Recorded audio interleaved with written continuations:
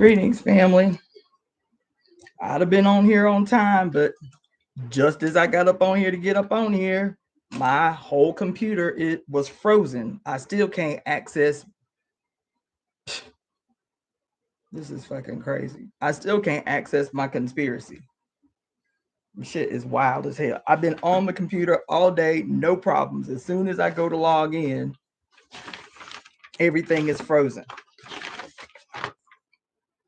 Crazy. Anyway, I'm glad y'all here. I've been sitting right here in this spot, except to pee all day, all day, all day, all day. And all I wanted to do, man, my document is completely frozen. Man, this is crazy as hell.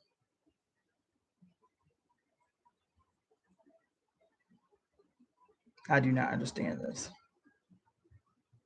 Damn. Well, let me see if I can find the version of it that I wrote down, because my Word document is completely frozen. Like, it's not letting me do nothing. Wild as hell. Anyway, well, since I'm late, I'm gonna just go ahead and be late. So let me pull my shit together really quick. Let me find the conspiracy, and also let me grab something to drink. When I tell you, I've been sitting here all day, all day, all day, all day. Yeah, so let me, yeah.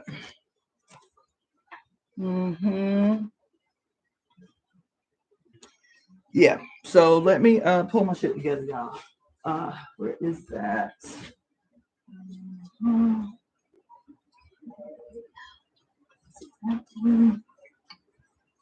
If I'd have known my computer was going to be showing out, I would have already had this looked up. Let's see.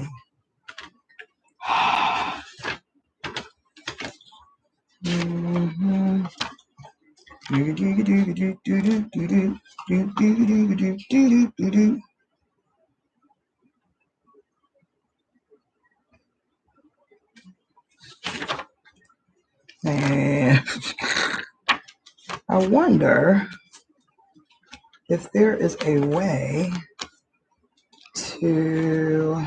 Sorry, you guys, y'all got to bear with me.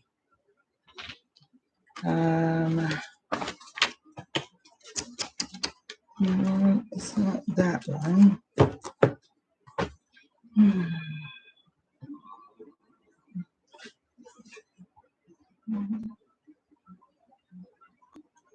Are you ready? Are you ready? Ooh. Are you ready? Are you ready? Are you ready? Are you ready? Let's see.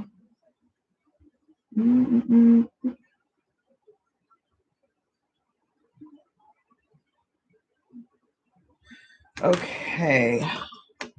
And okay, so give me like 3 minutes because I got to pull my shit together. You feel me? I gotta find the conspiracy. I gotta use the bathroom now. You feel me? Yeah.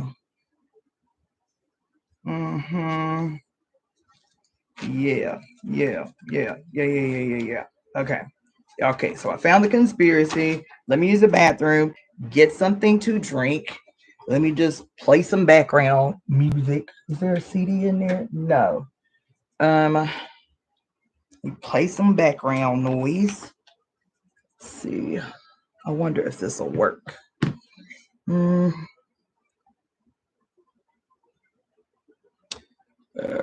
know what? I'm not even gonna do that. Let me find a CD. Okay, so just give me a second. Sorry, but y'all gotta work with me. Okay.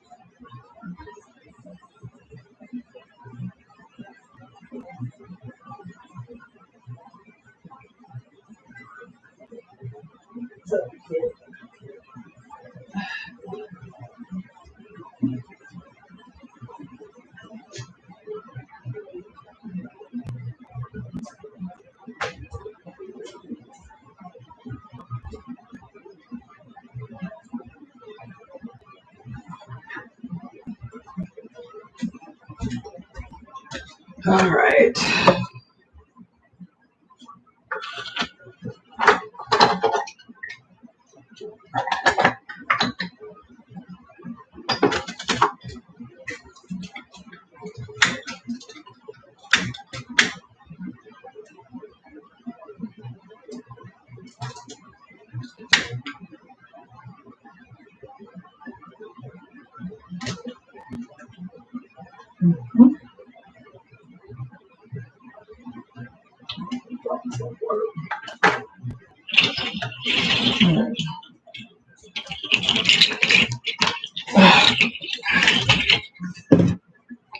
All right. So we got some candles lit. Got a lot to talk to y'all about. A lot. Child, I've been up in here in the void, okay? All right. Hopefully, I don't get too fucked up in here. I had a client the other day. Hold on. Watch out, boo.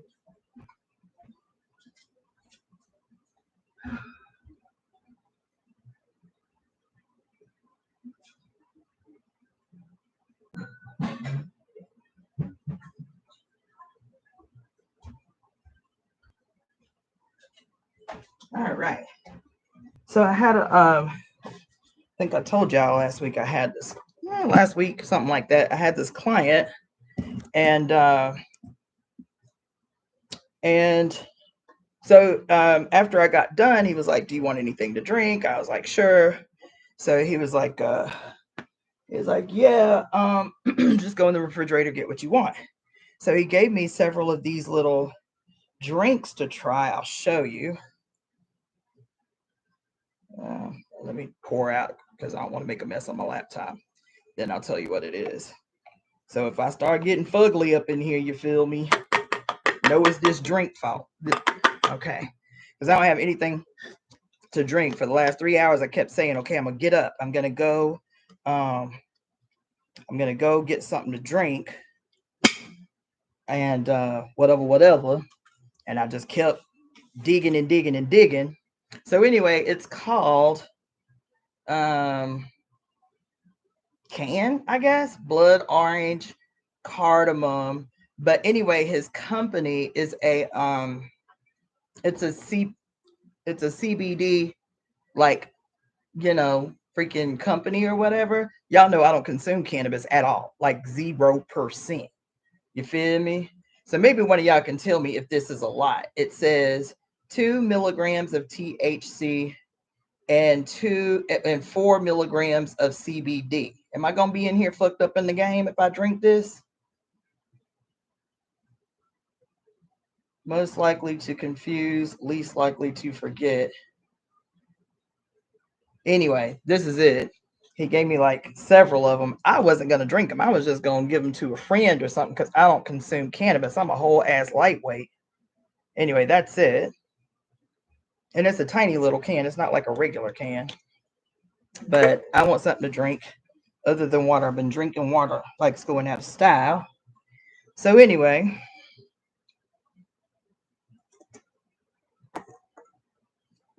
Ooh, that's nice too. Ooh, that's nice. All right. So everybody pull out your conspiracies. We're going to go ahead and do that. Even though I was trying to do it at 11:11 and my computer decided, let me see if my Word document will open up now. That I done gave it some time. Hell no. Ain't this about a son of a bitch? Anyway, all right. So take out your bells, your little noise makers. I'll use a light noise maker since it's nighttime. Okay. So hopefully y'all are ready. You know what? As a matter of fact, since we're already late, let's talk about this conspiracy. Let's set some intentions for this night of reading the conspiracy, because there's a lot going on in the world, some of which I'm going to be talking to you about tonight. There is a lot being said about what's happening in the world, too, which I'm going to talk to you about. And 3, I want to give you words of encouragement this evening, because there is a lot being said that is directly intended to walk you back in your intentions. Thank you for the donation, Java Watson. I know I came in here like a bull in a china shop, you feel me? So greetings to everybody that was jolly on the spot. Reparations, J Swan, Jess Swan Johnson, Shanta J, Yolanda V, QB, let's see, FG Apothecary, and Stella North, Solitaire Wisdom. Oh, it's been a minute. Sister Royale, Tajali, it's been a minute with you. Save Our Trees, Java Watson, everybody on deck. Appreciate you. Okay, so I do want to make a preface before we do the conspiracy, because I want to set some intentions for it. Every day, even if you are unsure, do you understand me? Even if you are unsure, I want you to be confident.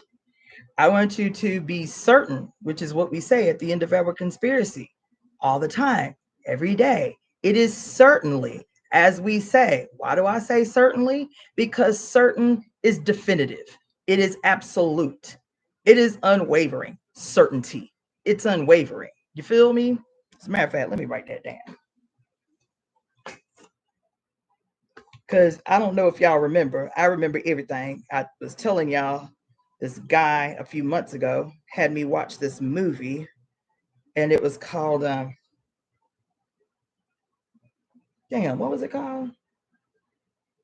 What's it called when they select the Pope? The process of selecting the Pope? I forget. But anyway, the movie was about them. Damn.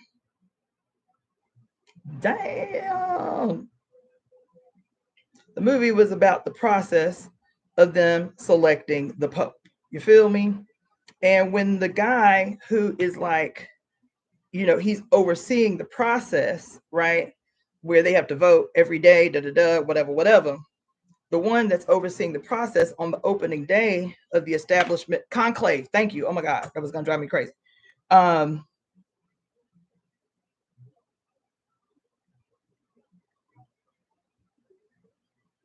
Who just put that on? Tajali, do me a favor really quick and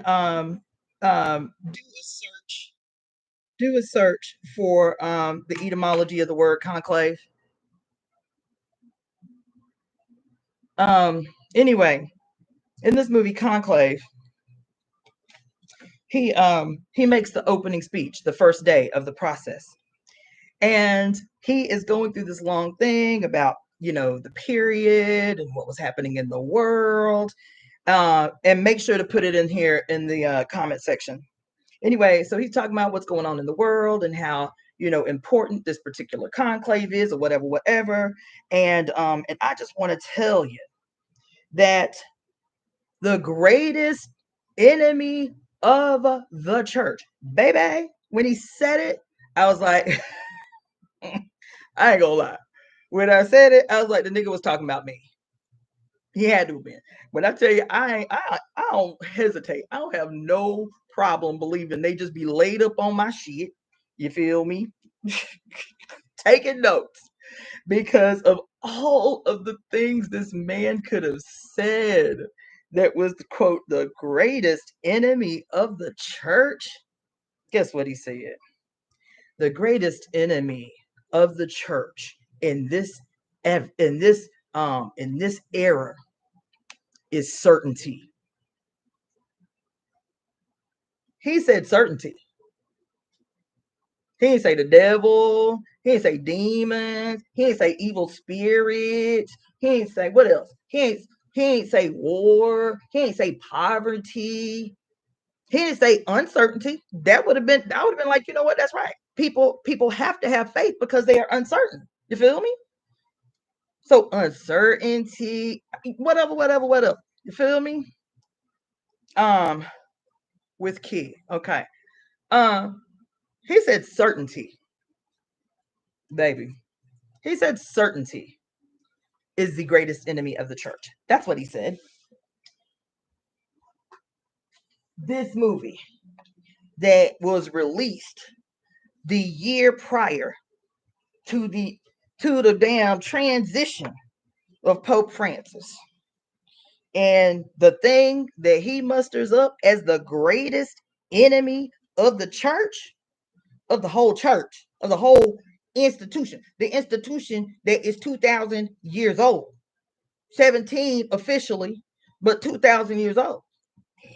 And of all the horror stories y'all done wrote, the Antichrist, you feel me? Lucifer, you feel me? The Leviathan, you feel me? The whore of Babylon, you feel me? He could have said any of those things was the greatest enemy of the church. That ain't what he said, though.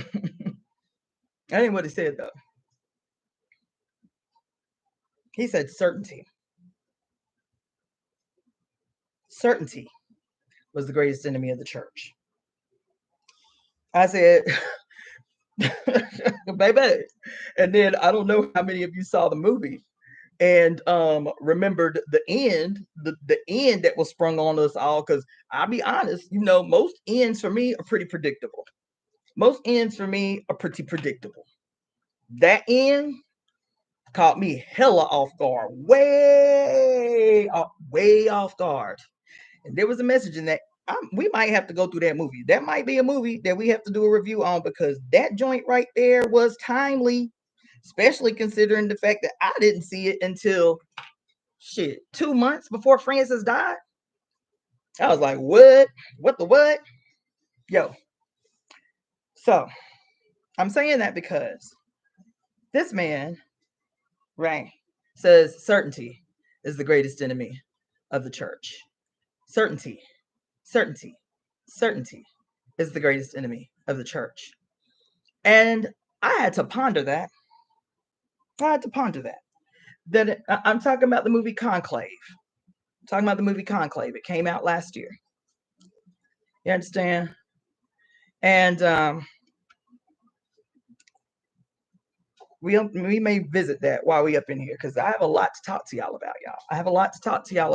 I want to thank Tajali Mushana, because she was the one that sent me a series of emails yesterday, because I didn't know what I was going to talk to y'all about. If I was going to talk to y'all, my moon started on the day that Mercury stationed retrograde. I was like, really? That's how we about to do this shit right here. I got a double Mercury placement in my triad. I'm a Gemini rising in the Capricorn moon. This how we gonna play this shit right off the ass end of this goddamn Capricorn, this Capricorn full moon that we just came the fuck out of. That's how we gonna play this shit right here. You feel me? Like, I was put down the last 2 days. I had to cancel every reading.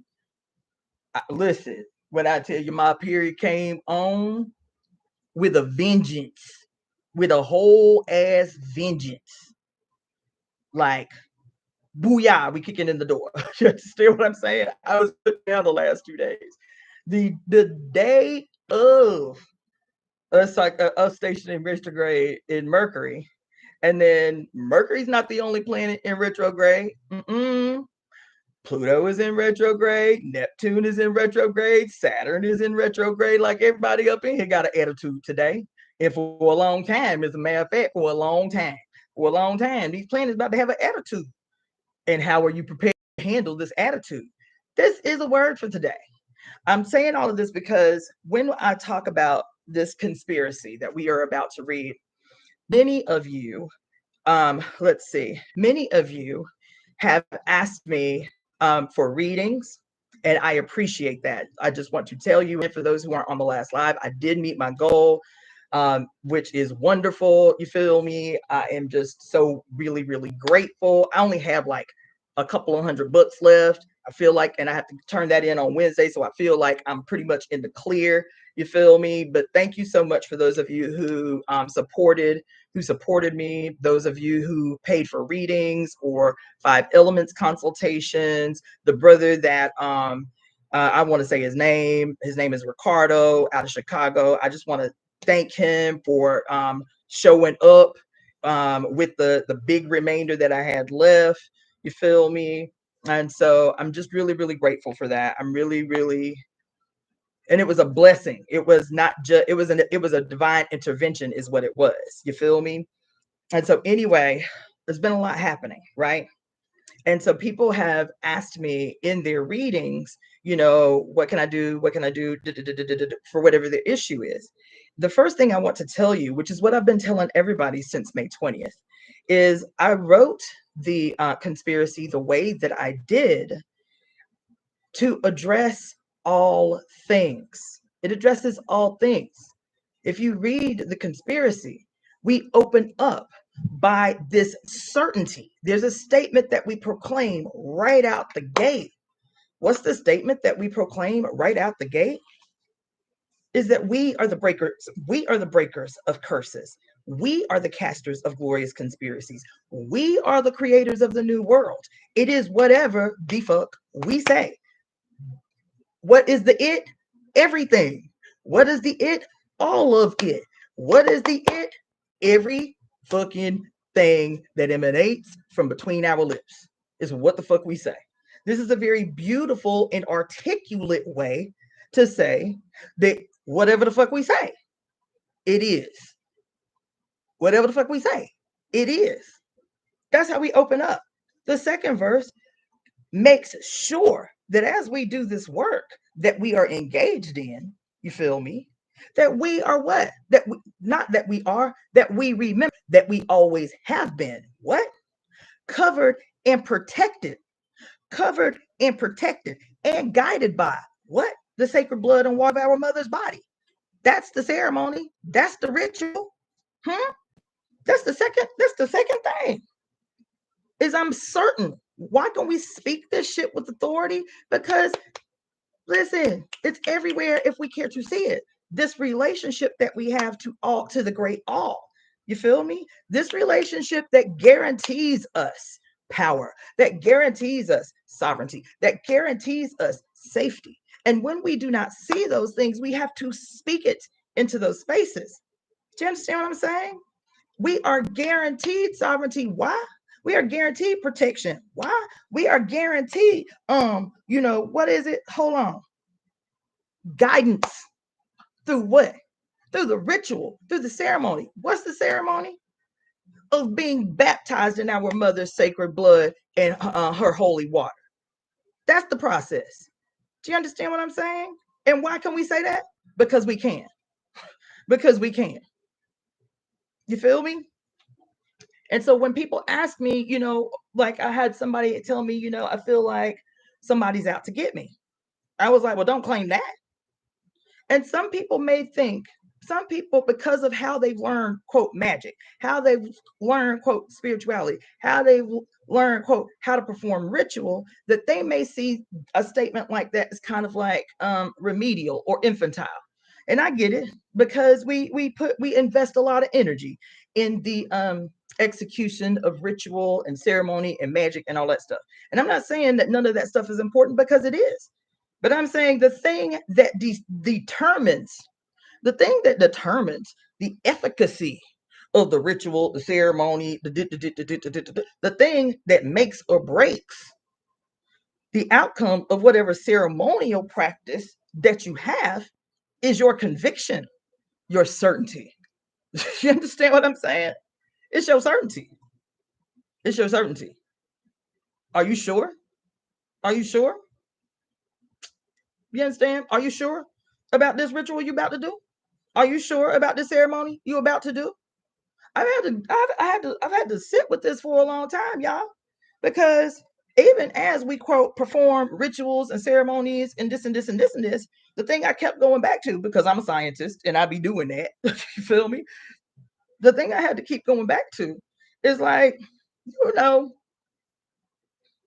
we look at all these people who wealthy, you feel me? We look at all these people who got everything. They don't struggle at all. They just out here in the world living their best life. Yachts and shit, you feel me? Don't have to worry about eating. It's not even a second thought about what they gonna eat. Everything just flows for them. Are they performing rituals and ceremonial magic and shit on a regular basis with every new and full moon, with every change in the celestial movings and shit? Are they doing that? Hell no. Hell no. They ain't doing that.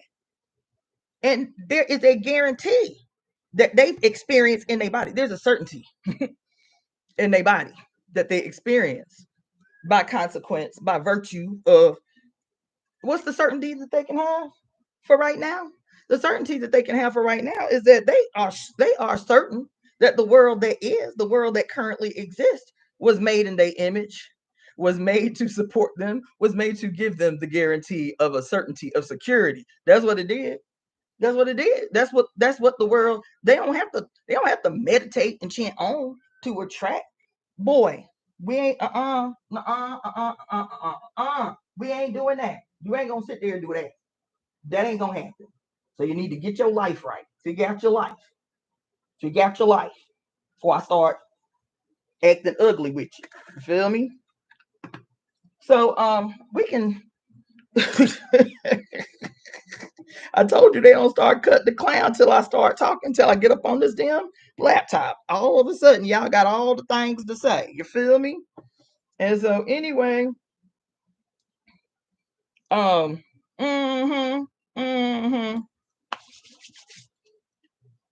there's a certainty that they have, and it's only when that certainty is challenged that you start seeing people having whole ass nervous breakdowns and conniption fits and shit. You feel me?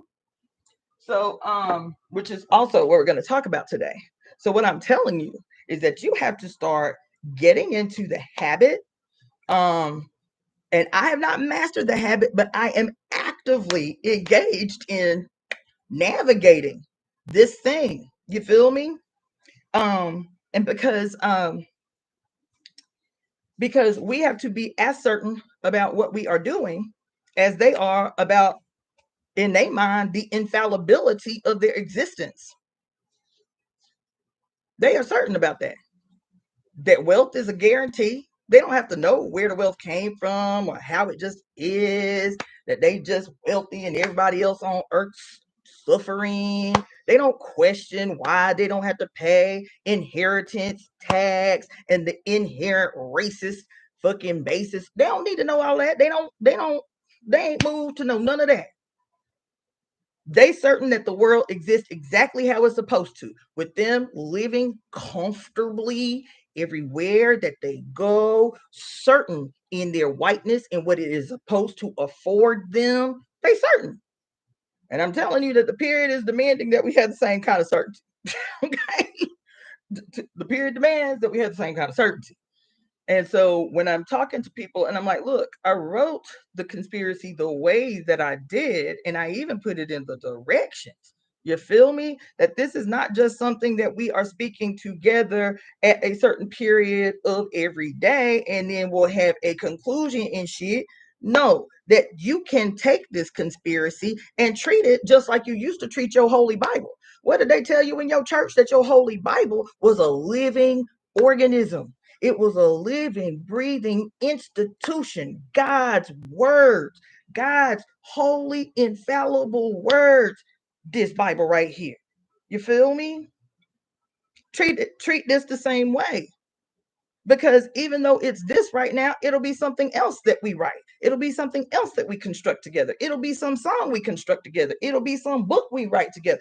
Everything that we write will be an institution of dual and contending power. And so we have to treat it that way right now, even while we in the infancy of this project. We have to treat it with the same kind of sanctity, the same kind of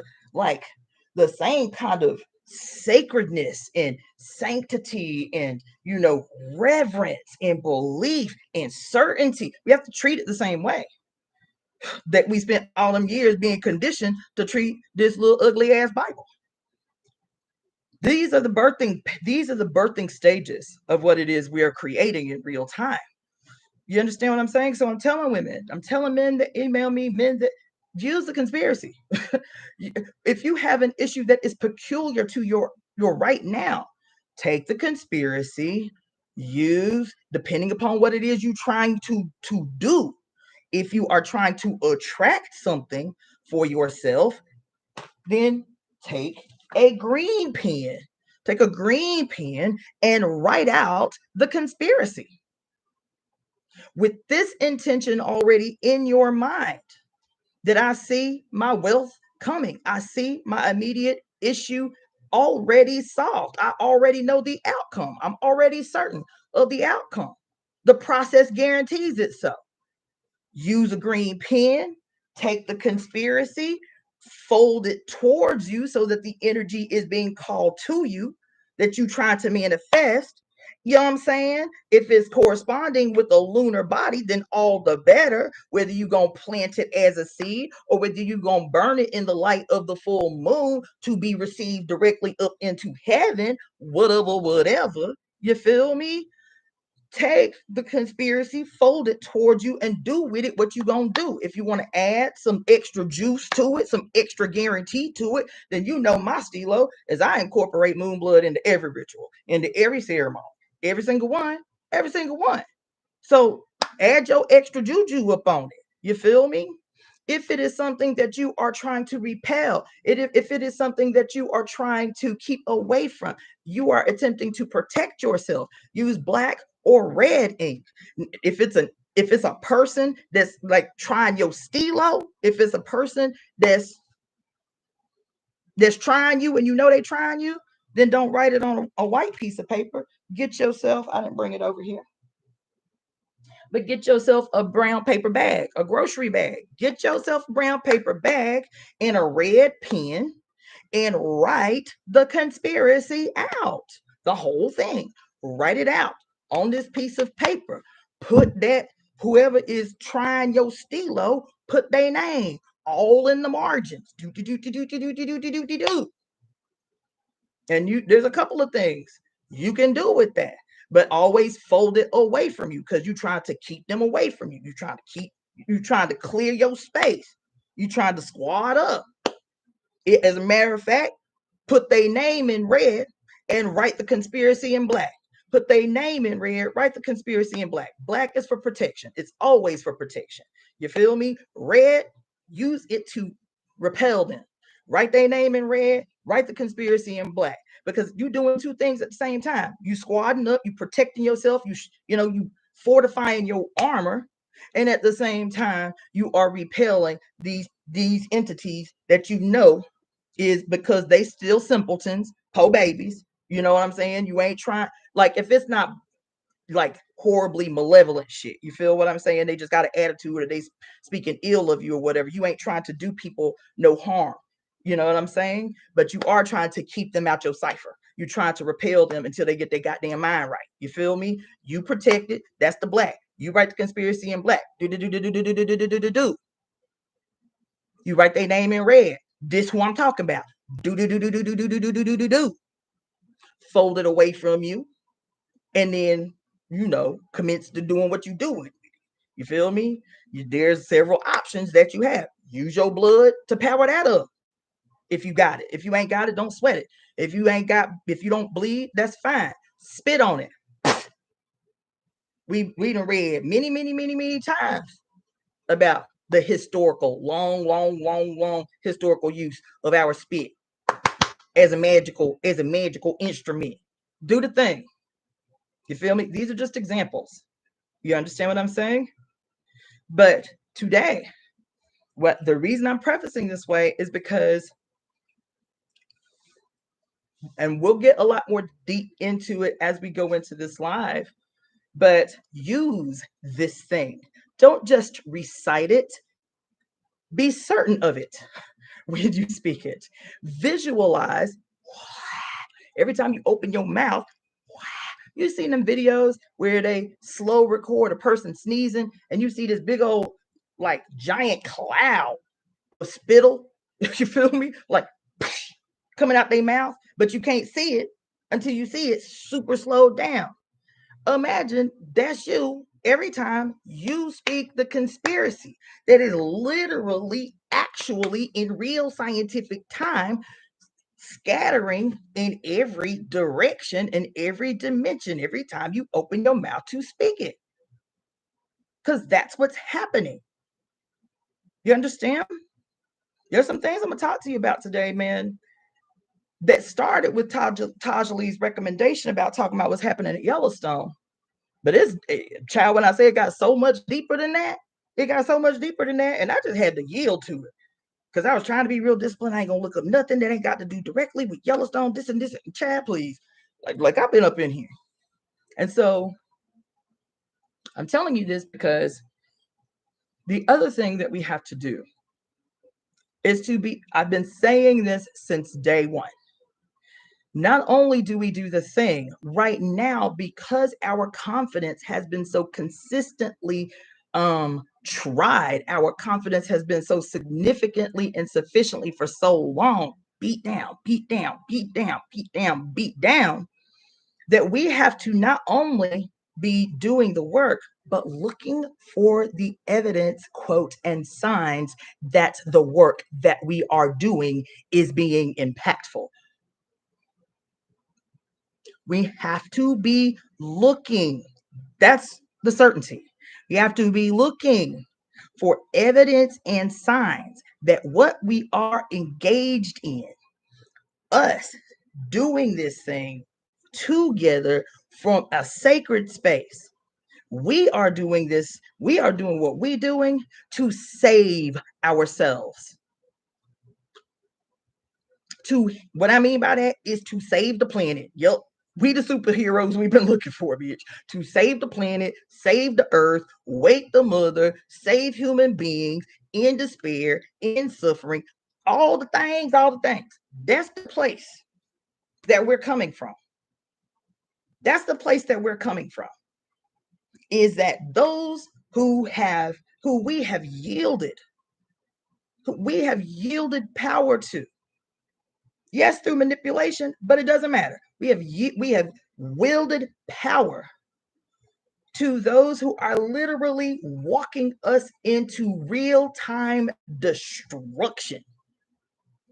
And what we have to be observant of is, because there's a bad habit that we have of seeing things in such an extremely narrow and linear way that we can't differentiate between the mother's divine intervention, justice, and so on and so forth, and the malignant expressions of pathological power. We can't even differentiate. We can't even differentiate. So I've said this before, man. That we have to be careful about how we articulate shit, how we observe and analyze shit, because we will be one of the ones using our ashe to walk back our own conspiracy, to walk back our own prayers, to walk back our own work, because we interpret what we looking at hella wrong. Hella wrong, hella wrong. We end up giving credit for the work that we have done to someone else.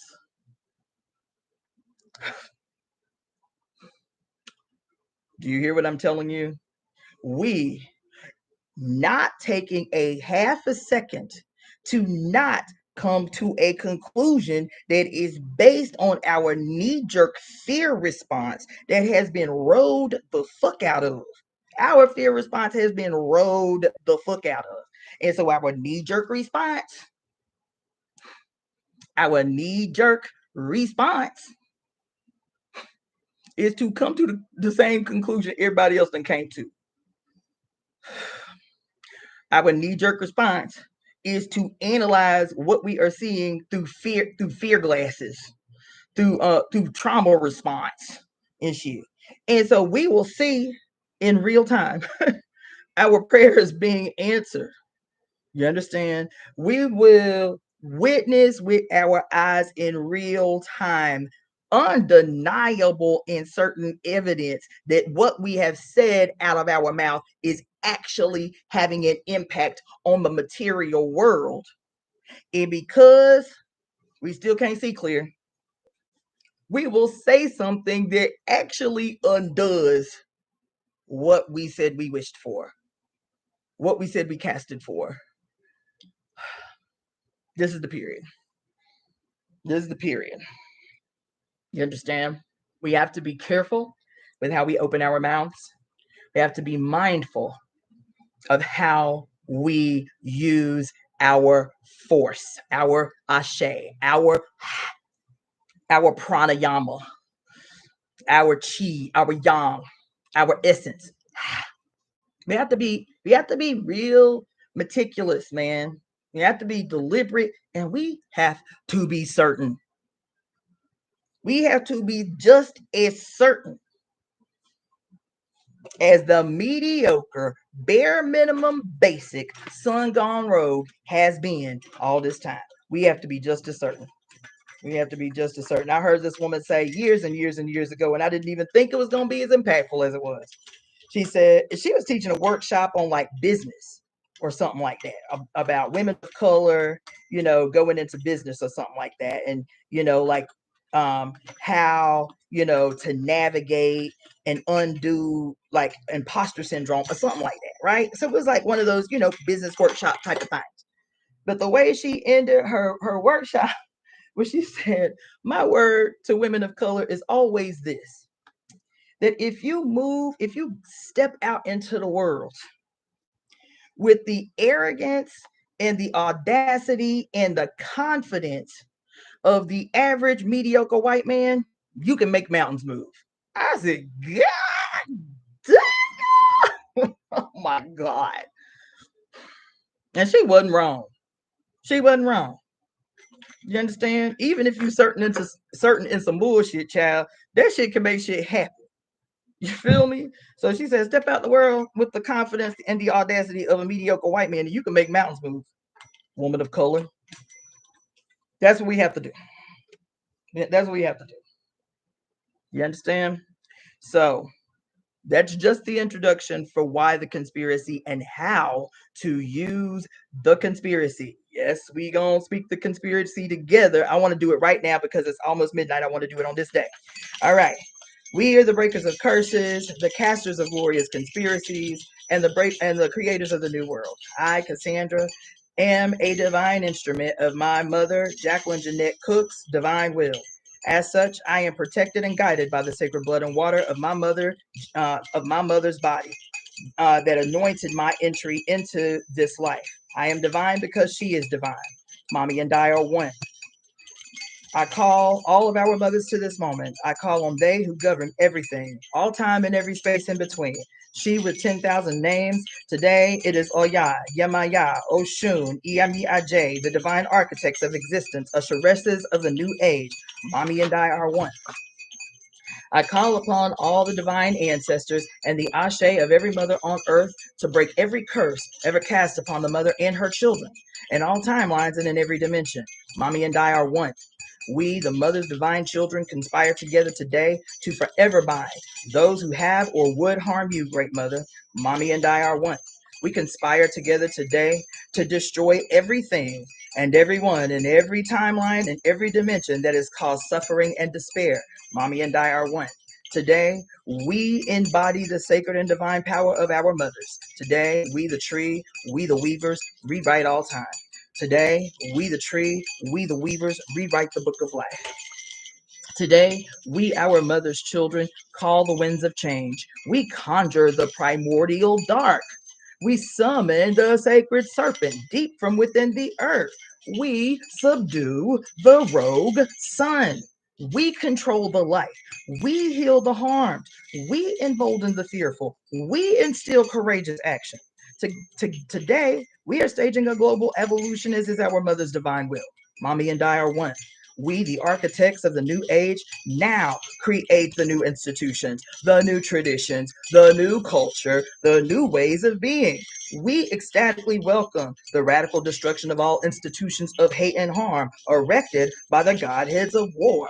Mommy and I are one. We have the power. We have the voice. We are the portals of change.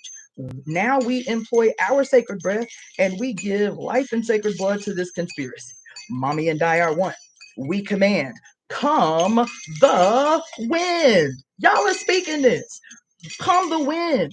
Come the storm, man. Come the lightning. Capture and judge all godheads of war and all betrayers of the mother's divine will, and all betrayers of the mother's divine will.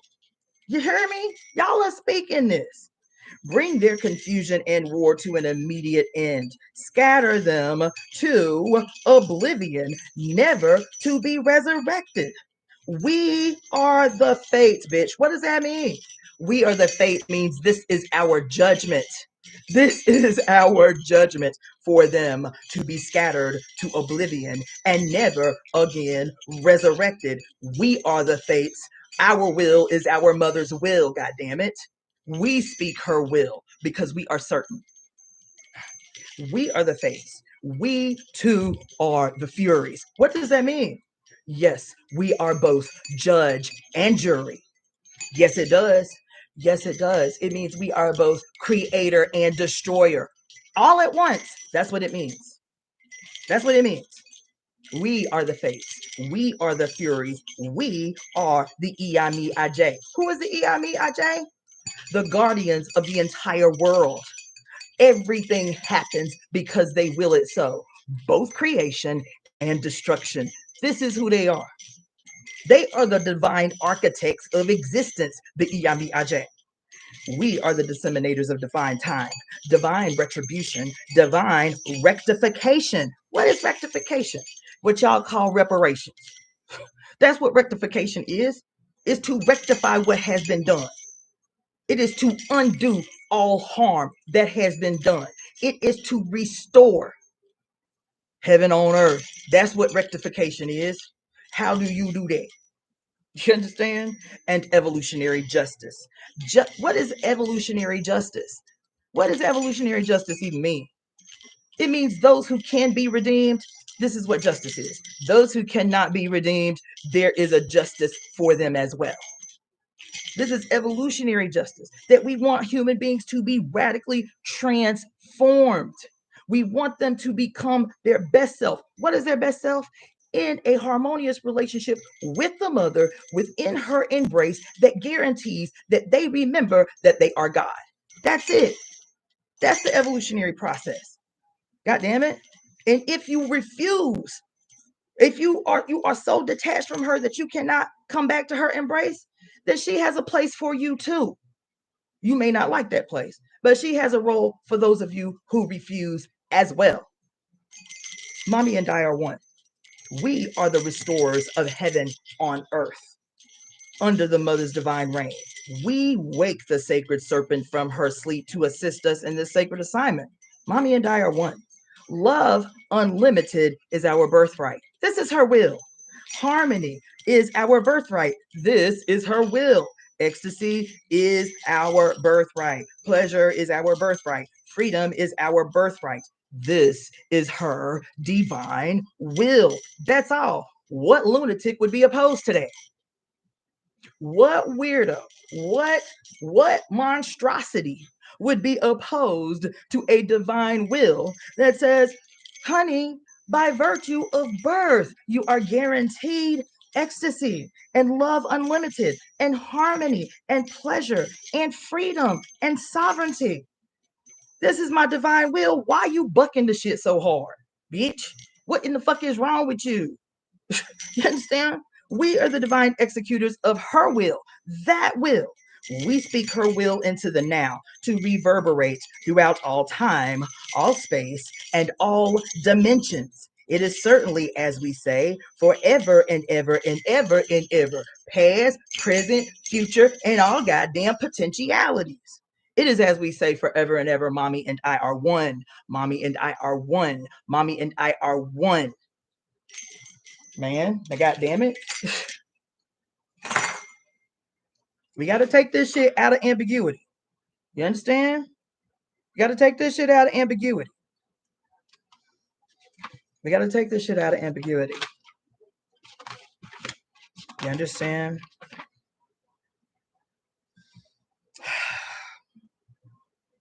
Mm-hmm.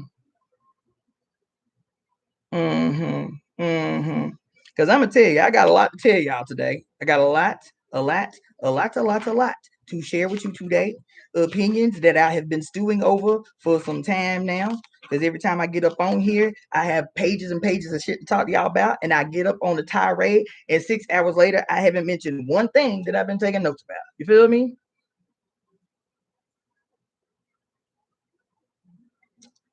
That has happened at least the last 3, 4, 5 times. So today, I am actually going to look at my notes. Today, I am going to talk to you about so much. I'm gonna try to keep it as cute as I can, as simple as I can, as concise as I can.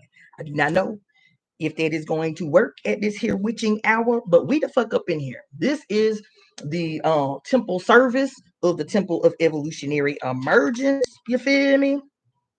And today we got work to do. Today we have work to do. This ain't y'all just up in here being entertained. You feel me? Today is a day where we got work to do. And I'm trying to figure out what's the best way to start. So just give me a second. Let's yeah.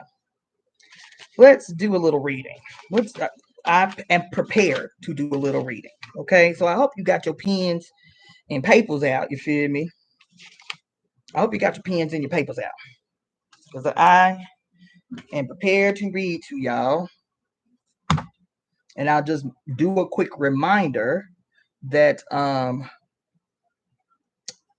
that we are officially, as of the 18th, in a Mercury retrograde that went retrograde while your bigs are in retrograde. Neptune, Pluto, and Saturn are all retrograde. Not only are they retrograde, Neptune and Saturn are retrograde in Aries, and Pluto is retrograde in Aquarius. It's go time. It's go time. We are about to enter the grand poobah of signs, the great lion. Excuse me, the great lion Leo, and I got something to say about that today too. But I'm gonna do a little reading first before we get up in without the other things that I want to get up into. As a matter of fact, let's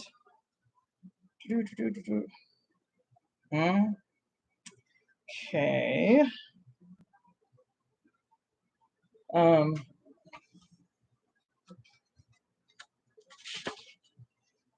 Mm-hmm.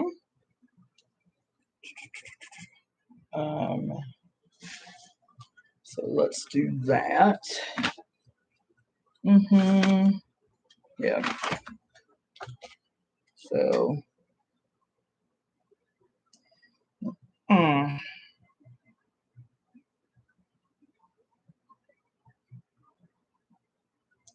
Mm-hmm. And then, oh yeah, that too. Hold on. Uh-huh. I guess we'll see. We got time. Y'all up in here? I really hope that today is not one of those days that I'm up in here till the sun rise up the fuck up on us. But I too have to say that I am open to that intervention if that is what the mother sees fit. Hopefully, it is not what she sees fit for me, considering the fact that I have a lot of work to do tomorrow. But we shall see. Okay.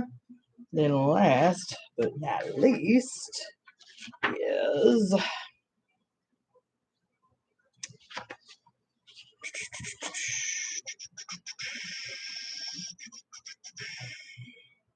mm-hmm.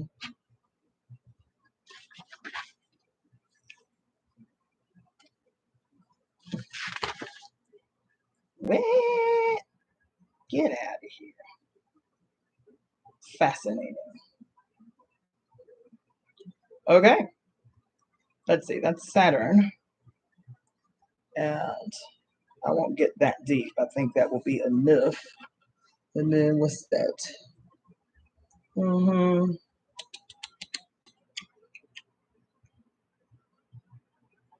Mm-hmm. Yep.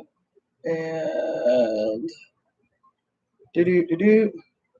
Do do do do do. Do do do do do do. Do do do do do.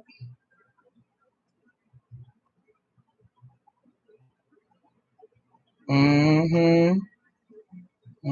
Mm-hmm.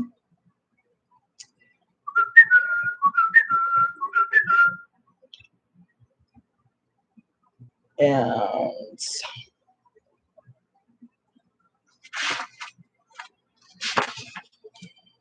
okay.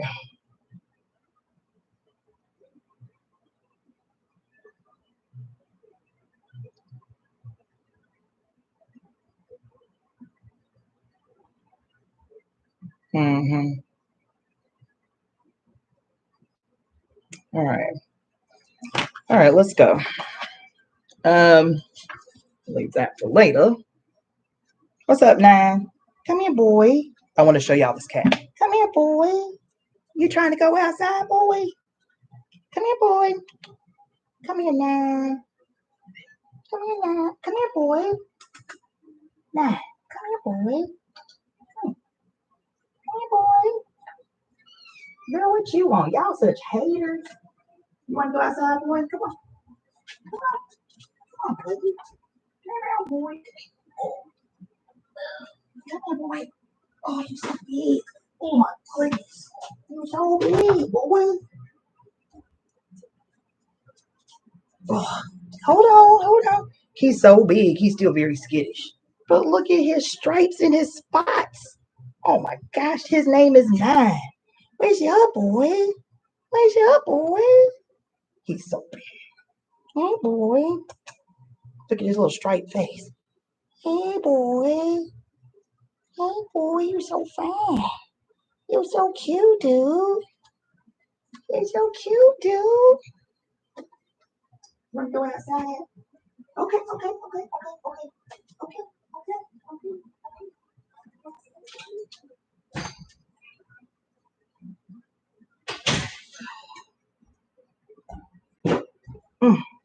All right. Wasn't he pretty? Anyway, all right. So I'm just gonna you know actually where I'm gonna start. You want to come back in? He ain't. I think he just sad because he ain't used to being without his pops as long as he has been. Let's see. Mm-hmm. What was it? 112.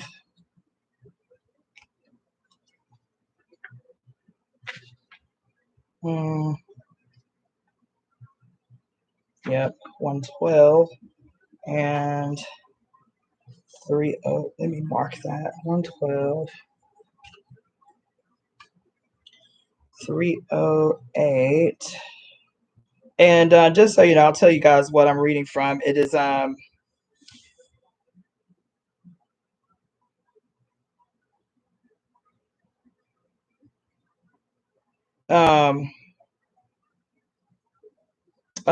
Barbara G. Walker's The Women's Dictionary of Symbols and Sacred Objects, 308 is what I'm reading from, in case you have it and would like to follow along. Yes. Okay. And then 321.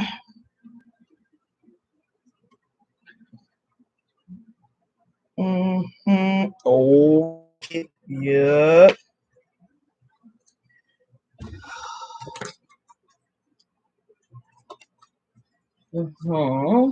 And last is 334.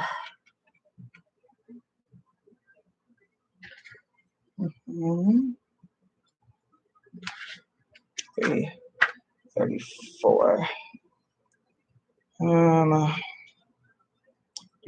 Nope. Okay. All right. So let's see. Yes, he does. He's very homesick for his pops. All right. So we're going to go ahead and get started. All right. So the reason I decided today that I was going to do a little reading for you guys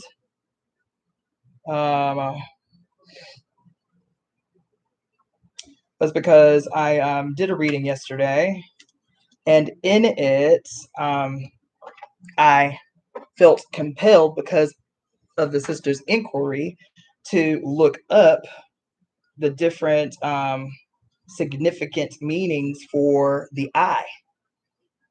She was talking about something specifically about the eye in the pyramid showing up regularly in her life, but she, the only interpretation she had ever heard was like, Freemasonry, Illuminati type symbology, and she wanted to know if there was another meaning, right?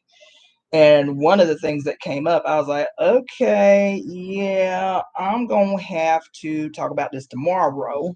Now, I just want y'all to walk with me. It's going to appear that I am all over the place in what I have chosen to read out of this book, which is it's a bit. So just walk with me, okay? But it is purposeful, all right? Okay.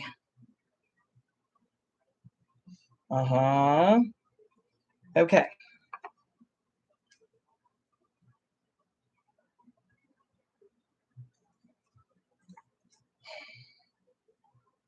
So this is on, for those of you who have who are going to read along, I am on, it's in the section called Long Motifs, section 2, on page 20. The first word being arrow. Okay.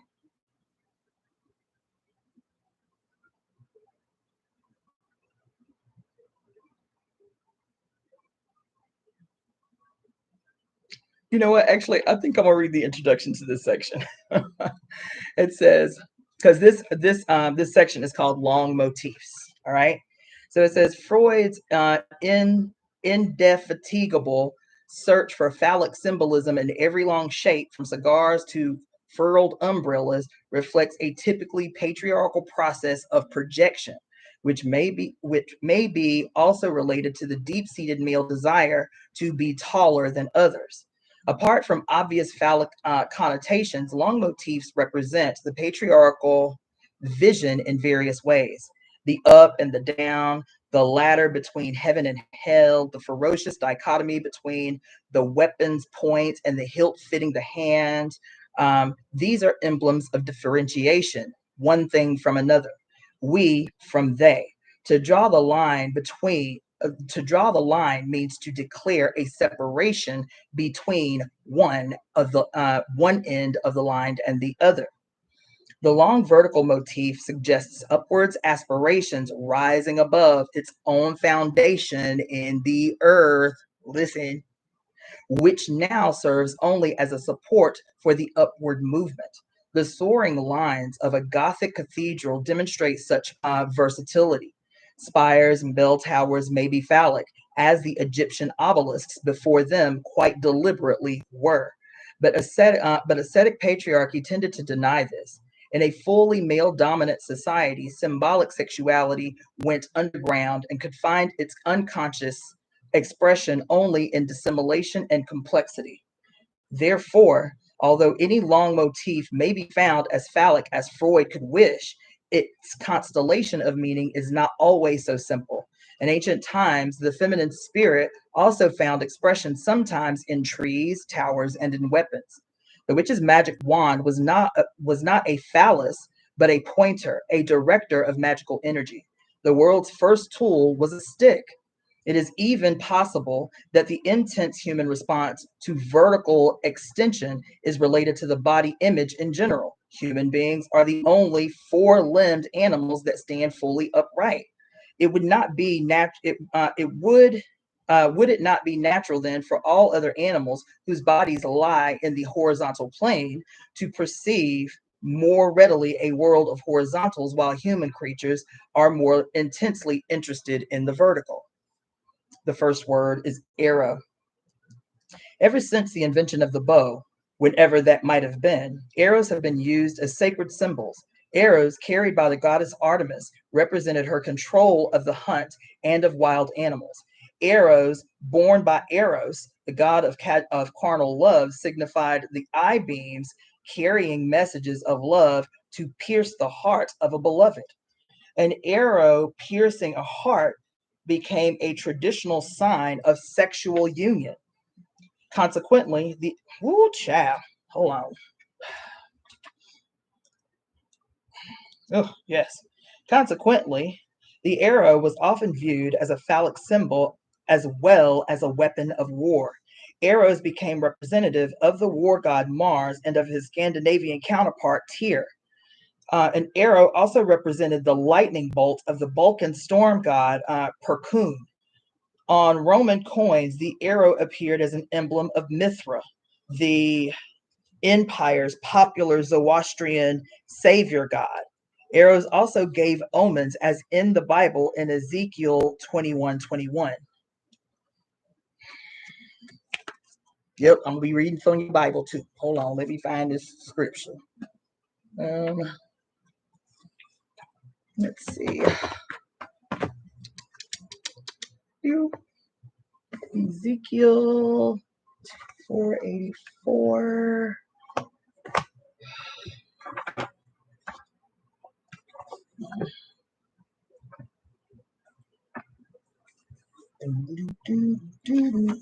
For 80, Ezekiel 21:21.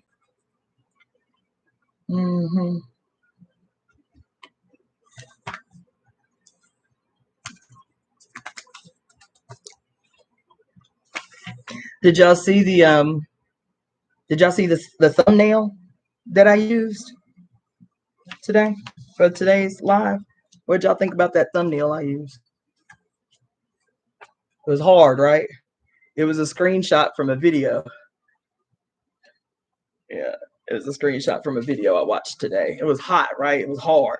Anyway, so from Ezekiel 21:21, we'll read that in a second. With the development of warlike patriarchal societies, arrows were increasingly monopolized by the male gods and their followers, especially military men. Some American Indian tribes revered arrows as symbols of male power. The sacred medicine arrows of the Cheyenne represented the dominance of the Cheyenne warriors over other tribes and over the animals they hunted. Women were not supposed to look at these sacred arrows, nor even to listen when men spoke of them. In our own time, perhaps appropriately, the arrow has come to mean a direction or a directive. It says, "Go that way," in a language that almost everyone can understand. In a sense, it is a curious anachronism that this language is still so universally understood, since arrows are no longer commonly used for their original purpose, hunting or warfare. Thus, the arrow has become almost entirely symbolic.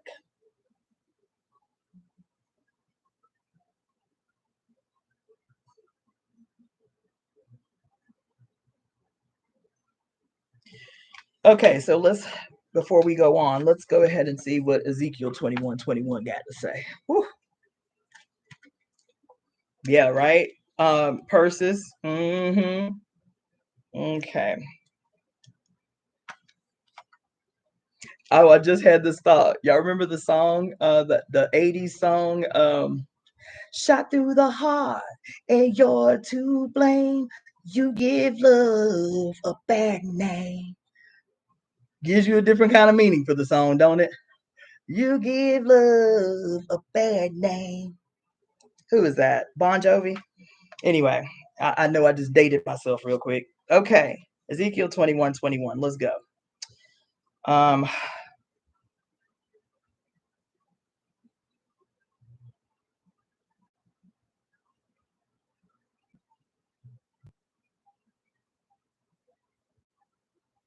hmm,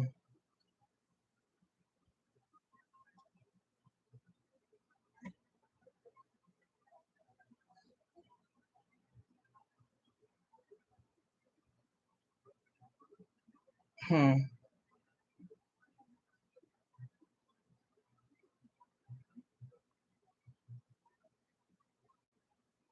Fascinating.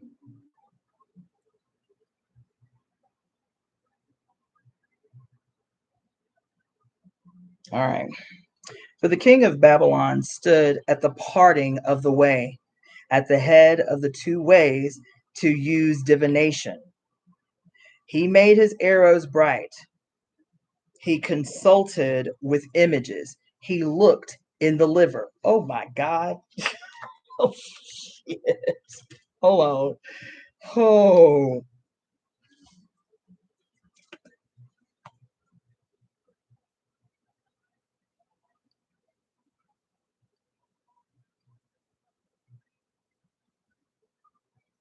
I have to revisit that too.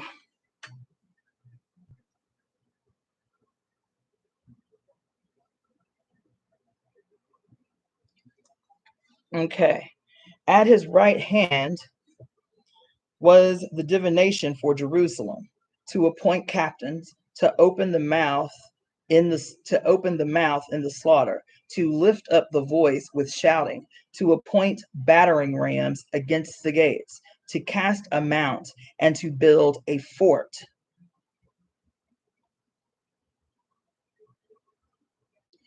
Um, what do you mean looked where, QB? I don't know what you mean. Oh, it says yes. Oh, it says okay, it says, for the king of Babylon stood at the parting of the way, at the head of the two ways, talking about a crossroads. At the parting of the two ways, to use divination. He made his arrows bright, he consulted with images, and he looked in the liver. He looked in the liver. QB,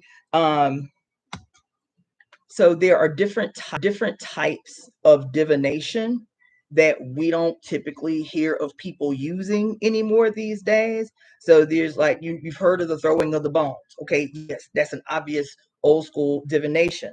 But actually looking, oh, greetings from Sri Lanka. That's awesome.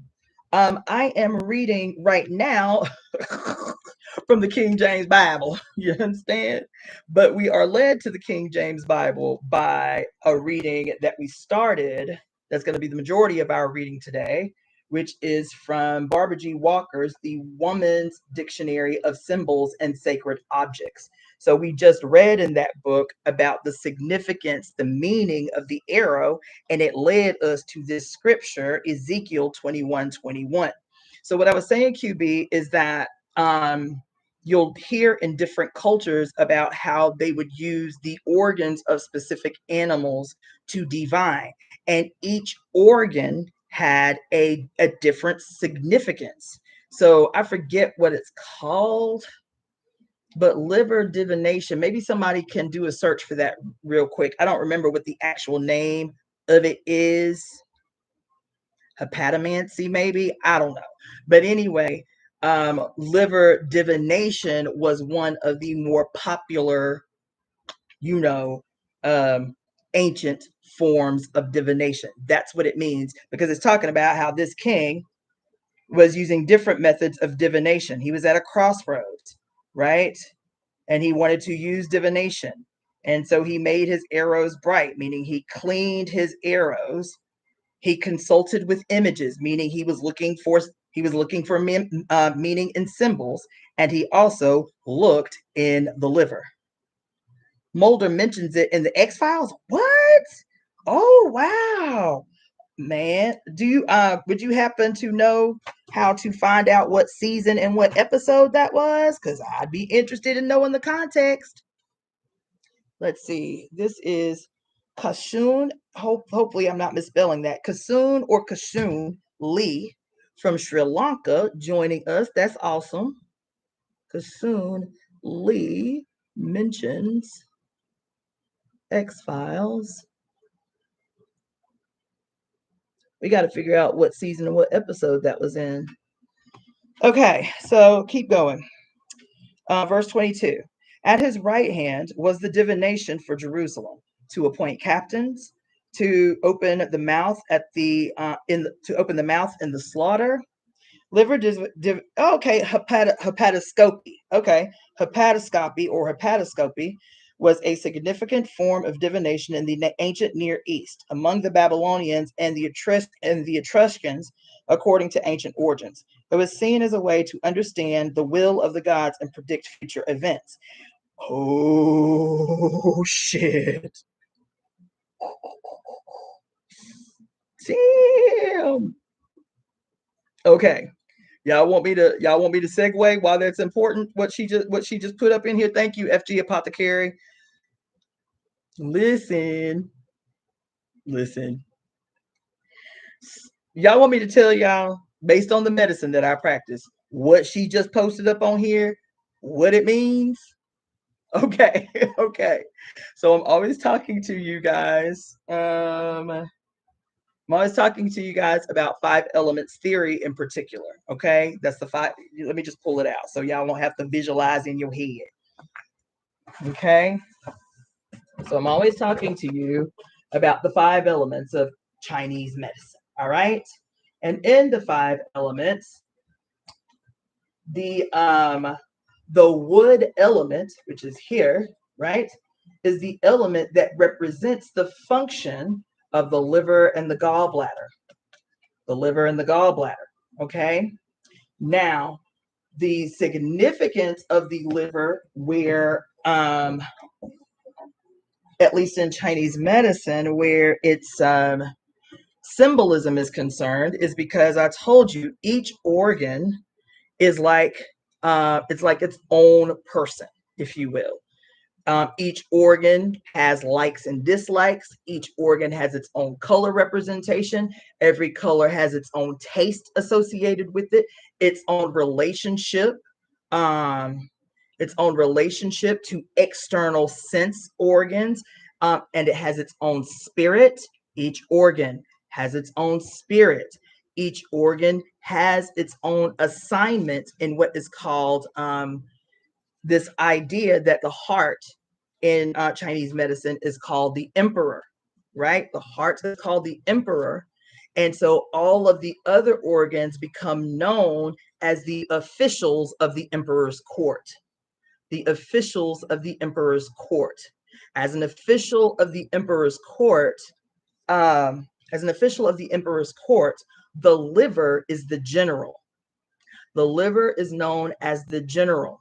The liver is also known, his spirit or his soul is known as the Hun. Is known as the Hun. All right? It's known as the Hun. Okay? And the reason that this is important is because its function as the general of the emperor's court is to create a strategy. And the whole idea is, as the general, as the head of the army, the military, whatever, you see things that the rank and file don't see. You understand? You understand things the rank and file don't understand. They are just there to, quote, take direction, like the arrow implied when we read the arrow, right? They are just there to take direction. The general, in the creating of the strategy, points the direction. You do this, you do that, you do, just like the scripture just said. What did it say before it started talking about the liver thing? What did it say? It said he told them, he said, okay, at his right hand, the divination was for Jerusalem. It was for the military. He said, okay, I need to appoint captains. I need to open up the mouth in the slaughter, to lift up the voice with shouting, to appoint the battering rams against the gates, to cast mount, right? To cast a mount, meaning horses. How many going to be on horses? You understand? And to build a fort. This is the general as the heart's general, as the he is the general in the emperor's court. You feel me? Staging a strategy. Okay. Then it goes on to say, and it shall be unto them as a false divination in their sight to them that have sworn oaths, but he will call to remembrance the iniquity, and they may be that they may be taken. Therefore, thus saith the Lord God, because ye have made your iniquity to be remembered, in that your transgressions are discovered, so that in all your doings your sins do disappear, because I say that ye are come to remembrance, ye shall be taken with the hand. And thou, profane wicked prince of Israel, whose day is come, oh my God, whose day is come, when iniquity shall have an end. How? What? Oh, how? What? Oh shit. Hold on. Hold on. Oh my God. Y'all. Oh my gosh. You. Ooh. Listen.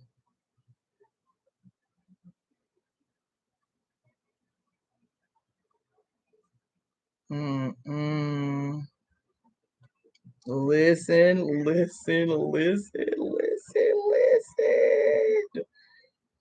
Okay. Listen. Let's see what else to say right here. Thus saith the Lord God, remove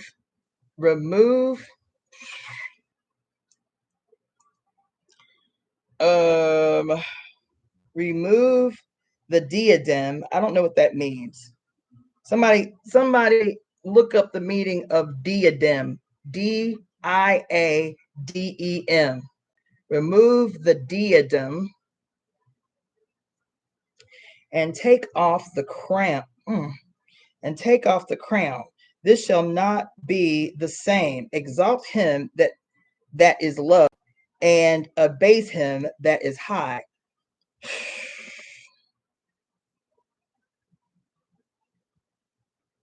Somebody look up that word for me. I will overturn it. That's what it says. I will overturn it, and it shall be no more until he come whose right it is, and I will give it him. And thou, son of man, prophesy and say, thus saith the Lord God concerning the Ammonites and concerning their reproach, even thou, the sword is drawn for the slaughter, it is furbished to consume because of the glittering. Whilst they see vanity unto thee, whilst they divine a lie unto thee, to bring thee upon the necks of them that are slain, of the wicked, whose day is come, and when their iniquity shall have an end. Oh, shall I cause it to return into his sheath? I will judge thee in the place where thou wast created, in the land of thy nativity.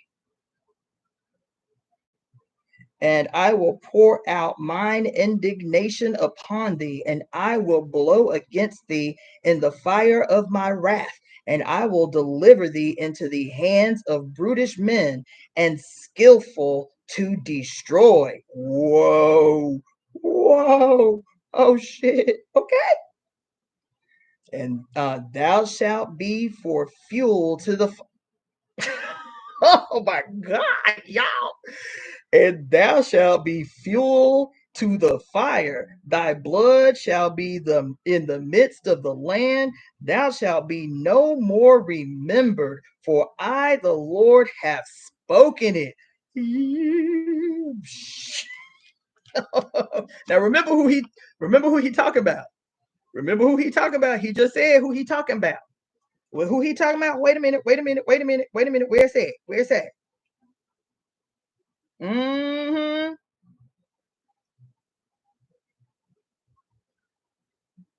Listen to what your King James Version Bible just said. You heard? This in the Old Testament. So the Theo bros are trying to bring this to life, talking about turning people into fuel. Let's see. So therefore, thus saith the Lord. Listen. Therefore, thus saith the Lord, because ye have made your iniquity to be remembered. Listen. Because listen, y'all, why would I be reading from this book? Why would I be? Tell me, somebody remind me why I would be reading from this book. Somebody remind me why I would be reading from this book that has caused so much suffering and despair on the planet. Why would I think it important to read from this book? Somebody remind me. Somebody remind me why I would be reading from this book.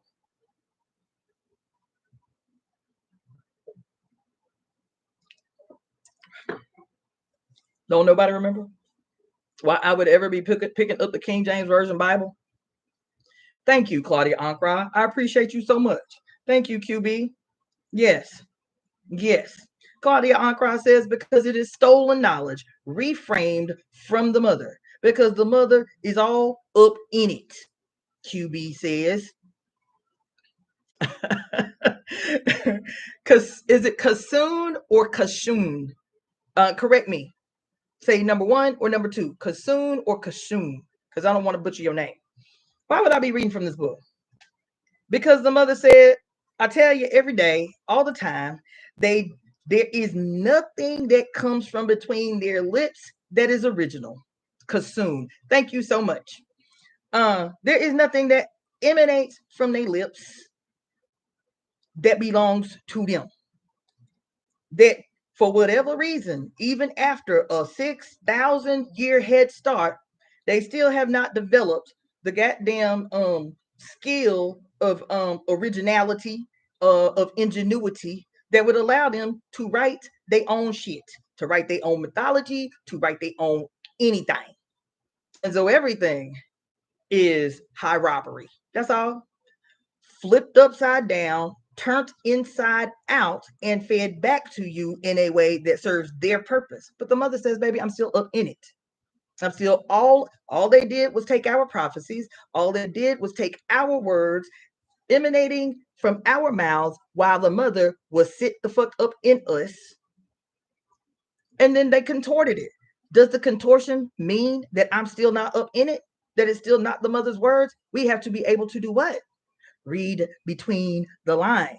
Read behind the mutation. See beyond the mutation. And so when he says here, child,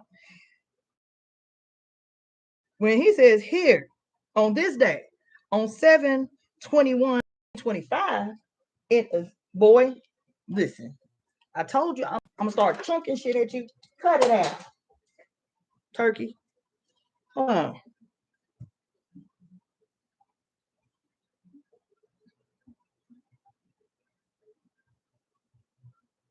Thank you. Claudia Ancra says, even when you read it, it sounded like prophecy from Mama Zogbe's Symbol book. You feel me? So listen to what he said, though. On this day, as I was going to talk to you about it anyway, I'm still going to talk to you about it, but if I have to tell you that this is a motherfucking confirmation today, okay? Here in the here, let's see, in chapter 21, verse 24. Therefore, thus saith the Lord God.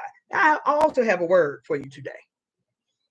I did a reading for this woman yesterday, and for some reason, we was in this book, we was in this Bible during her reading. And I said, everywhere where it say he, I'ma just say she. Okay? Everywhere it say he, and it's talking about God, I'ma just say she. Everywhere it say he, and it's talking about Jesus, I'ma just say she. She's like, okay. And it was like reading a whole different book. So we gonna do that. Where it say Lord God, you feel me? Where it say Lord God, we gonna say the goddess. We gonna say the goddess and see how it reads. Since I already read it through, now we gonna replace that with the goddess and see how it reads. You feel me? Verse 24. Therefore, thus saith the goddess, because you have made your iniquity to be remembered. You have written down your crimes. You glorify over your crimes. You like, look what we did. Look at all these places we destroyed. Look at all these people we destroyed. You understand? She said, because you have made your iniquity to be remembered, in that your transgressions are discovered, so that in all your doings, your sins always appear. She said, your sins always appear. Because I say that ye are come to remembrance, ye shall be taken by the hand. You shall be taken by the hand. Because the whole, that's why I stopped for a little bit, because the whole verses, because it starts called God's dealing with Israel in the way that this motherfucking shit.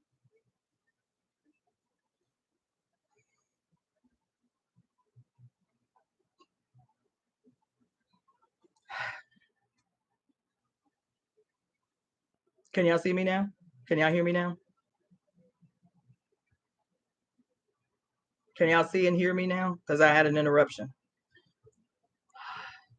Somebody comment, please. Otherwise, okay, great. All right. So it's this section. We just started on 21, chapter 21, verse 21. But all the way up until that point, it says this is God. This whole section in Ezekiel is talking about God's dealing with Israel with the sharpened sword. Do you hear me? This section is entitled right at the top of my Bible, God's dealing with Israel and the sharpened sword. In the sharpened sword. This is who he talking about when he say this. You have made your wickedness known. Not only known, but that you keep doing it so that it is always remembered. Your transgressions are always discovered. So that in all your doings, your sins always appear. Because I say, and I say is italicized, because I say that ye are come to remembrance, ye shall be taken with the hand. Why the hand? Because the hand is what carries the sword, the sharpened sword that is spent 21 stanzas talking about. You understand? And you listen, I ain't say this in your King James Version Bible. It says, verse 25, and thou profane, wicked, Prince of Israel, whose day is come when iniquity shall have an end. That's what the book said on this goddamn day here. That's what the book said on this damn day here. That I started yesterday and spent till 5 o'clock in this morning studying, talking about some what's happening in Yellowstone National Park, and ended up on this crazy ass deviation, not intending to read this book to y'all. And on this day, after the shit I saw on this day, this what the book say on this day. You hear me? Listen, thank you, FG Apothecary. She say when you use goddess mode, it's like Big Mama's chastisement for her rebellious children. You better come on in the room. Listen, she say, and thou profane, wicked Prince of Israel, whose day is come, when iniquity shall have an end. This saith the goddess. Remove the, did anybody find out what that word means? Diadem? DIADEM. Did anybody look that word up for me? Oh, I see it. Thank you, Save Our Trees. The term diadem is derived from the Greek word dien, meaning to bind around, according to Lang Antique and Estate Jewelry. Okay. All right. Okay. To bind around. Okay, so remove the diadem and take off the crown. Listen, this who he talking to now? The profane, wicked Prince of Israel. That's who he talking about. It says, thus saith the Lord, remove the diadem and take off that crown. This shall not be the same. Exalt him that is low and abase him that is high. I listen to the next verse 27. I will overturn it, and it shall be no more until he come whose right it is, and I will give it to him. Will say her. You feel me? And thou, son of man, prophesy and say, thus saith the goddess concerning the Ammonites and concerning their reproach. Even, even say thou, the sword is drawn, for the slaughter it is furbished to consume because of the glittering. Whiles they see vanity unto thee, whiles they divine a lie unto thee, to bring the dang yo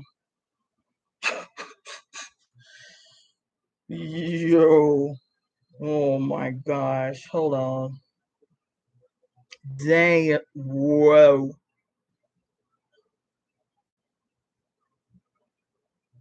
yo,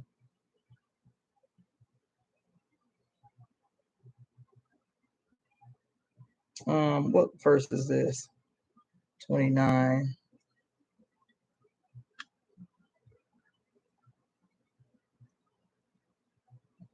Hold on, I'm just writing something down so I don't forget it.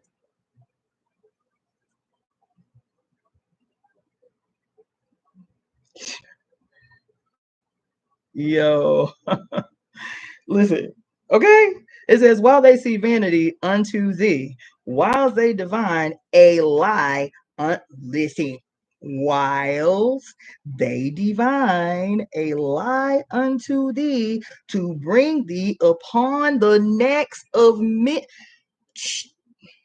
Listen, bring thee upon the necks of them that are slain of the wicked, whose day is come, and when their iniquity shall have an end.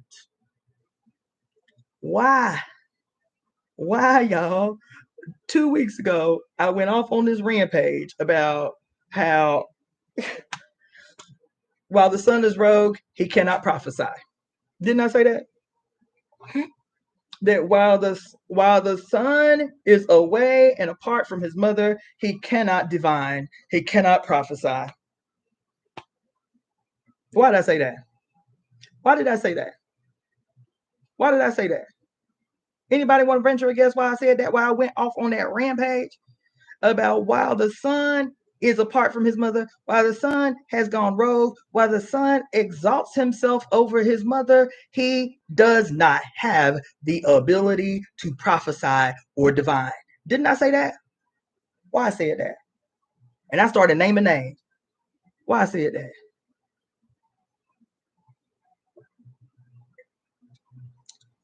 This joint was good, by the way. Nobody want to venture a guess?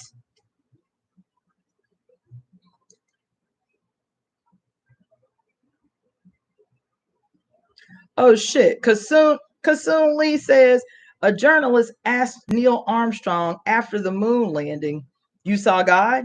What's he like?" Neil said, "She is black." Oh shit. I ain't never heard that. Okay.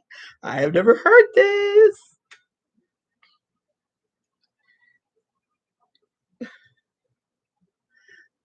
I am glad you have joined us, Kasoon. I don't know what led you here, but I appreciate your presence up in this comment section. Okay.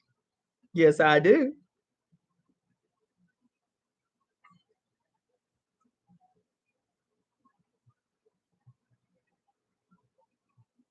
Yes, I do. Okay.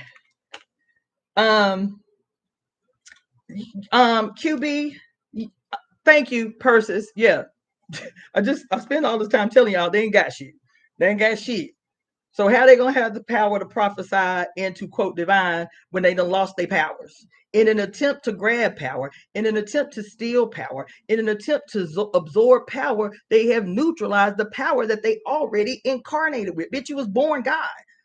But because your ass is so rogue, you cannot see that you was born God, embodying all the power potential of God. And because you see that power only comes through violence, only comes through subjugation, only comes through misery and despair that you impose on others, you have lost power. That's why your ass, like a parasite, is incessantly hungry, incessantly craving, incessantly lusting after what you was already born with. You lost because you hate your mother. You lost because you slander your mother. You lost everything that had the potential, for you to be God. You lost it all in your incessant and unending crimes and aggressions against the mother. And when I say your mother, I don't just mean your birth mama. I mean everyone who, like her, incarnated with a whole portal in her body. I don't care who she is. You understand? And because you have committed these aggressions against your mother, you lost what you were gifted at birth. You lost it. And so now, because you're like, damn, I'm doing everything I know to do, but it don't come to me. You feel me? And so all these men that you have always given all this power to, oh my God, look what Nostradamus said would happen. Where he stole that from? That's the first question. Look at what this prophet said. Who he stole it from? That's the first question I'm asking. Edgar Casey did this and such. Who he stole it from? 99.9% willing to bet that his wife took the fall, was like, ain't nobody gonna give me no clout, but at least he can get the clout and get the money and we can eat because ain't nobody gonna pay no attention to the prophecies coming out of some woman mouth. You feel me? And he's like, okay, I'll take the credit. He's like, all right, cool. You feel me? I don't care. I don't care. I don't care. You ain't gonna convince me otherwise. And so she's saying here, she is saying here, um, that they divine a lie. That's what I'm talking about. People who profess that they can prophesy. Hold on, wait. It says, look, son of man, prophesy and say. And she's like, look, why you trying to divine? You lying. That's what it say. It says, while they see vanity unto thee, while they divine a lie unto thee, because that's all they can say is lies. That's all they can speak is lies when they don't have a relationship with the mother. That's all they can produce. It's all they can produce and reproduce is their malignancy. She said, this is in your King James Version Bible, by the way. You feel me? It say, while they divine a lie unto thee, they lying to y'all. That's what it say. That's what it say. It say they lying to y'all. That's what the book say. To bring up on why they lying to y'all. Because it say the next thing, why they gotta lie. It's right here in your King James Version Bible. It say every time they open their mouth, they lying. When they saying they prophesy some shit, they lying. Why they need to lie all the time? Why they need to lie all the time? The next sentence says, the reason that they need to lie all the time is to bring themselves upon the necks of them that are slain, of the wicked whose day is come when their iniquity shall have an end. They got to lie to justify murder. That's what it say. To bring themselves upon the neck of the slain. To justify murder. That's what it say right here in this book. In this book right here, that's what it say. In this book right here, that's what it say. That's why they lying. They lying. They have to lie. All they can speak is lie. And the deeper in they dig themselves, the more they have to lie. Not recognizing that their iniquity shall have a definitive and certain end. That's what the book say. It says, y'all day has come, the wicked. The wicked. Who he said the wicked was in verse 25? Oh, profane, wicked prince of Israel. That's what he said. That's what he said. He said, your day has come. Your day has come, she said. Your day has come, oh wicked prince of Israel. You feel me? That every time you open your mouth, vanity comes out. That's what it says. That every time you try to divine, the only thing that comes out is a lie. Why you gotta lie? To bring thee upon the necks of them that have been slain. To justify the crimes you have committed. That's what it say. Failing to realize that your wicked days have come. Your day is come when your iniquity shall have a definitive and certain end. Shall I cause it to return into his sheath? I will judge thee in the place where thou wast created. Listen, I don't know, y'all. I don't know. This ain't just the King James Version Bible. This is the Old Testament. So this is the word of both the Old Testament of the Christian Bible and the Torah. And what else? Islam, the Quran. Don't they all share the Old Testament in common? Isn't that what they say? And listen to what it say right here. Aren't they all Christianity / Catholicism, Islam and Judaism? Don't they say that they are brethren as the descendants of the tribes of Judah? They pappy Abraham. Isn't that what they say? That's what they share in common. That's why all three books got the Old Testament in common. And so this wicked prince of Israel, but at the time that it was written in the Old Testament, these is Abraham them direct descendants, ain't it? Don't this include all of these institutions that say that this is what they have in common? Isn't this the Israel that this book is talking about? I'm curious. I'm just coming to a conclusion. You feel me? But guess what they say next? Verse 30. Shall I cause it to return? Talking about the sword that is going to guarantee that their iniquity shall have an end. Shall I return it to its sheath? I will judge. Listen. I will judge thee in the place where thou wast created, in the land of thy nativity. What does that sound like? What does that sound like? I will judge thee in the place where thou wast created, in the land of thy nativity. I will pour out mine indignation, baby. She say, I will pour out my indignation upon thee, and I will blow against thee in the fire of my wrath.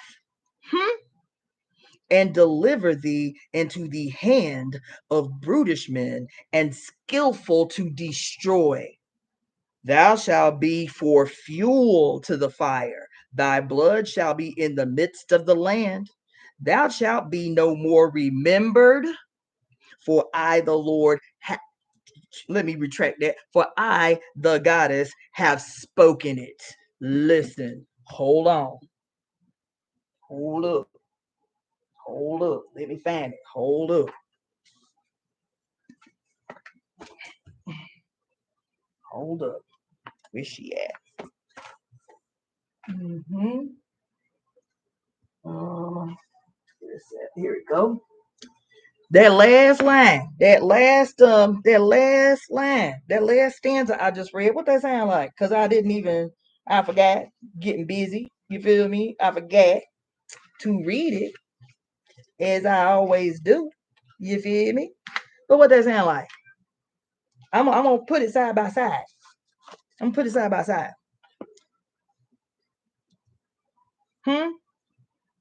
Every day after we read the global conspiracy to right all wrongs, I'm supposed to read the prophecy delivered to us by a nameless ancient symbol in the year 150 AD, prophesying the fall of Rome. Thrice 300 years having run their course of fulfillment, Rome by the strife her people shall perish. Rome is doomed to perish, and that indeed by the judgment of God, because it held her name in hatred. And being the enemy of righteousness, it destroyed the people who kept the truth. There shall come to thee sometime from above a heavenly stroke deserved, O haughty Rome, and thou shalt be the first to bend thy neck. What did I just read? What did I just read? Y'all shall be the first to bend thy neck and be what? Raised to the ground, and thee shall fire destructive utterly consume. Cast down upon thy pavements, and thy wealth shall perish, and wolves and foxes dwell in their foundation. And then thou shalt be wholly desolate, as if not born. What did this last scripture I just read? Listen, every hair on my body is standing on end. Y'all, first of all, she say what? What she say? Then I'm gonna bring you back into the land where you emanated from, because there is where I intend to raise your ass to the ground. What did she say? She said, shall I cause it to return into the sheath? I will judge thee in the place where thou wast created, in the land of thy nativity. And I will pour out mine indignation upon thee, and I will blow against thee in the fire of my wrath, and deliver thee into the hand of brutish men and skillful to destroy.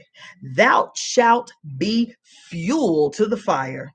Thy blood shall be in the midst of the land, and thou shalt be no more remembered, for I, the goddess, have spoken it so.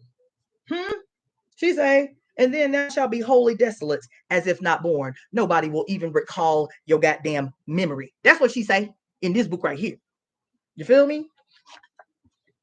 Yo, I'm having a whole ass moment right now. A whole ass moment. Whole ass moment. Yo. Oh my gosh.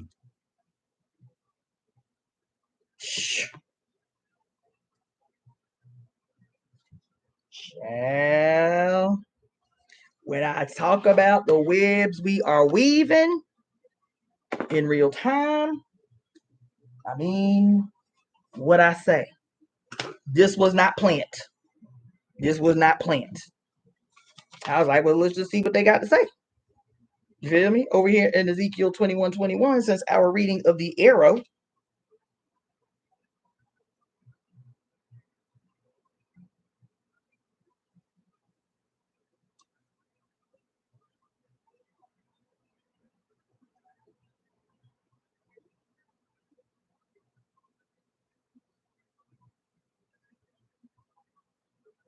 Yo.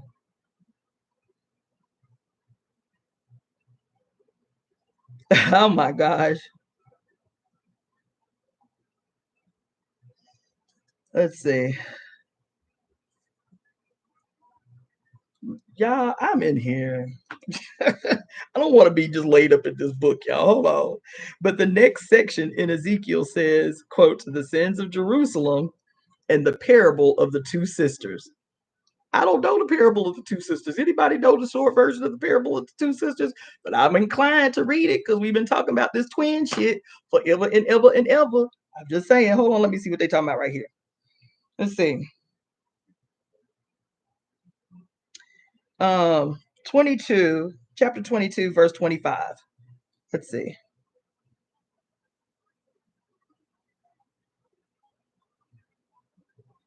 And it says, this is chapter 22, verse 25, y'all.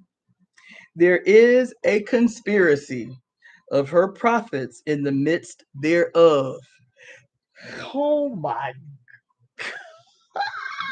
God. Yeah.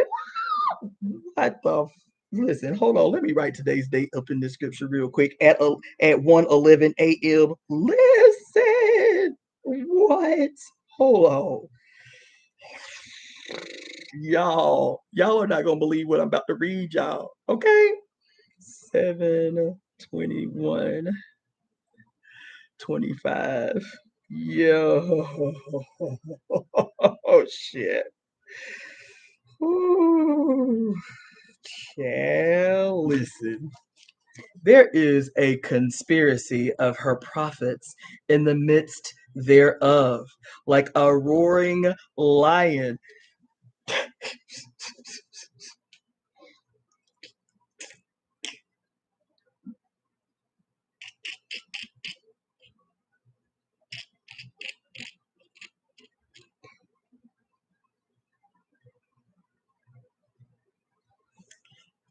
like a roar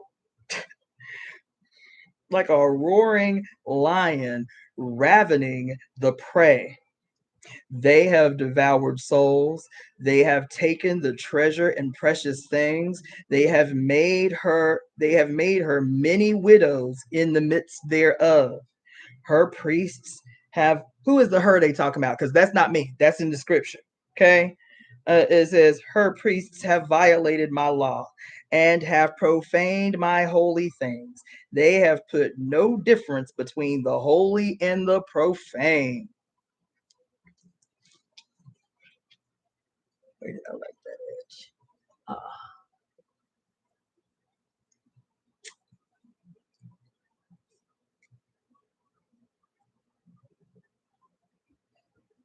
What's this? 22, 25 to 31. Listen, says they have violated my law and have profaned my holy things. They have put no difference between the holy and profane. Neither have they showed difference between the unclean and the clean, and have hid their eyes from my Sabbaths, and I am profaned among them. I am profaned among them. Her princes in the midst thereof are like wolves ravening the prey to shed blood and to destroy souls to get dishonest gain. Hmm.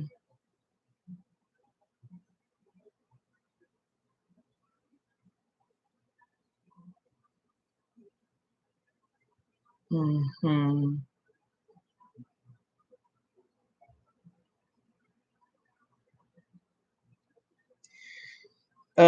And her prophets have daubed them with untempered mortar, seeing vanity and divining lies unto them, saying, thus saith the Lord God, when the Lord hath not spoken.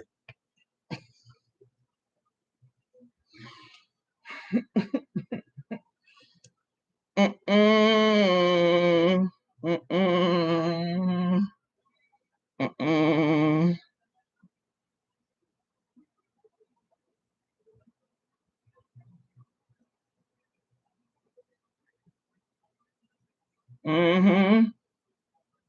The people of the land have used oppression and exercised robbery and have vexed the poor and needy. Yea, they have oppressed the stranger wrongfully.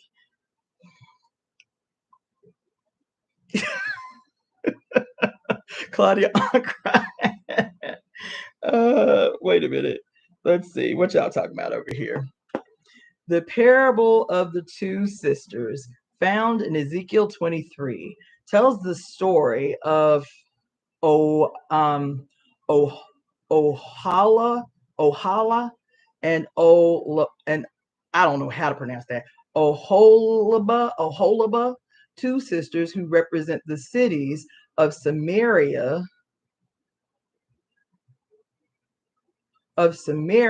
and Jerusalem, respectively. God uses their sinful behavior, specifically their promiscuity and idolatry, as a metaphor for the unfaithfulness of the Israelites to God and their alliances with foreign nations. Claudia Ankra say, where is Java Watson? I have thrown my couch. Oh my gosh. Yes, Claudia Ankra, I said lion. You understand? Hold on. Hold on. Listen to what it say though. It say the people of the land have used oppression and exercised robbery and have vexed the poor and needy. Yea, they have oppressed the stranger wrongfully. What in the absolute, unadulterated, unfiltered hell do that sound like? What do that sound like? This fucking scripture in the Old Testament. Huh? What they sound like? What they mean? Who they talking about? Those who have used oppression, have exercised perpetual and unending robbery, have vexed the poor and the needy, and have oppressed the stranger wrongfully. Is that not immigrants that they call strangers up in here? Those who, quote, don't belong to the land? I don't know. This sounds like today. Like actual today. As they robbing your ass blind. As they done staged the coup in your beloved America to facilitate, to more easily facilitate their unending robbery. I sought for a man among them that should make up the hedge and stand in the gap before me for the land, that I should not destroy it. But I found none. That's what he said. I couldn't find a single one among them that could convince me I did not need to run through this motherfucker like a plague. It says, and I sought for one man among them that should make up the hedge, stand in the gap before me for the land. Say, I want to vouch for everybody. I got them. That I should not destroy it, but I found none.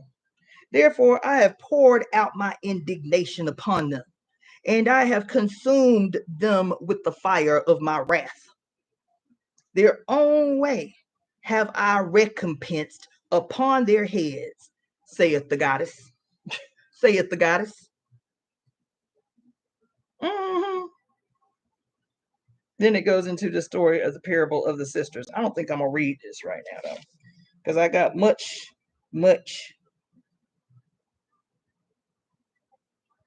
that I want to talk to you.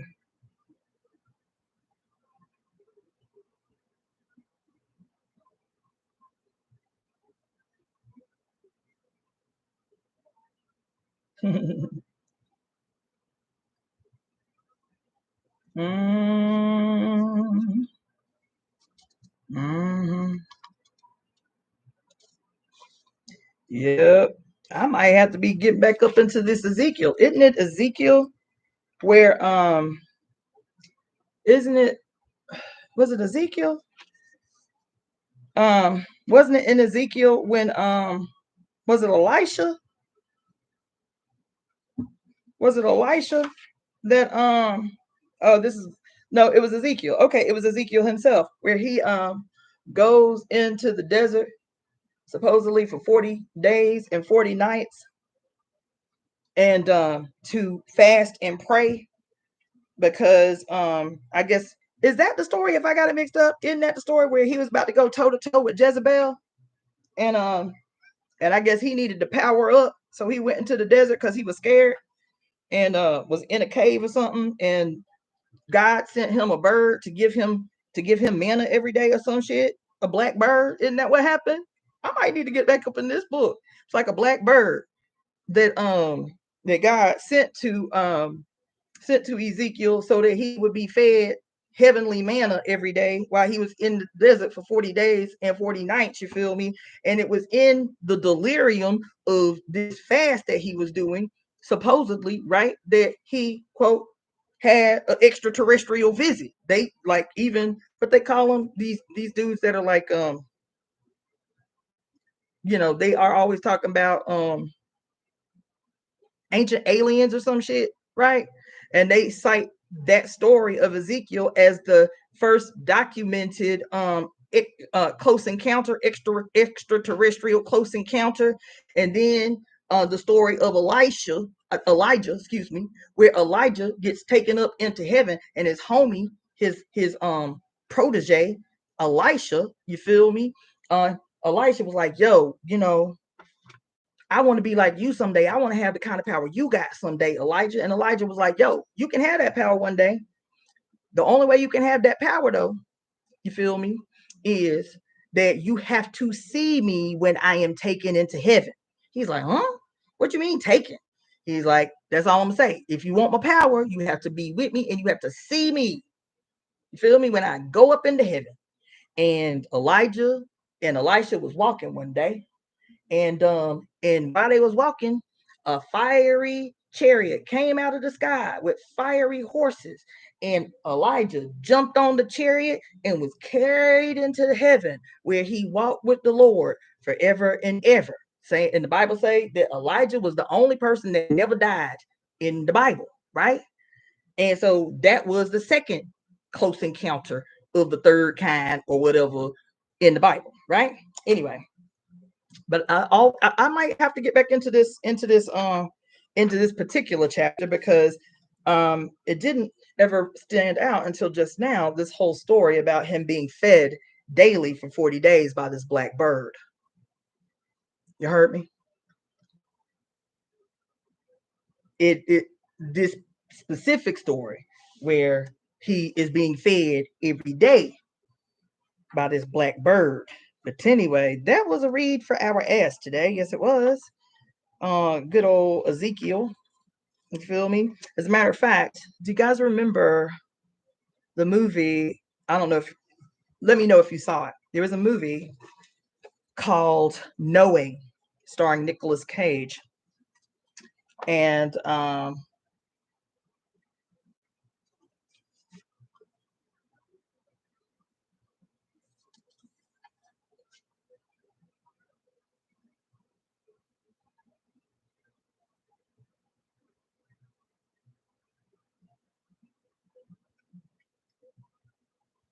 hmm,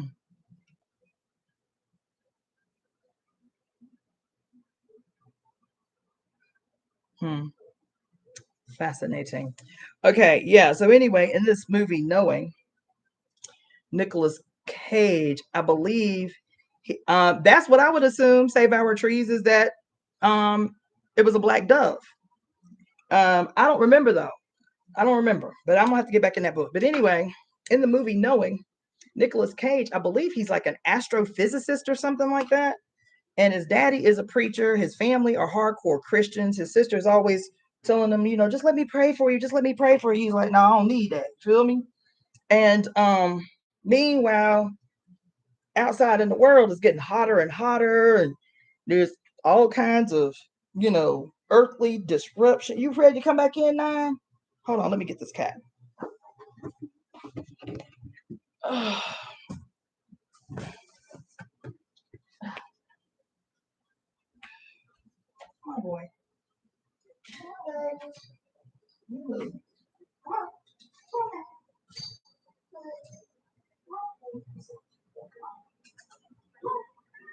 Okay.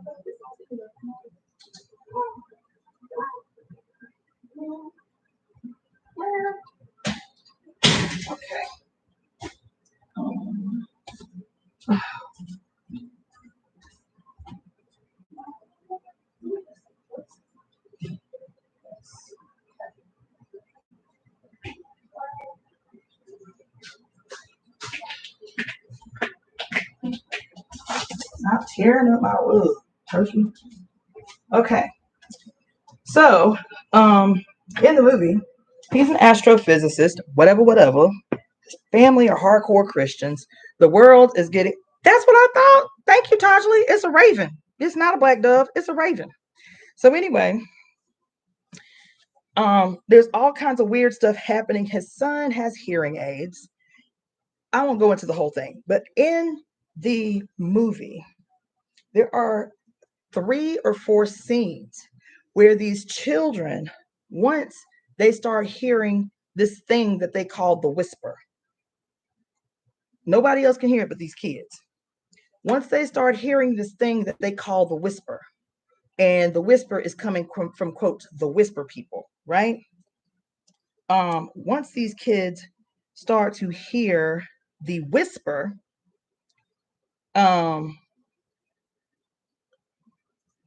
it's like they go into like the zone. They like check out and they start either writing or drawing. And one day when the whisper people got in the little girl's ear,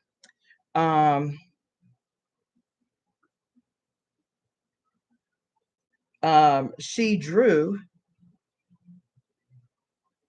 a picture. She drew a picture that was kind of like an illustration from that scripture, from Ezekiel. Somebody look up that scripture for me. Somebody look up that scripture, the wheeled fiery chariot. Yes. Somebody look up that scripture for me and tell me what actual verse that is. But that verse in the movie, that's what the little girl draws, is an illustration of that scene in the Bible. That illustration comes up 3 more times, right? The fiery wheel, whatever, right? And so, so these whisper people are following the little boy and the little girl. And the dad, of course, thinks these are like malevolent entities out to get their kids. Ooh, fuck. Oh, shit. Oh, man. Hold on. Shit. What was it? Hold on.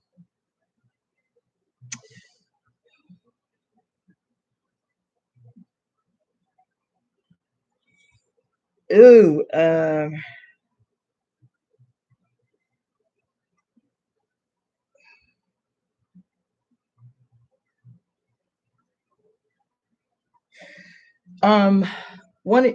One of you old heads. When I mean old heads, I mean old like me. One of you old heads, do y'all remember, what is it called? It's there was 2 remakes of series that were old, like 1950s. One was the Twilight Zone, and they did. Oh, it was called. It was just like the Twilight Zone, but it was something different, and it too was old. It's called. Wasn't the Twilight Zone? It was Damn, I cannot remember. Shit. The Outer Limits. Oh my God, Tajali, thank you so much. Ooh, that was gonna drive me crazy. Oh my God. Yes. Oh, girl. Thank you so much. Oh, The Outer Limits. There was an episode of The Outer Limits that was very similar, actually, to this movie Knowing. This movie Knowing. Anyway, I'm not going to give it away. I'm not going to give it away. but it was an interesting spin on the story about Ezekiel, and what the ancient aliens people have been talking about was a close encounter. It wasn't in either one of these episodes, in the movie Knowing or in this episode of The Outer Limits. Okay, let's see here. So the bird was a raven, right? And the raven is one of the temple's totem birds. Why? Because a group of 2 or more ravens is what? It's a conspiracy. I love that. Crows, too, are also our bird. Why? Because a group of 2 or more are called a murder. I love it. Anyway, let's see here. So we got Ezekiel, we got Daniel. Somebody just removed that. But anyway, it was Daniel something. Damn it, I didn't even get to write it down. Look. And then we got Ezekiel's vision is chapter 1. Ezekiel chapter 1, verse 15 through 21. Okay, cool.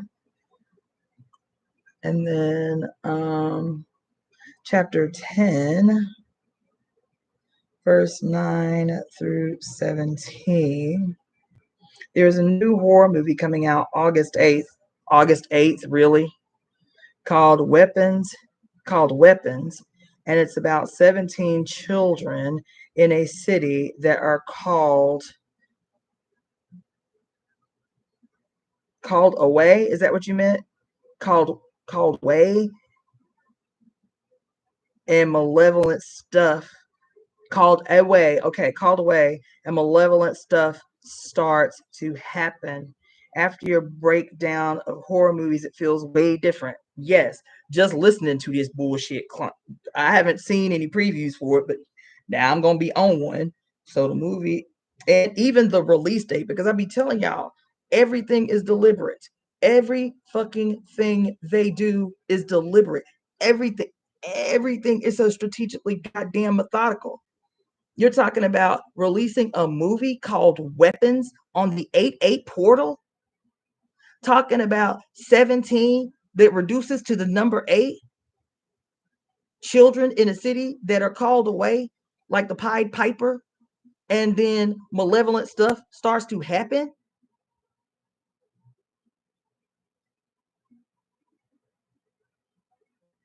You understand what I'm saying? On the 8/8 portal, and then the number of children reduces to the number 8. That's some asshole shit. I'm just saying. That's some asshole shit they do. Speaking of which, let me digress for another minute. Since you didn't mention it, Claudia Akra, I watched a movie yesterday. Didn't have any intention of watching this movie yesterday. Don't know why it came through my life. Yesterday, hadn't heard of it till yesterday. The name of the movie is called Piper. Name of the movie. What did I watch it? I don't know where I watched it. Netflix, I don't know. My Fire Stick. The name of the movie was called Piper. Let me write this bullshit down, Claudia Ankara, that you done told me and got my nerves itching.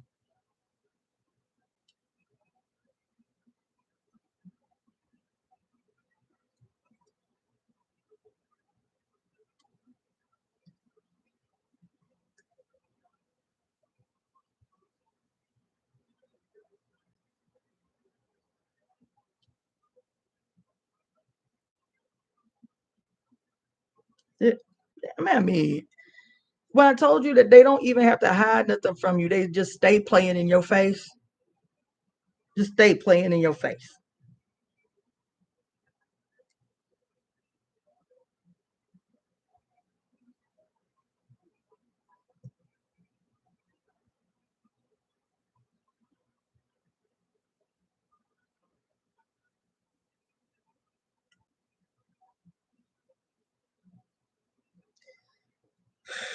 Okay. So anyway, what was I saying? Oh, so I saw this movie yesterday. Since you said, I don't know, Save Our Trees. Did Tom Hammond ICE director get fired. I don't know. I haven't paid attention to any of that today. Since you said Pied Piper like, which is crazy that you said that. I watched a movie yesterday called Piper, and it is a modern it's a modern it's a modern rendition. No, it's not. It is a new adaptation of the old story of the Pied Piper, as if the Pied Piper had never disappeared. Okay? I'm gonna give y'all the short version because there's a message in it. I'm goosebumpily. There's a message in it. It takes place in the same town. So this woman and her daughter moved to this little town in Germany. The origin of the Pied Piper story. Okay.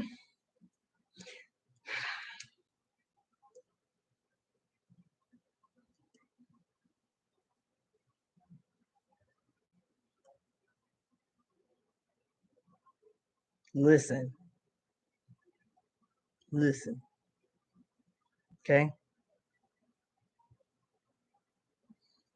So she and her daughter moved to Germany. They obviously American. They moved to Germany, to this little town that is the origin of the story of the Pied Piper. The mother has gotten a really good job to teach at this bougie ass private school because she teaches history. So they move into this house, this really, really nice house. And right away, weird shit starts happening in the house. Nothing crazy, but just one of the stories that they had been told when they moved to the city was that the city doesn't have any rats. There are no rats. Oh, thank you so much. Girl, look at y'all be jolly on the spot like that. Outer Limits, The Final Appeal. I don't know if y'all remember that episode, but I was shook. Okay. So anyway, I'm going to try to wrap this up. So anyway, they moved to this town. The woman, the real estate agent says, there are no rats in the city. There's a little nod to the story, but there are no rats in the city. The first day they move in, this woman sees this giant ass rat in her house. Like that motherfucker was like a small dog, right? She starts seeing rats all the time, and her daughter can't see the rats. But every time her daughter wakes up in the morning, she's got a little cut in one of her fingers. Each one of her fingers every night is getting cut. Long and short of it was, the story in the town, and it was like a little village, if you will, like a little encampment of Roma people, gypsies that lived outside the city limits. And this stuff starts happening to this woman. She's trying to write it off. The girls start seeing this guy. He's like courting her. He's really good looking or whatever. And he rides a horse. And she's telling him something's wrong with me. And he looks at her fingers. He was like, I need to take you to somebody. Takes you to this gypsy. Long story short is this is a sign that the piper has come to collect a debt. And typically when children are being harmed, like the little things on our fingers, it means that one of your parents have done some dirt that they must atone for. And at the moment that your last finger is marked and they haven't atoned, you feel me? Your ass gonna get got. Okay. So the girl is trying to figure out what her mama done did, because she believed the gypsy. She's like, yep, I know she did some dirt, because the way we even came over here, why we come all the way to Germany, why daddy didn't come, all of this stuff. She's like, I know my mama did some dirt. And her mama is constantly trying to hide shit while at the same time treating this girl like she an inmate. You feel me? The mother-daughter dynamic in that movie alone is enough to do a whole goddamn lecture on. Anyway, so the mama, the girl finally finds out what her mother did. What she believes her mother did. Let me correct that. what the debt is, what the crime is. Y'all, I've got goosebumps everywhere. This woman left the States in the hurry that she did because she and her husband, she did it, but she did it because the husband grabbed the wheel of the car because, quote, he was in a hurry to get to the airport. It was a foggy day. He grabs the wheel and takes his foot and presses on the gas because she's trying to stop at the stoplight. And she's like, no, we can't run the red light. He was like, there's nobody around, just run the light. He pushes on the gas, grabs the wheel, and they run over, like completely run over, two twin girls, two babies, like little babies, like, you know, they're walking to school together in this tiny little town. They're like, I don't know, 7-ish. They run over these girls and she's like, oh my God. And they get out. Both of them get out of the car. And he was like, they're still alive. She was like, oh my God, okay, we got to help them. And he was like, no, nobody saw us. Get back in the car. And they get in the car and take off and were never discovered. They got away with it. They were never discovered. The girls died in the hospital. The girls died. The babies died. You understand? And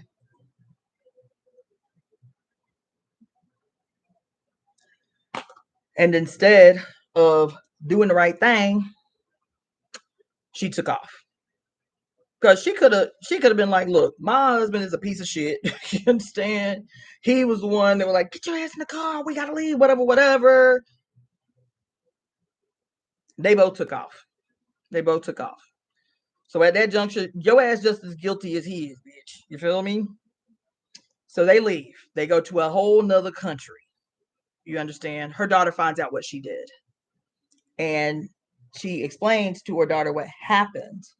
The local priest at the local church is like, you sure there ain't nothing you want to go into this booth and confess? You feel me? Like, maybe you need to do a confession. She's like, I don't need to do no confession. And then shit started happening. She's like, can I do a confession?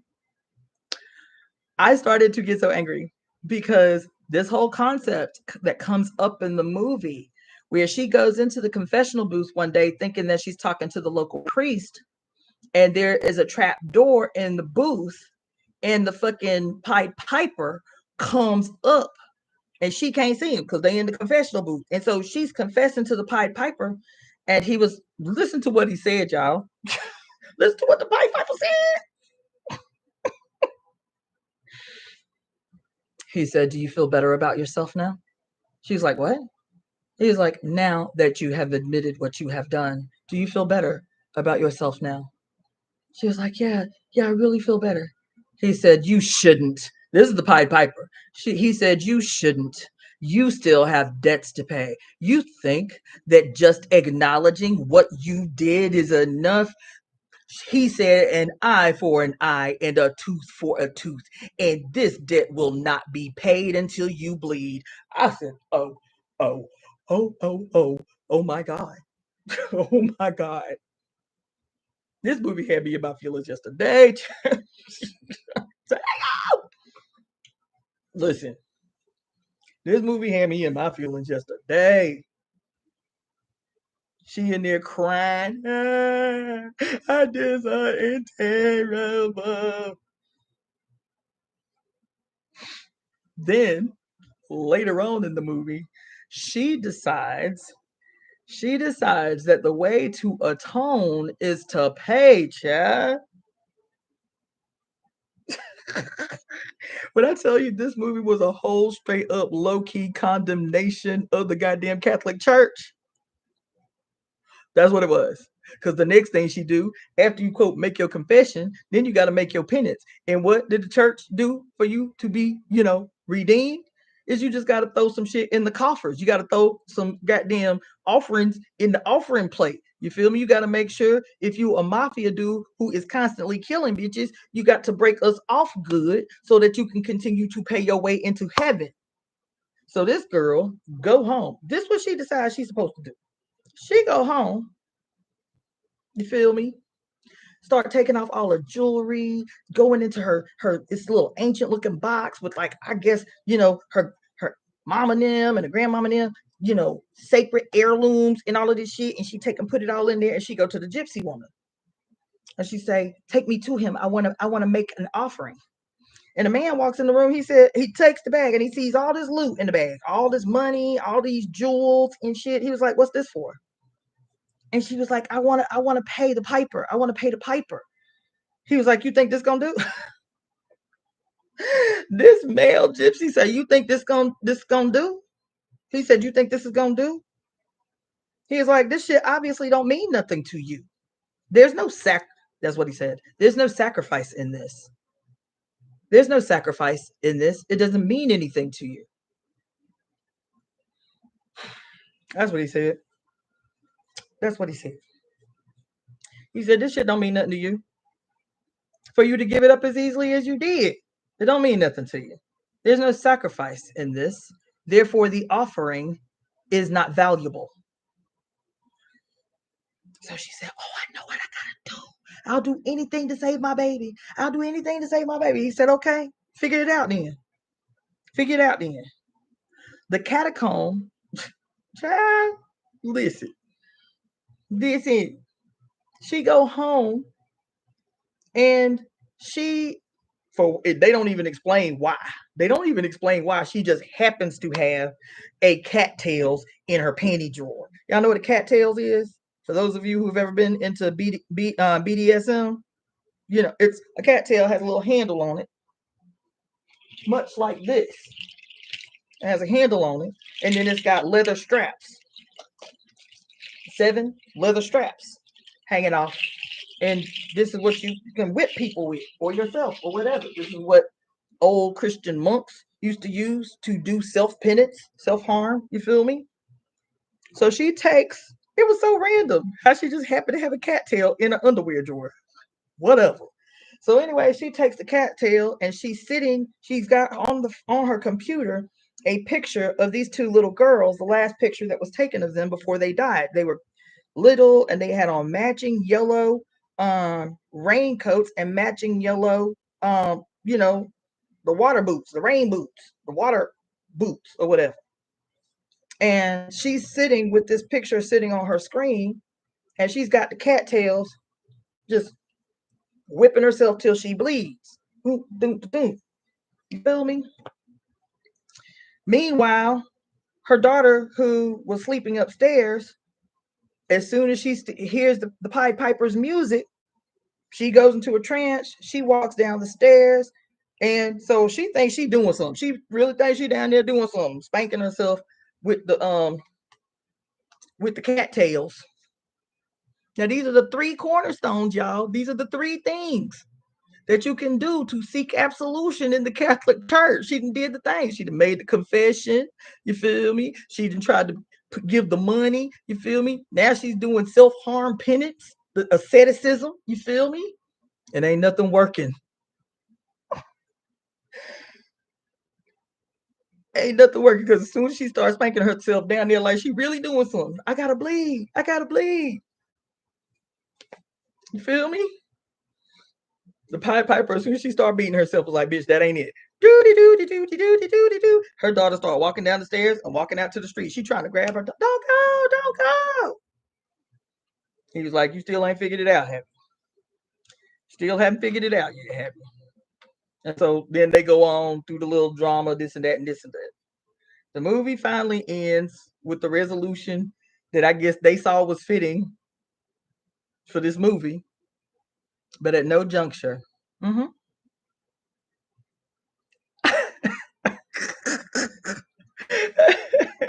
Java wants to say my acting skills on point.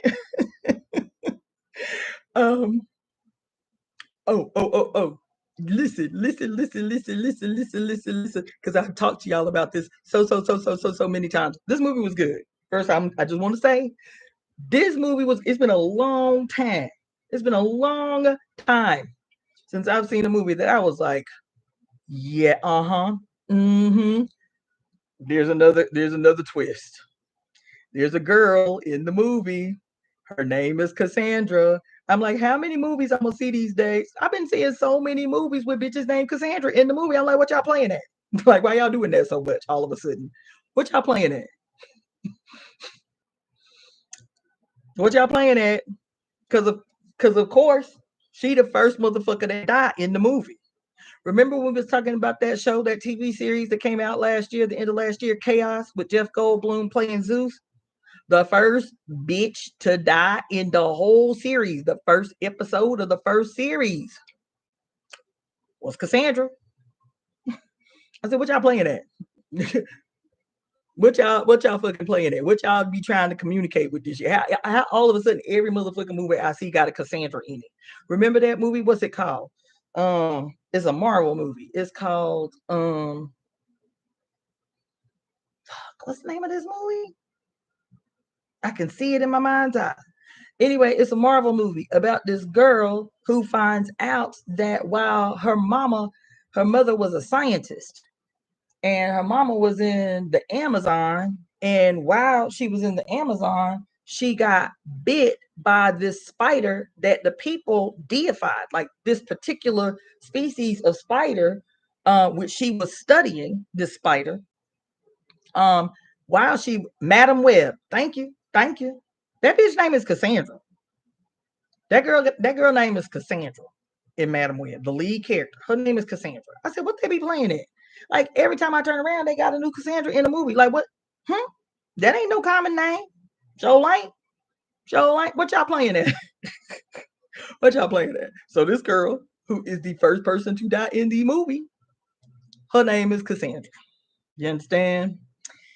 Anyway, it was a good movie. And I'm going to tell you why it was good.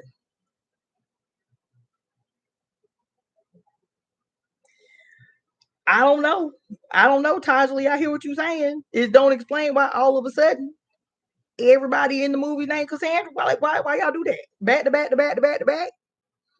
I don't know. Yeah, maybe it's because of this Uranus and Gemini. Maybe that's what it is. You know what I'm saying? I don't know. But anyway, let me tell you what had happened. The reason that I said that the movie was good, and this is just me talking about the movie last night, talking about the movie out loud, since I just saw it yesterday and it was with me the whole time. You feel me? But I had not articulated like what I had experienced while watching the movie, because there was a lot. It was a lot more than I have communicated. This is the super condensed version. You feel me? This is the Cliff's Notes. But that condemnation, that open, obvious condemnation of the Catholic Church, that wrong, bitch, confession will not do. Try again. I'm gonna offer you all the wealth that I have. Wrong, bitch, missed again. Okay, I'm gonna practice severe asceticism, penance. Still wrong, bitch. Let me go ahead and walk your baby up out this house, because you ain't about that life. You ain't about that life. And the obvious continues to elude you. You heard what I said? How convenient for you that the obvious still eludes you. How convenient and how easily you play stupid. How convenient for you that you have the luxury to continue to play dumb when you knew all the time. Look at you going through the motions prescribed to you. Look at you going through the motions prescribed for you to self-absolve. Look at you going through the motions when all the while you knew the answer. But what you was trying to do was get over on spirit. What you was trying to do was to see if you could do the absolute bare minimum to get off scot-free. That's what you was trying to do. That's what you was trying to do. If it was really about that life, the first time the priest asked you, do you want to do confession? Because he saw something in your crooked ass that your ass dug your heels in and tried to continue to hide. That's what he did. Even the crooked ass priest was like, bitch, I see something on you. You need to get up in this confessional, boo. This is the first day he met her. This is the first day the priest met the girl. He was like, you need a confession? She was like, I don't need no confession. He's like, you sure? I said, oh my God. He said, you sure? She was like, I don't need no confession. I came here for historical reference. Understand? And he said, okay. You all right? Well, I'm here if you need me then. Side eye. Mm-hmm. That you knew all along the way. All along the way. All along the way, you knew. But what you trying to do is manipulate spirit, bitch. When you get, because your ass wasn't trying to do no confession, bitch. The fuck? You had a whole attitude when he asked you. So if you was really about that life as a Catholic, if you was really about that life, you'd have been like, yes, Father, it has been a week since my last confession. You'd have been about that life. I know now when you desperate and you looking for a way to cheat the odds, I'm trying to give y'all a word right now. When you're looking for a way to cheat the odds, you will talk when it has no meaning. You will perform without any substance. You will go through the motions in an attempt to avoid blame, in an attempt to avoid blame, to avoid judgment. That's what you would do. That everything you do is dishonest because you already knew the solution to the problem. You already knew, but you got to go through these motions because maybe there's an easier way for me to get out of this. Maybe there's an easier way for me to skirt the shit. Maybe I can manipulate everybody around me so they still see that I am innocent. I am the victim in the situation. And she did that shit. She did that shit. Even when her daughter finally found her out, her daughter was like, you did this. Because she left. She didn't X out the screen when she closed the laptop. So when the girl opened the laptop and see these two little girls on the screen, her mama came home. She was like, her daughter looked at her. She was like, you, this is what her baby said.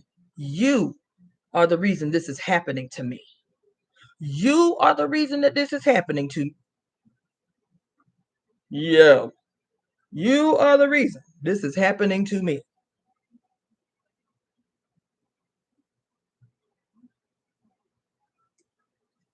Her mama said, what you talking about?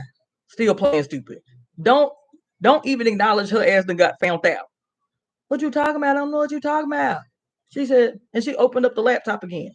She said, you killed these babies. She's like, it's not like that. It's not like that. She said, what can it possibly be like? This is her girl checking the shit out of her. She said, what could it possibly be like? So she sits her down to tell her the story about how her husband yanked the wheel and pushed her foot against the gas. And so it really, yes, I'm partly responsible, but it wasn't my fault. That's what she said. In her mind, them babies dying was not her fault. That's what she had convinced herself of. And her daughter said, you are both guilty. You are both guilty. How could you? What?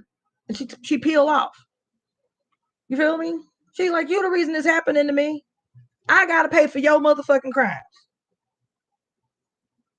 I got to pay for your crimes. Why? Why? This is a word for today. Why do I have to pay for your crimes? Because I benefit. How does she benefit? That her mama done killed them babies. Because she benefits because otherwise her ass would be an orphan. If they had done the right thing, her and her bum ass baby daddy, then they would be going through a trial. Their names would be soiled in the public. You feel? They would have to face the parents of these babies that you murdered all this time, and they don't have no closure because they cannot imagine who would hit children and keep driving. You feel me? That's how she's the beneficiary. She can still live a prep school life, going to a private school in an exotic country, meeting a handsome, dashing young man on a horse. She's the beneficiary. That her life can go uninterrupted.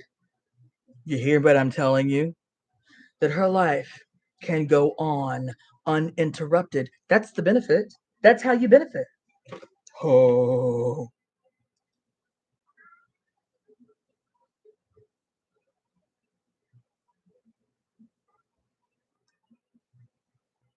Thank you for the donation, Fire.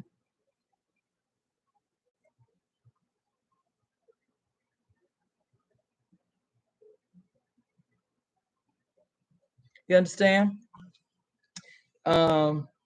Awaking Beauty, Great Awakening, woke up at 3:46 a.m. and began to talk with the Great Mother. Then I turned this on. Wellness to all reading this. Gratitude to you, Cassandra. My pleasure, Dr. Cassandra. Guys, thank you all so much. All right? You benefit. You benefit. And so your mama playing games with your motherfucking life. Your mama all this time playing games with your destiny in an attempt to shirk responsibility, in an attempt to escape the inevitability of accountability. It is inevitable. There's something else I'm about to read you because it was, oh, my freaking jewelry is twisted. There's something else I'm going to read you because it was the reason I took out this book in the first place, because it came up in this woman's reading yesterday about the eye. I think this is a good segue because this girl, this woman and her baby was from a whole different continent. And the day she arrived, baby, the Pied Piper was already sending her the day they moved in, baby. The Pied Piper was giving her signs like, bitch, I know what you did. I know what you did.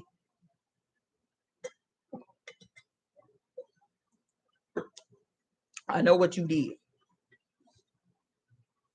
I want you to know I know what you did. Why is this a good segue? Because, first of all, what she did, and he knew, even though she was on another continent. One, the you know, the energy of the all-seeing eye. You feel me? Right? Why the eye? First of all, why the Piper? She mentioned this movie called Weapons. You feel me? That is coming out on the 8/8 portal. I got a whole attitude about this. But she mentioned in it, like, the kids got called away Pied Piper like, and I was like, oh my God, I just saw a movie called Piper yesterday, and it was good because do you know how she finally redeemed herself? This girl who was trying all the things prescribed to her by the church. You know how she finally redeemed herself and saved her baby when death was imminent for her baby? She went right to the police department there in Germany and said, I have a confession to make. I need for everyone to know. I need for you to contact the authorities in America so that I can make this confession. This is what I did. This is what happened. She didn't say my husband made me do it. She didn't say none of that shit. She said, this is what I did. This is what happened. This is the name of the girls.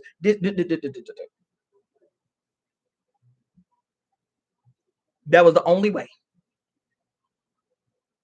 That's the only way. Me, justice. That's the only way. Me, justice, is not gunning for your ass.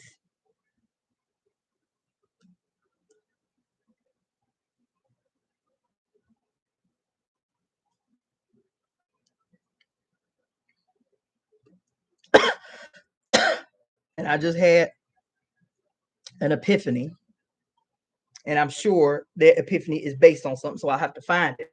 But the Pied Piper, I know there's a connection. I haven't read it yet, but I know there's a connection. The Pied Piper, even the original story of the Pied Piper, who is the Pied Piper? What does he represent? The Pied Piper. Anybody want to venture a guess? Is there a way to like bring y'all on, like to add Moderation activity, time stamps. Oh shit. Can I do that? Moderation activity participants. Let's see what that is. Participants. Okay, yeah. Look like I done lost a lot of y'all.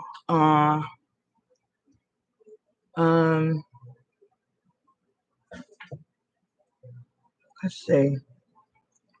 I'm trying to, hey, cut it out. Turkeys. Let's see. Select a screen. I don't know how to do it. I don't know how to do it. Anyway, what I was going to say is, who is the Pied Piper? What does the Pied Piper represent? He represents a number of things, but just start throwing out things. What is in the story, the original story of the Pied Piper? What does the Pied Piper represent? Just in the original telling of the story. Guess.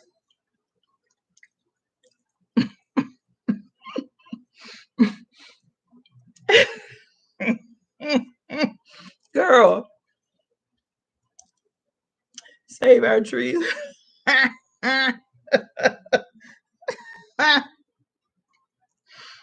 Save our trees. Say he a rat catcher. Hello.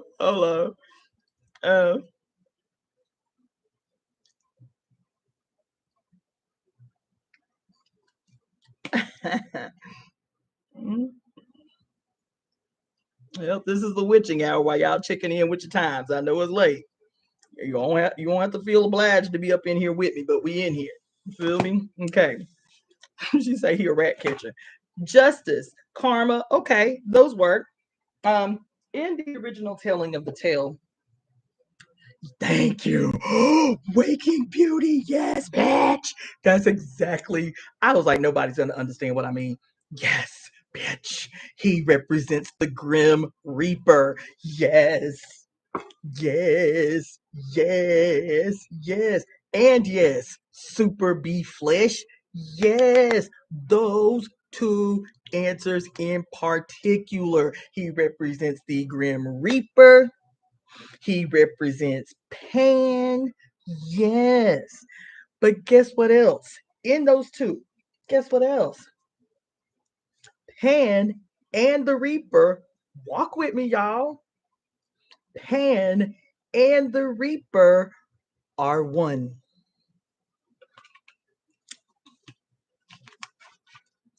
Yes, and yes, he represents Pan. And he represents what? The Grim Reaper. And Pan and the Reaper are one. Let me fuck y'all up real quick.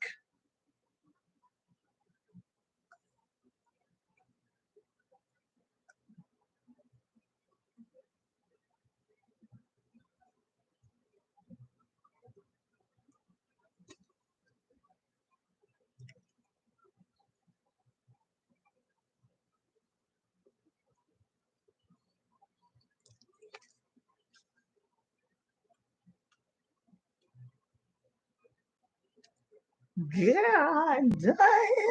Oh my God. Oh.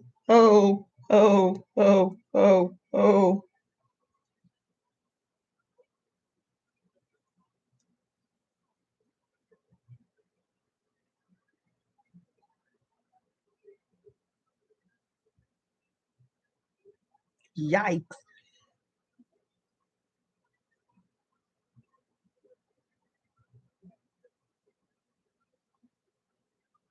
Yo.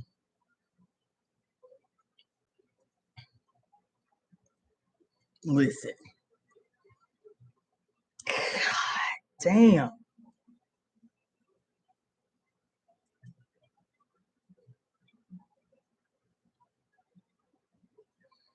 Yo. Oh my gosh.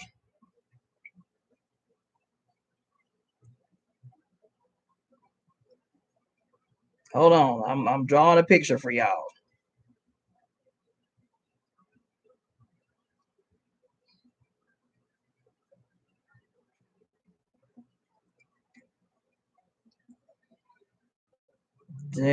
Oh my God.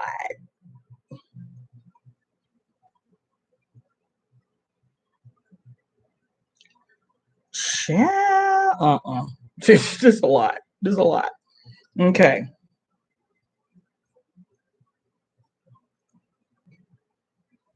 Get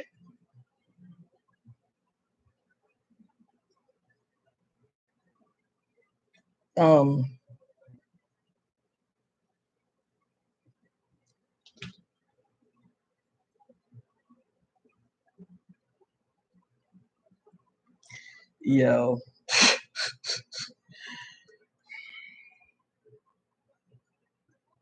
Yeah.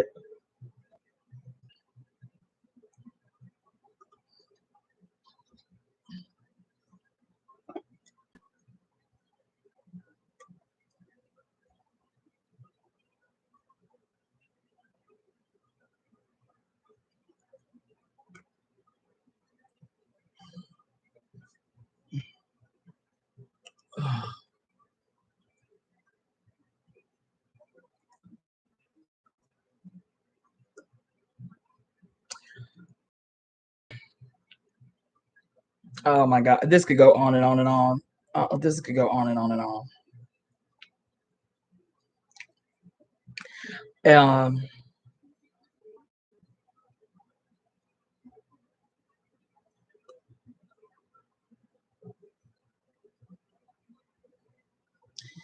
um, what was that movie? What was that show y'all had me watch? That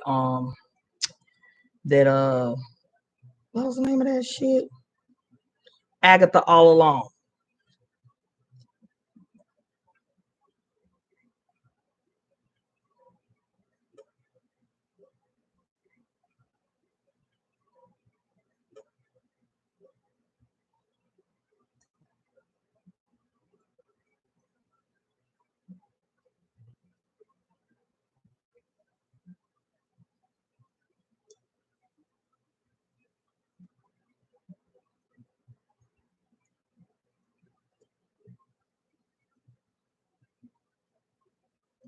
Just a lie. Just a lie.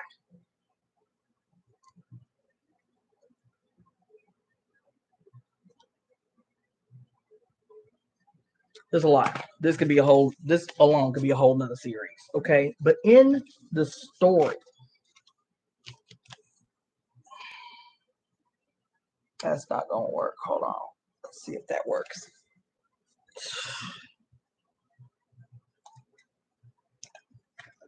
Stop. Turkey. Okay. Okay. So in the story, whether it's the new version or the old version, um, the Pied Piper is a twin. He's a twin. He is a dual personification, right?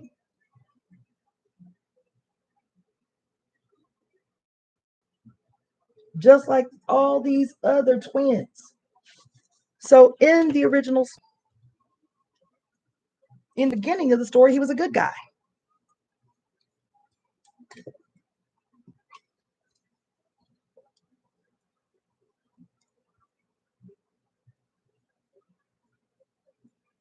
I cannot believe this day, y'all.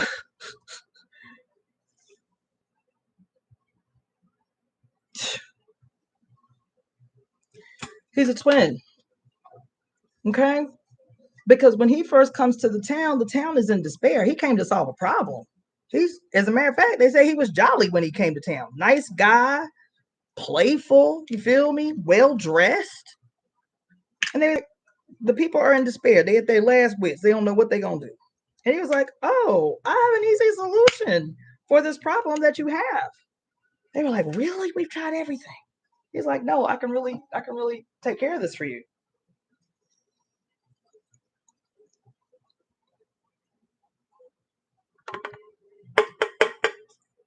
I can really take care of this for you.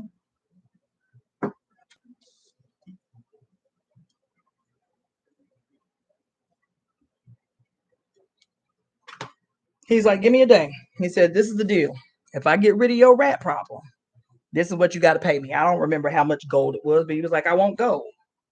And they was like, we got it. We can pull together the money from the city's coffers or whatever. We got you. If you can get rid of these rats, we got you.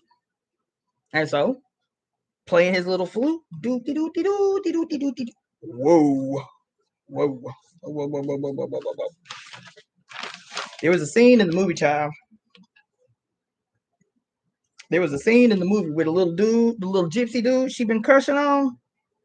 He tells her, you can ignore the piper. You have to play the song backwards. You have to sing the song backwards. You know the song? She's like, yeah, I hear it. I hear it. He was like, now concentrate. Block his sound out and then sing the song backwards.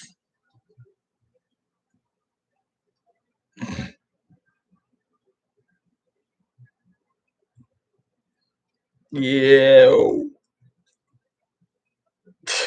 Anyway. Okay. So he plays a little ditty and the mice all come out to the street. You feel me? They dancing the jig. Oh, this the cut right here. Okay. Okay. He turned up. He turned up. So they out in the street juking all the way out of town. And there's so much in this story about the Pied Piper. So much. So he marched the rats out of town. They jammed. Ooh, ooh, ooh, ooh, ooh. God damn. Mother. Mm-mm. Listen, he danced them out of town and danced them right to death.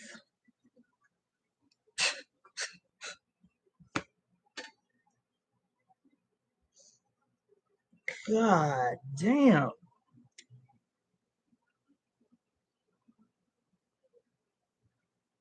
Yo. Danced them right to death. What they say happened? That he played, that the cut was so dope that it had him in a trance. That it had the rats in a trance, and he led them right off a cliff. Killed them. You feel me? So he comes back to collect his money. What he is owed. But he is owed. I have solved your problem. This is the agreement that we made. This is what you owe. They were like, all you did was play the flute and you got rid. He said, what does my method have to do with your obligation to pay? What did it matter what method I used to meet my end of the deal, bitch? It was like, but all you did was play the flute. He was like, your problem solved, ain't it? It was like, yeah. But all you did was play the flute. Don't they be reducing your skills like that? Your art, your craft, your divinely inspired creations. Don't they do that? Don't they reduce the fuck out of your shit too? So much in this shit. You understand? And then he was like, oh, okay. He kept it cool. He kept it G. He said, okay, this the game y'all want to play? He said, y'all got till the sun go down to give me my shit. He said, I'm going to give you the benefit of the doubt.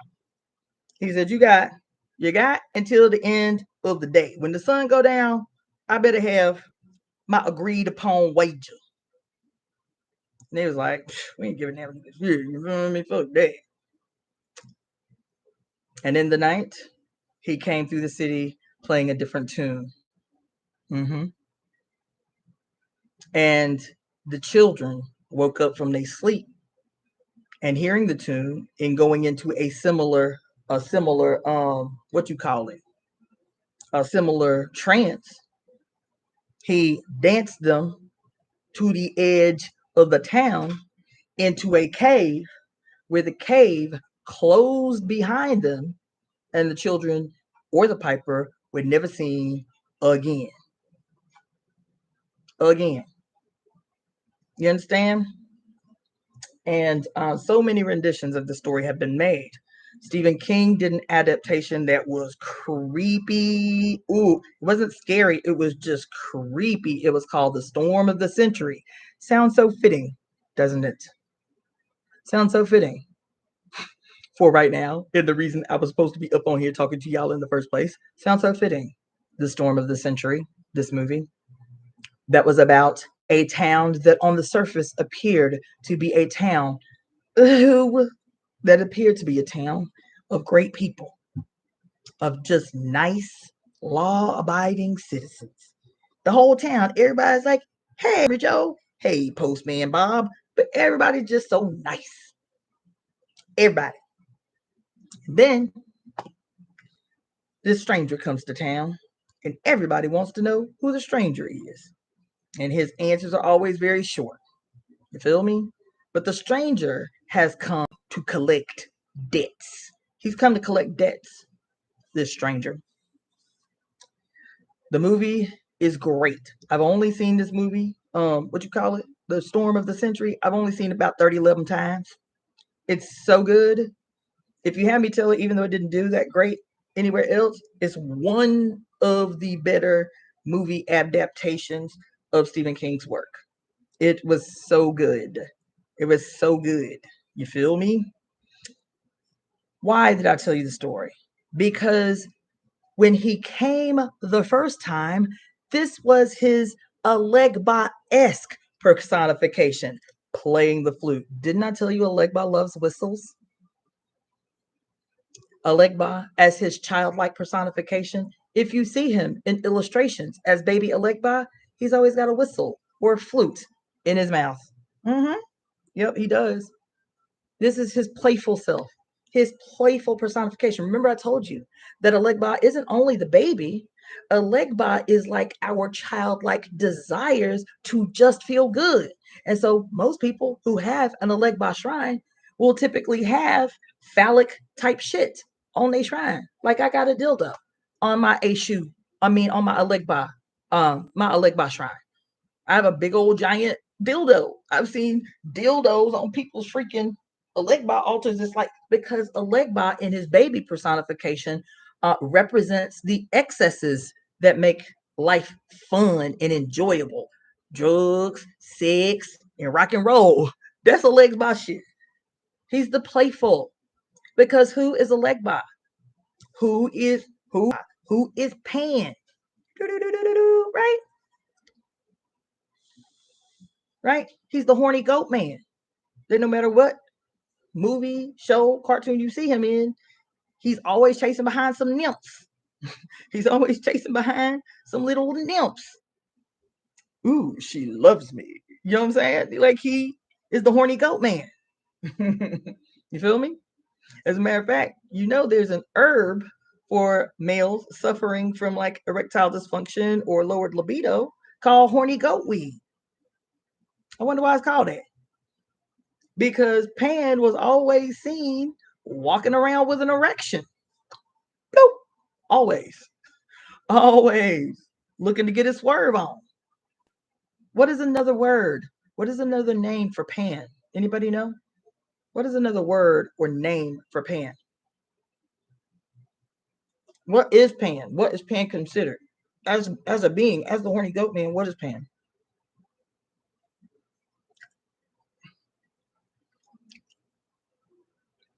Anybody? He's a satyr. Let me put that in the comment section.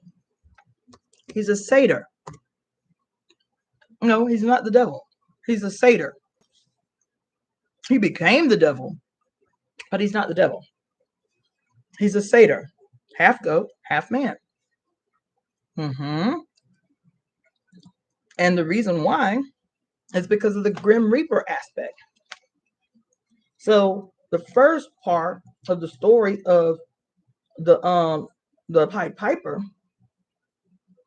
is because this is his personification, right? He plays the flute, that's his instrument, right? What does it say down there? Oh, right? He's playful, he's horny, right? And then this other personification over here, him as the Grim Reaper, this is his instrument that he is always seen with, an actual reaper, a harvest reaper. Why would he carry a harvest reaper? Why would that be his instrument? Because of the time of the year that the Grim Reaper represents. He represents what? That space in between. That space in between what? Where the veil is thin. Why is it thin? Because it's the darkest day of the year. It is the winter solstice. Hush. It's the winter solstice. Do you understand?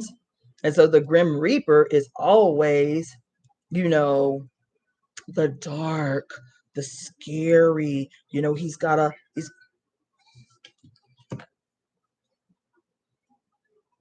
get off my door. Yelling out my damn door. Right? He's always pictured as scary. What did they call him in the damn I forget what they called him in Harry Potter. The Dementors. Oh my God. Mm-mm. Mm-mm.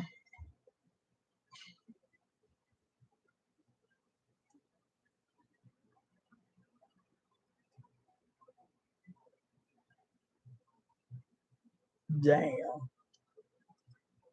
In Harry Potter, they called the Dementors. Ain't that about a bitch? Anyway. Right? And so, and, ooh, and so in this image that I'm showing you here about why the pan, why the Pied Piper is a twin in one, is two twins in one, right? So remember we was talking about in this discussion about the twins, you have the person that has the two in one, then you have the two actual twins. So when we were talking about like Gemini, for example, the sign of Gemini is a representation of both the two twins split apart, the two twins, and also what else? The two in the one. Why? Because Gemini, the twins, Gemini, the sign, is ruled by Mercury. Who is Mercury?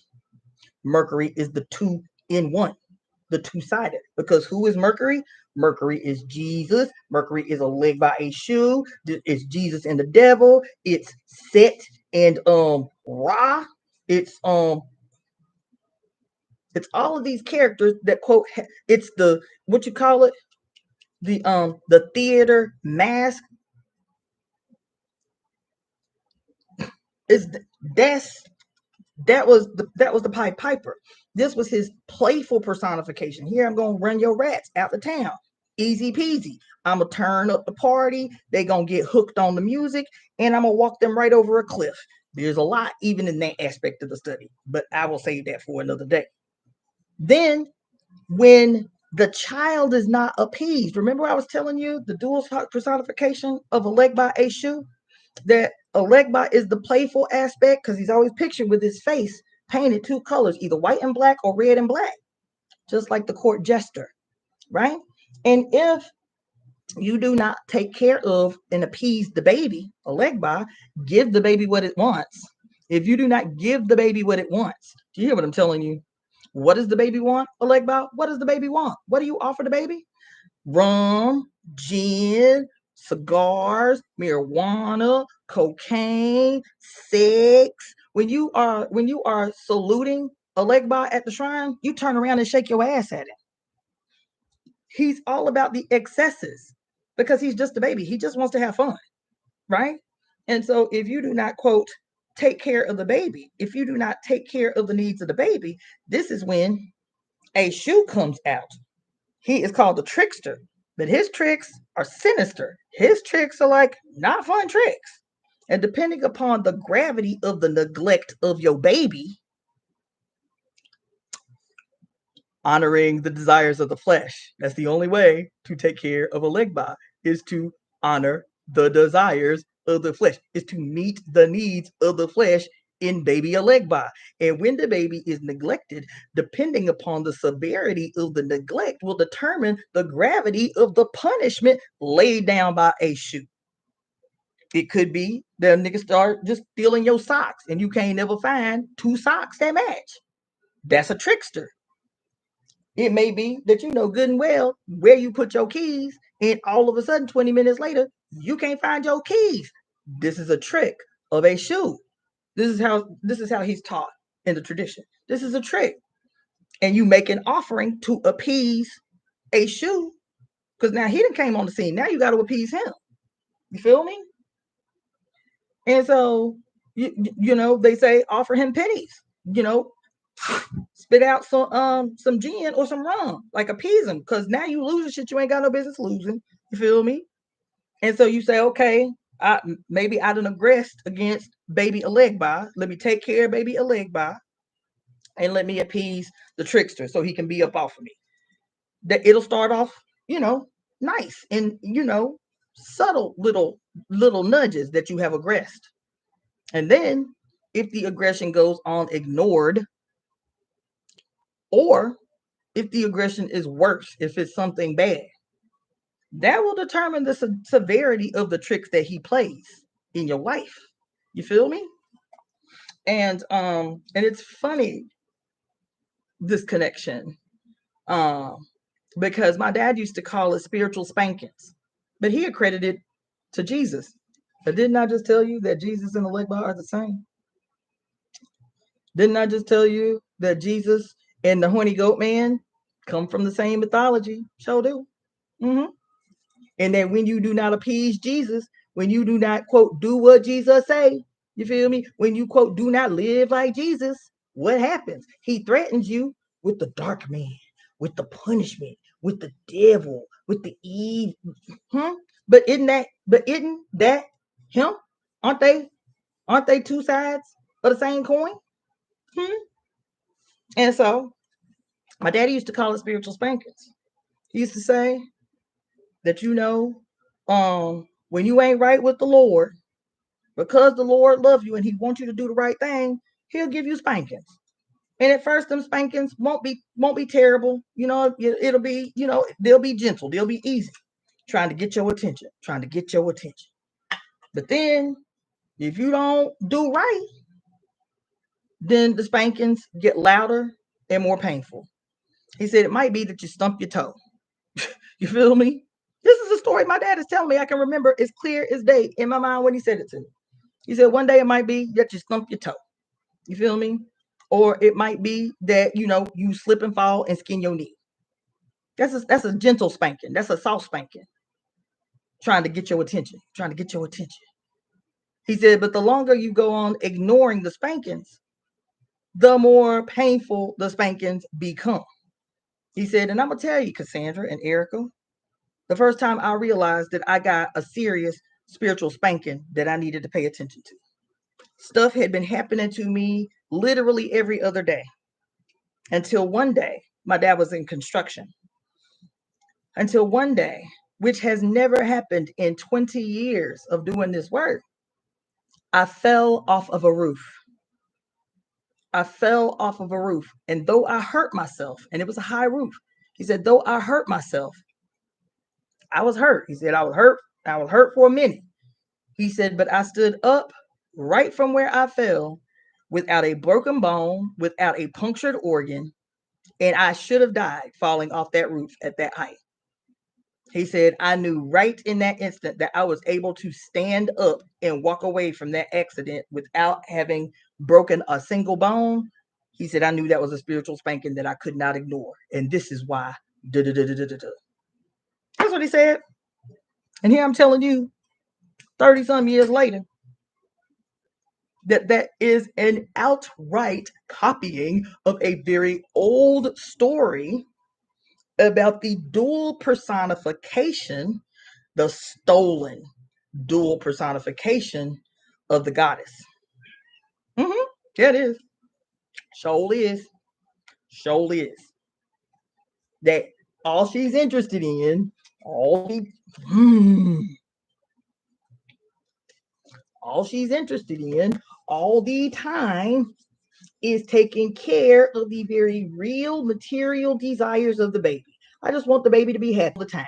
Play with all the toys, play the instrument, dance, and feel good in the body, have sex, get toys, eat to your fill, do all the things that make your body feel good, because this story is always talking about how Legbot is the turn up man, bitch. He wants all the things. He wants all the things. He wants, don't y'all see it? Because the satyr, Pan, is a consort of who? Pan, the satyr, is a consort of Dionysus. And every time y'all see a movie, every time y'all see a show, every time y'all see a rendition of Dionysus, he's always pictured in positions of gluttony. He's at an orgy, he's at a party where everybody's passing around drugs like candy. Every show, every movie, every series. Y'all remember that movie, that show, The Magicians, right? Dionysus is in that story. And he's like, look, you can't come in my party if you're coming up in here in a bad mood, if you're coming up in here with a frowny face. Like, your ass got to go somewhere else. Like, we up in here turned up. Like, bitch, take your shirt off so I can see your titties. Like, that's his whole thing. Is he lives for the excesses, but in a very playful, like a childlike way. Like, I'm not into any of this to harm people. I just love in the myriad of ways you can experience love, like in the flesh and in your stomach and all the things. This is him as Dionysus, Pan, as the consort of Dionysus, who is literally the god of excess, the god of wine, the god of ceremonial medicine, the god of orgies, but he's also a god of the grain, which is huge to remember. He is a god of the grain. This is important to remember because he also represents the ability for you to maintain pleasure in your body at that period in the year where maybe the environment is not kind to your body. When it becomes winter, shortest day of the year, when it becomes winter and it's cold and you can't move around and play as much, guess what? You can still have all your needs met because you did all the work to ensure a bountiful harvest facilitated by the reaper. The reaper is responsible for the harvest. This is the reason that the reaper is called the harvester of souls. Isn't that what they say in church?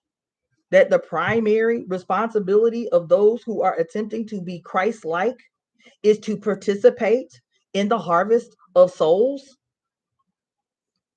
That's what we was told. Is that you got to go soul winning. That this is called the harvest of souls.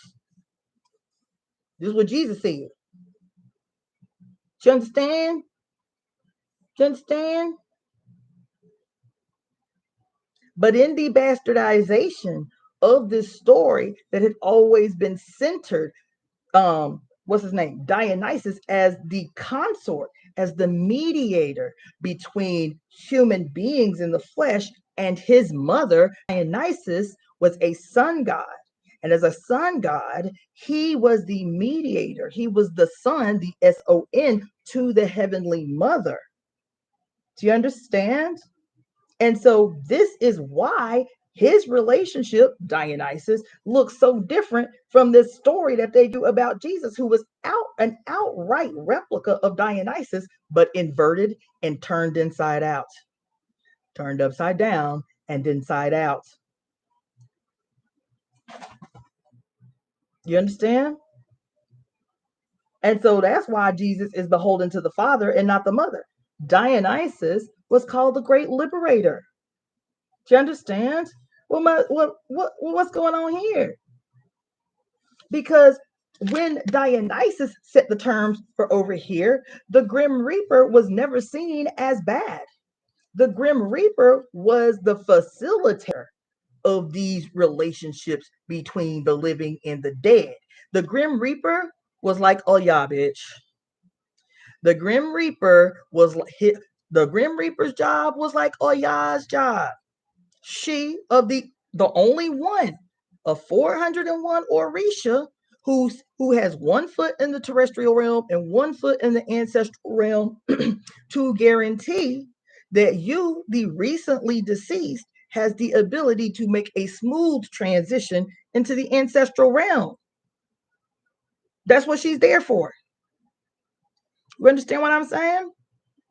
And so the Grim Reaper, as a matter of fact, the reason I mentioned Agatha all along is because I'd never read the comic books or anything. I'd only seen the show because y'all recommended I see the show. You feel me? So I didn't even have the like 411, I guess the shows that came before. But I only watched the show. So based on what I watched, so in the beginning, you think that Agatha is the protagonist. In the beginning, I'm thinking somebody trying to pull an okie doke on her, you feel me? And she is the good guy. She is the protagonist. I don't know that she is the antagonist. She's the bad guy. She's the villain in the show. And meanwhile, the bitch that she, obviously has some history with, that we later find out is the Grim Reaper. What's the girl name that she go back in several episodes and they show how they was in a relationship and Agatha was pregnant with her baby and the Reaper was like, look, I don't have a choice, baby. This isn't an emotional decision. I have to take your baby. And she's like, he's not even born yet. Just give me some time with him. How could you do this to me? Give me some time with my baby.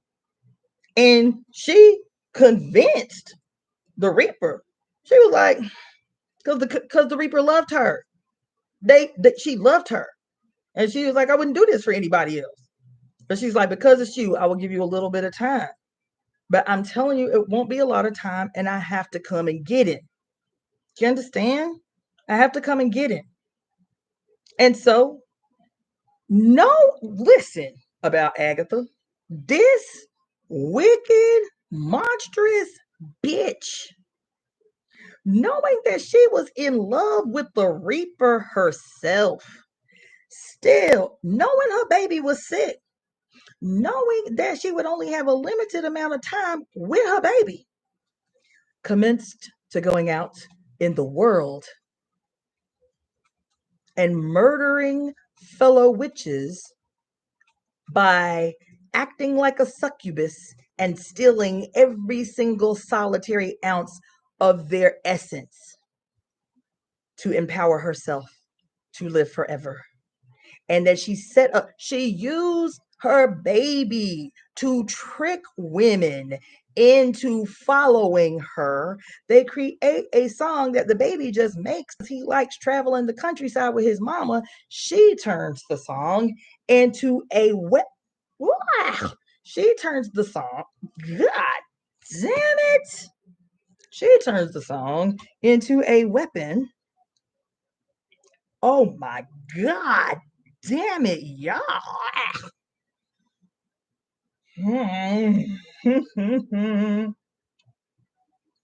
God damn. She uses the song just like the Pied Piper did. But the Pied Piper was looking for justice. Let me make that correction. You feel me? He was looking for justice. Who was the Pied Piper? They were her, Agatha, and her boo, the Grim Reaper chick that they just said practice earth magic. But later on, they find out that bitch is actually the Grim Reaper.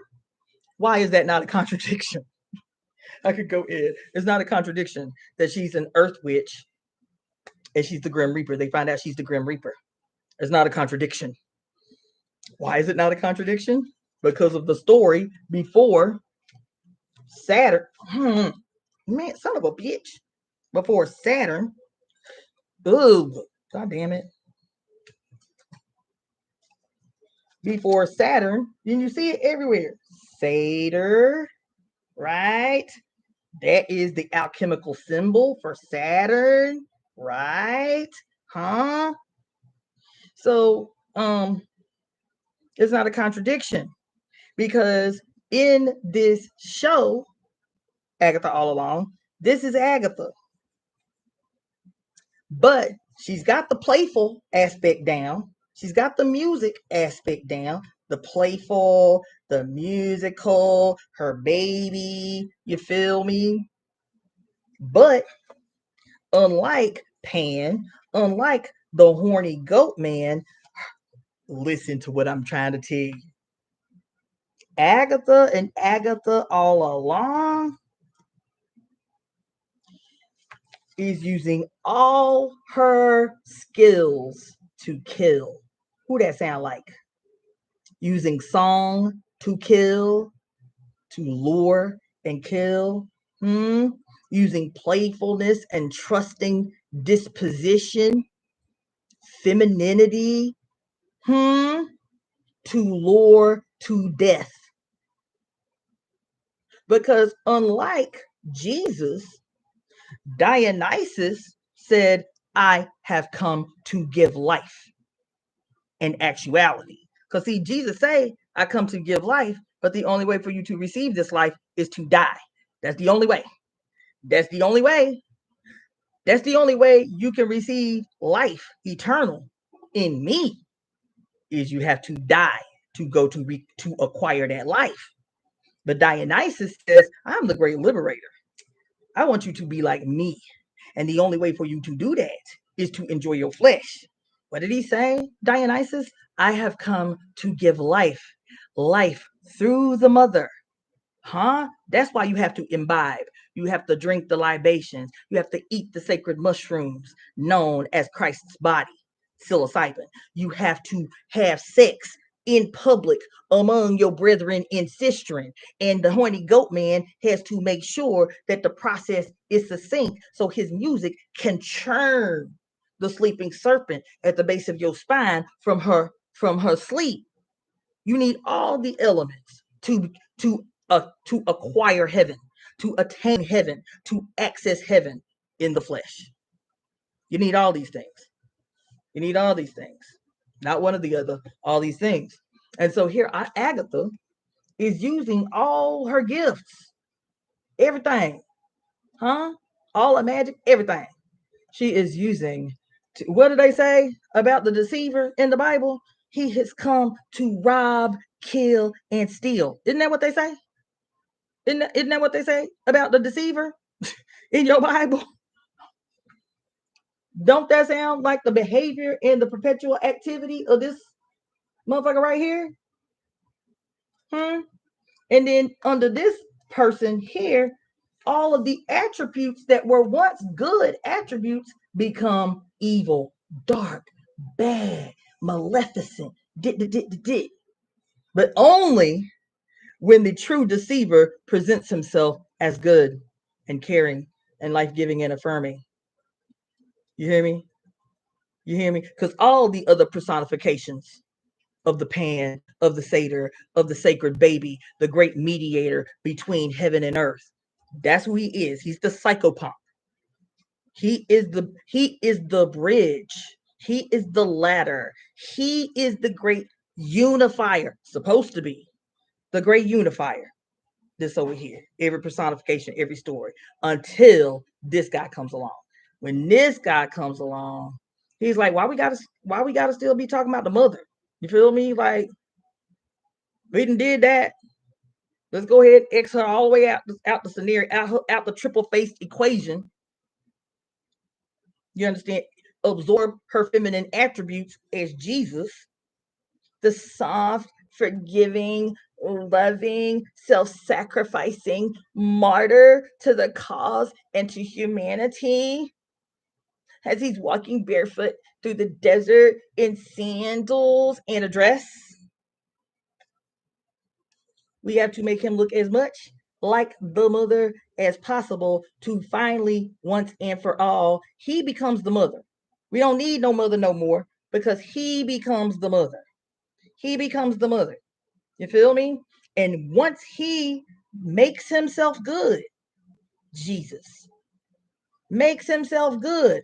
He doesn't have to sacrifice himself to the mother, because see, all of the mother's sons of the past, they were self-sacrificing. Their stories were of self-sacrificing. The son of the mother who sacrifices himself to save humanity. This was a story based on the harvest season. The ceremonial self-sacrifice of the sun deity. Self-sacrificing how? We're talking about the S-U-N, whose life becomes short as the day, whose life becomes short as the nights get longer, until finally he dies on the Southern Cross constellation. He finally dies. That is his self-sacrificing. The sun finally dies, not the S-O-N, the S-U-N finally dies during the height of this season, where the veil is the thinnest, under the direction of the Grim Reaper, who has provided enough for you in the harvest season that you can survive the darkest and coldest months. Now, everything that we came to love about that season and about the Grim Reaper, the orgies, the drinking to our fill, the eating to our fill, the annual forgiveness of debt, that if our debts are not squared by the end of the year, this was the great equalizer, that everybody that you owed a debt to had to absolve your debt for that year if it was not paid by the end of the year. That there were no classes on these 12 days of celebration. There was no rich, there was no poor. Everybody lived as equals for these 12 days of open sex and no judgment. And this was the only time of the year where you could have affairs outside of your one relationship with your husband or wife, and there was no judgment and no ridicule and this and this and this and this.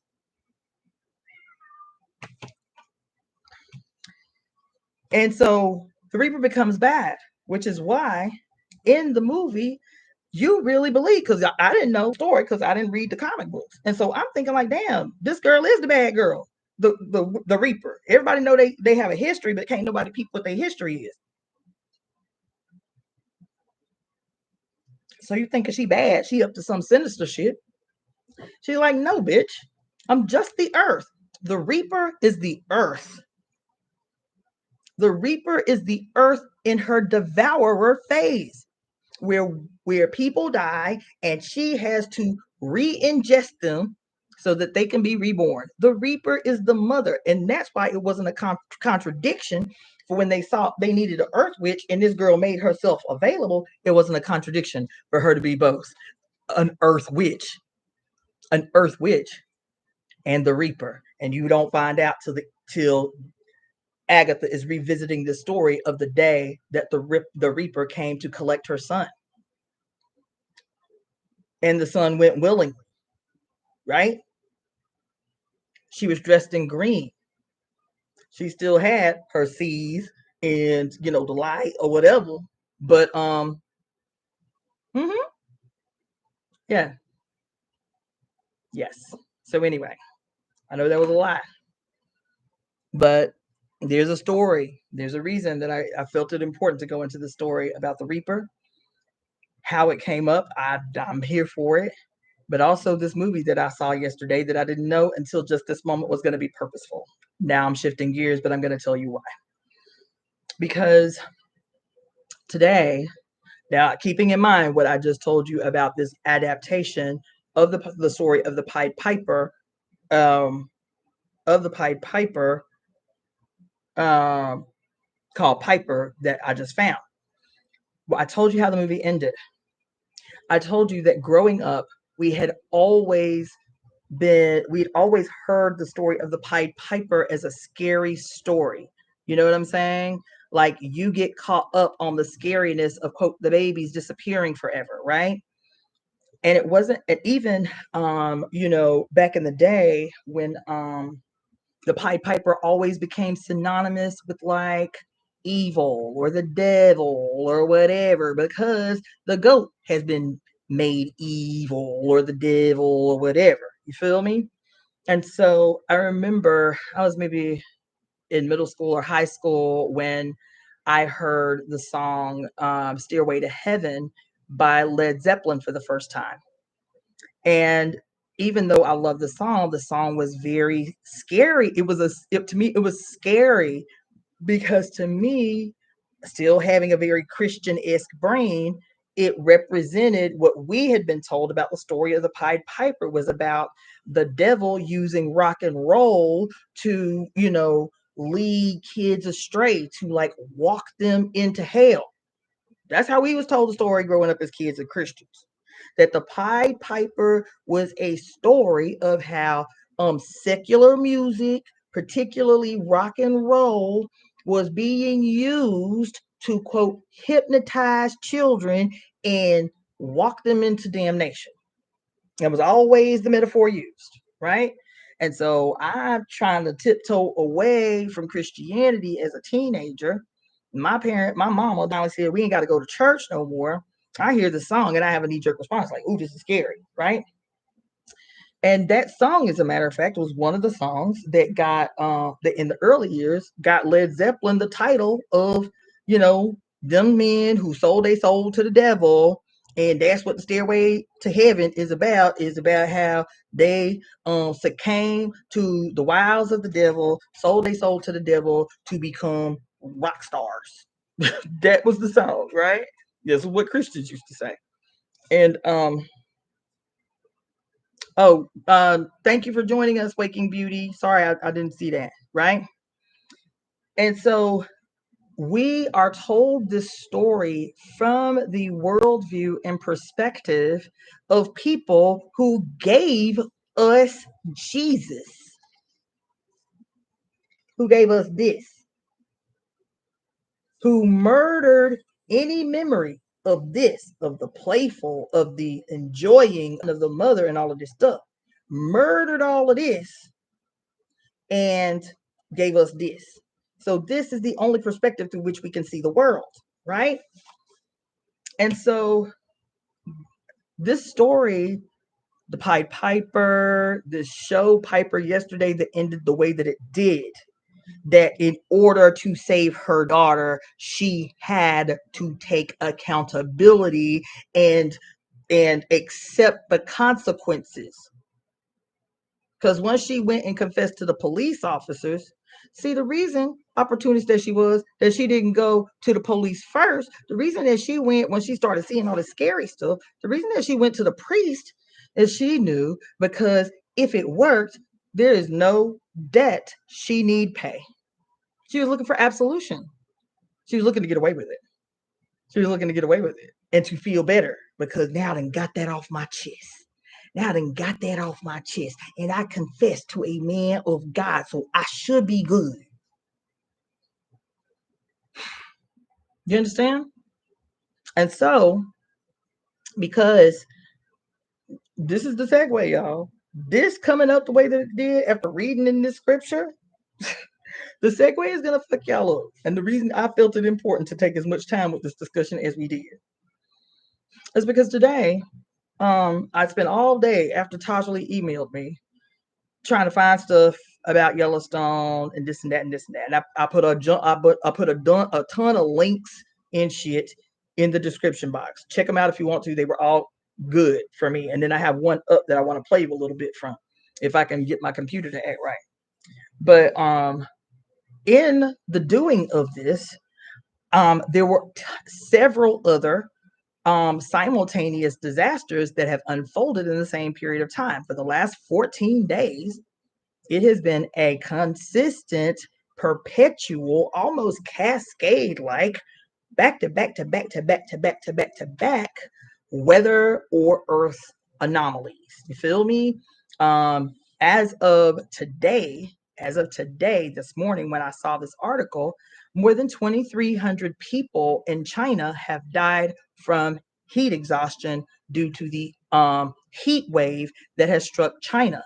People showing TikTok videos of taking giant ass pots of water that are cold water, and throwing it on the pavement and it bubbling instantly. Like, listen, story after story after story. As of today, 2,300 people have died in China because of the heat wave, as a direct consequence of the heat. 3 earthquakes erupted in a 48-hour period in Russia. The earthquakes were so substantial that, it was earthquakes. The earthquakes were so substantial that right now, as we speak, there is a tsunami warning for for Russia, for Hawaii, and one other place. 3 places. There are tsunami watches because of this back to back to back 3 earthquakes, literally back to back to back in Russia. That's over the last 48 hours that happened. Where else? There's something happening in Indonesia, weather-wise.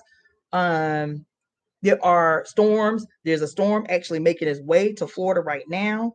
Then all of this, child, in the last 3 days, did y'all hear? I got to check in with the sister too. As a matter of fact, what's her name? Akua, who always be up on here with her. She live in Vegas, and child, I'm sitting here watching cars floating down the ropes like motherfucking boats in Las Vegas. That's over the last 2 days, 3 days. Massive flooding in Las Vegas, in the goddamn desert. Yes, I thought about that too. QB a couple of weeks ago when they were talking about how weird it was that out of nowhere all of these light bulbs unbroken, literally they weren't broken, they like came up out the ground in this weird way and then fell on the ground. So I'm sitting here watching all this stuff. I'm sitting here all day today listening to probably 100 videos of people's take on all of this stuff. Of course, the big news of today yesterday that prompted me to go into this deep dive was Tajali sending me all of these videos about what people are trying to figure out is happening in Yellowstone National Park, where all the animals leaving. Okay, that's how it started, and of course, of course,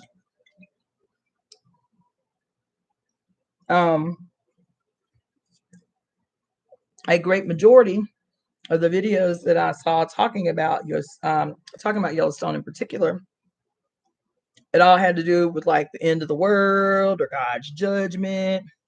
But there were a few of them that were quite interesting because at least 3 videos that I saw, the headlines were God, the God of Black people is like, judgment. God of Black people's judgment or something like that kind of stuff, right? Right before I got up on here, I was listening to a video, a short, where did I write that down? A short of Louis Farrakhan speaking at something, and I'm assuming from the way he looked, this was like a recent presentation that he made. And he was talking the way that he does to, elicit some feeling of, I don't know, whatever. But anyway, he was doing what he do. And let me find it because I don't want to misquote him, because I was like, oh yeah, I have to mention this today. Where'd that book go? Hey, there's 3 of them. Oh, here's one of them. He said, oh, I didn't even write a lot of what he said because it was some old shit, right? He's talking about white people. He's talking about the history of white people, whatever. And then he's talking about how when God passes his judgment, when God makes his decision, because that's how he was saying it, his decision, God, being a merciful God,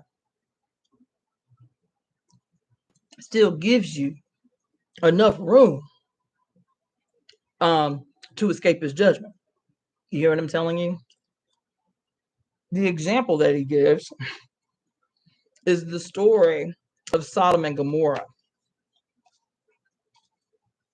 I found it interesting because I'd never heard it mentioned this way until he said it today in this video that I saw. He said that Sodom and Gomorrah were known as twin cities.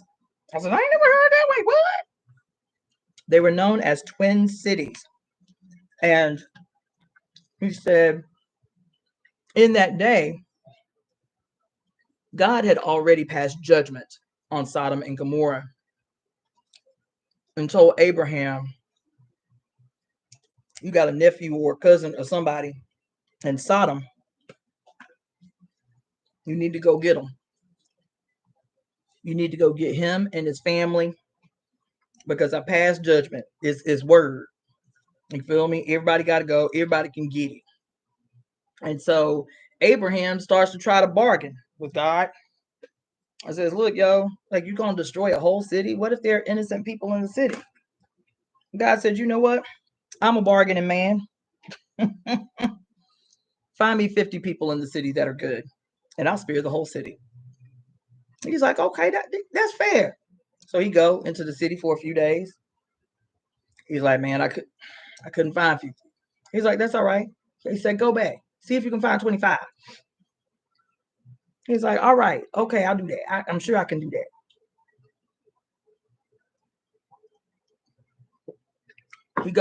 He come back with his head down. Couldn't find 25. He's like, that's all right. Go find 5. He's like, for real? He's like, yeah, go find 5. If you find 5 good people, innocent people up in the city, I'll spare the city. He's like, that's all. That's real fair. That's right on. That's right on. He come back. I couldn't find 5. He said, I'll tell you what. I'm a merciful God. Go into that city and find one person other than the people I sent you to go get. Find one person that is innocent, and I will spare the city. He's like, really? Just one? He's like, yeah, find one person, and I will spare the city. And he went, and he came back. He's like, I couldn't do it. I couldn't find one. He's like, now go in there and do what I told you to do. Go get your people now. Tell them don't look back. Keep it pushing. That's the story that Farrakhan used today, right? As a response to people talking about,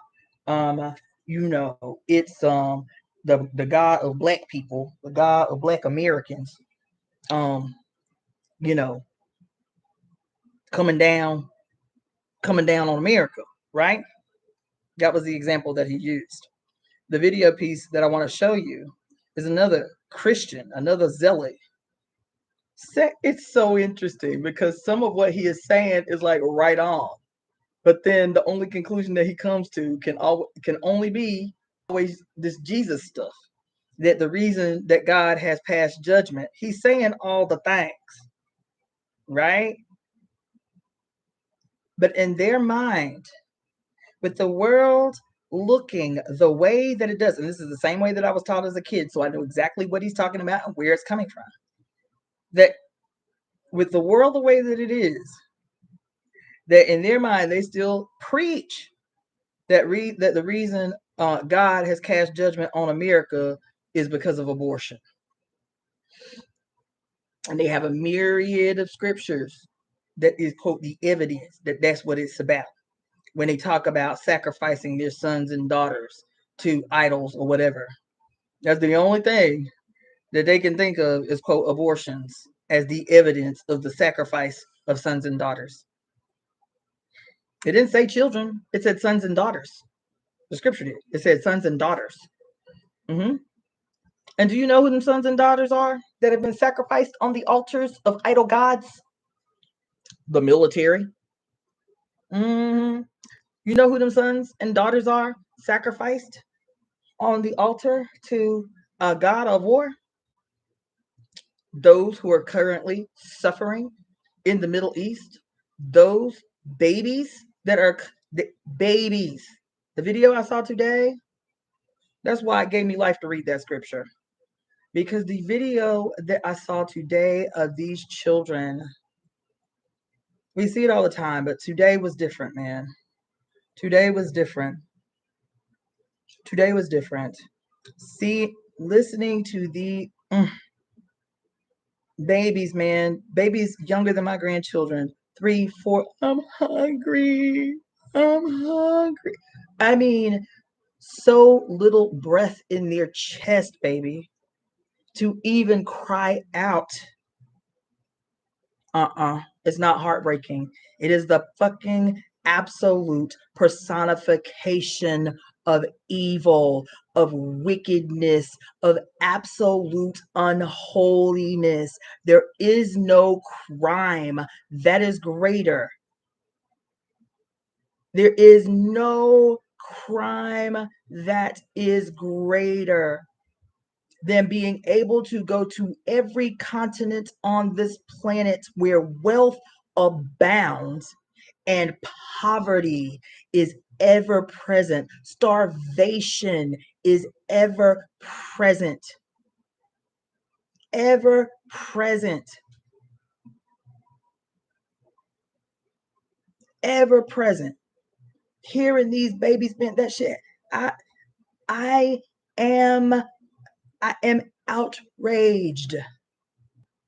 That's why this story today.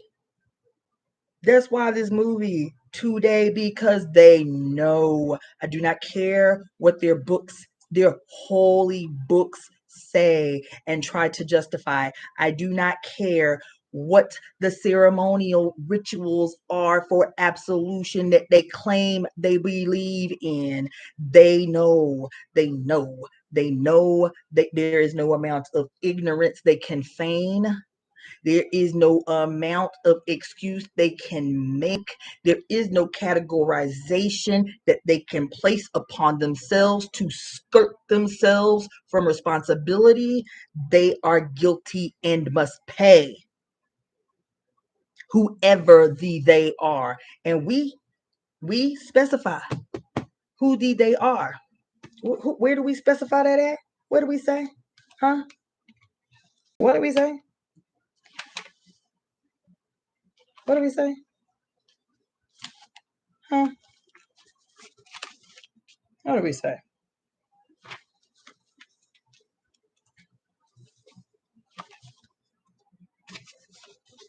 We conspire together today to forever bind those who would ever. That's all the way into the future.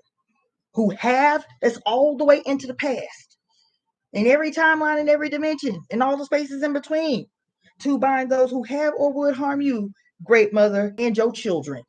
That's all children.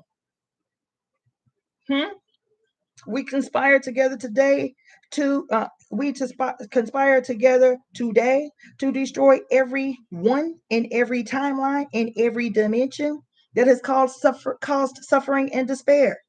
What do we say? Hold on. What's that's the old version. Hold on. What else do we say?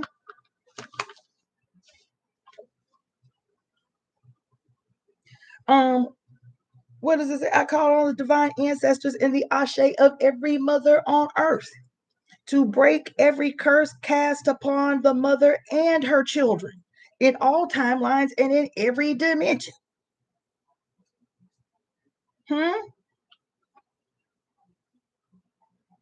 What do we say? Where else do we say that? He says, we are the tree. We are the weavers. We rewrite all time. We, the tree. We, the weavers, rewrite the book of life. We, our mother's children, call on the winds of change. Isn't that what you prayed for? What you seeing? That you looking out your window with despair and fear and uncertainty with? This is what you've been praying every day since May 20th. Every day. That's what we've been saying out loud in the atmosphere. She's like, okay, y'all ready? Just don't fall for the okie doke. This ain't for you. This ain't for you. Callers. It says, we, our mother's children, call on the winds of change. Did you think that was a metaphor? When we say we call on the winds of change, did you think that was a metaphor? We conjure the primordial dark. We summon the sacred serpent deep from within the earth. Did you think that was a metaphor? Summoning the serpent? Did you think that was a metaphor? Did you think that was just symbolic? In the history of these stories about summoning serpents, serpents coiled in the earth, and all of that stuff, what was the evidence of a waking serpent? Anybody know? In most mythologies, what was the evidence of the awakening of the serpent? Anybody know? Hmm? Anybody know? Earthquakes. Earthquakes. Earthquakes. The rumbling of the earth. The rumbling of the earth, alerting that something that has been still is churning, is moving upwards, upwards to the surface. Y'all called for this. Y'all conspired for this. We said all the things. We don't just call winds of change. We conjure the primordial dark. We summon the sacred serpent deep from within the earth. We subdue the rogue sun. Anything happened today, yesterday, day before yesterday that may seem indicative of a rogue sun subdued? Anything? Anything?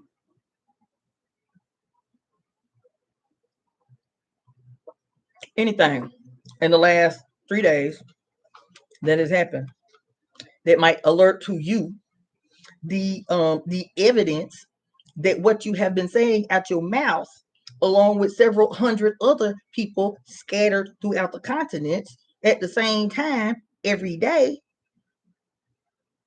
And one of the things you say is we subdue the rogue sun. Who have we been talking about? Who have we been talking about for a few months now that is indicative of the sun gone rogue?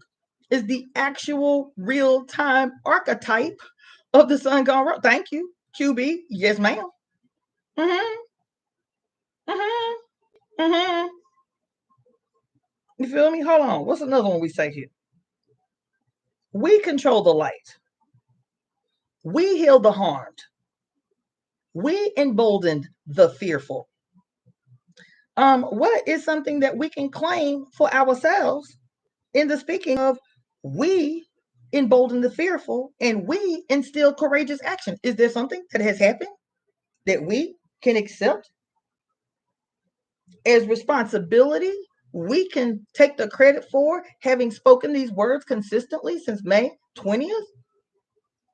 And two of the things that we have called for, that we have declared, is that we embolden the fearful. We instill courageous action. Is there anything over the last 3, 4, 5 days that has happened that in your mind would be indicative of a sudden strike of courageous action that has happened from the most unexpected places? Anything happened in the news that you can think of that you can say, you know what, we did that? We did that. We don't have to know the how. All we have to do is see the outcome. We don't have to know the how. All we got to do is see the outcome. I claim it. That is the evidence that what we are doing is working. Anybody got any ideas? What about them 10 white people who masked up, heavily armed, to go stage a contest on the ice location? What about that? I was like, okay then. Okay. Okay, we did that. That's the first thing I thought when I saw it. 10 white men and women mask up and go stage a contest with some ICE agents that was holding people hostage. I was like, the mother did that. She did that. What else that happened within the last 2 weeks or so of these transitions that we've been going through, back to back to back to back to back? What else happened? Okay, yeah, fire. All right, cool. But I'm talking about courageous action. I'm talking about emboldening the fearful. What else happened? them victorious ass Haitian people in New York that was defending they aunties and mamas them that the ICE agents was targeting because they punk bitches. They always targeting the weak. They always targeting women. They always targeting old people. They always targeting children. And the whole Haitian community was like, not to motherfucking day. Not on this day. Not up in this hood. I don't know what you thought, but it ain't happening in this hood. You understand what I'm saying? You understand what I'm saying? What else? We say we instill courageous action. What do we say? We conspire together to destroy everything and everyone in every timeline and dimension of suffering and despair. Then we go and read Ezekiel 21, 21, chapter 21, verse 21 through 32. And it say, what is that? What is that? What is that? That you are judged. That you are judged. And that you have even in all your wickedness, you have not even recognized that your iniquity has a definitive end. And in that end, you will be fuel for fire because my wrath is hot, bitch. My wrath is hot. My wrath is hot. You done did all the things. You done divined, prophesied. You done divined lies. So a big story about how you are the sole chosen people. Therefore, there is no aggression that you can commit for which you will be held accountable or even seen as guilty. The perpetual victim, you have placed yourself as the perpetual victim in the world, though you execute diabolatry. Diabolatry. Not only diabolatry, unfucking imaginable diabolatry to and fro. So even your own book say, you gonna get so full of yourself, you gonna get so haughty in yourself, that you gonna put your own crimes on display. That you will revel in your crimes. You will tell stories about your crimes. You will tell stories. You will keep your crimes in remembrance. You will keep your crimes in people's face. All the while getting haughty off your bigness, off the certainty. I saw that.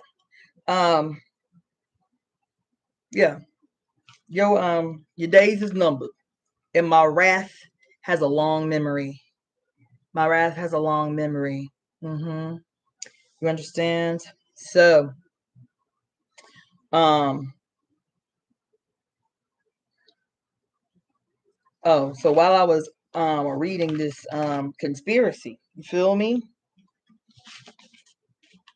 And what else do we say up in here? What else we say up in here? And we are the architects of the new age. That we create the new institutions. We create the new traditions. We create the new culture. We create the new ways of being. We ecstatically welcome. Listen to what you be saying. Listen to what you be saying. We welcome. We ecstatically welcome the radical destruction of all institutions of hate and harm erected by the godheads of war. Do we need specify what institution? No. No, we don't need to specify. We know. Why? Because we have specified here.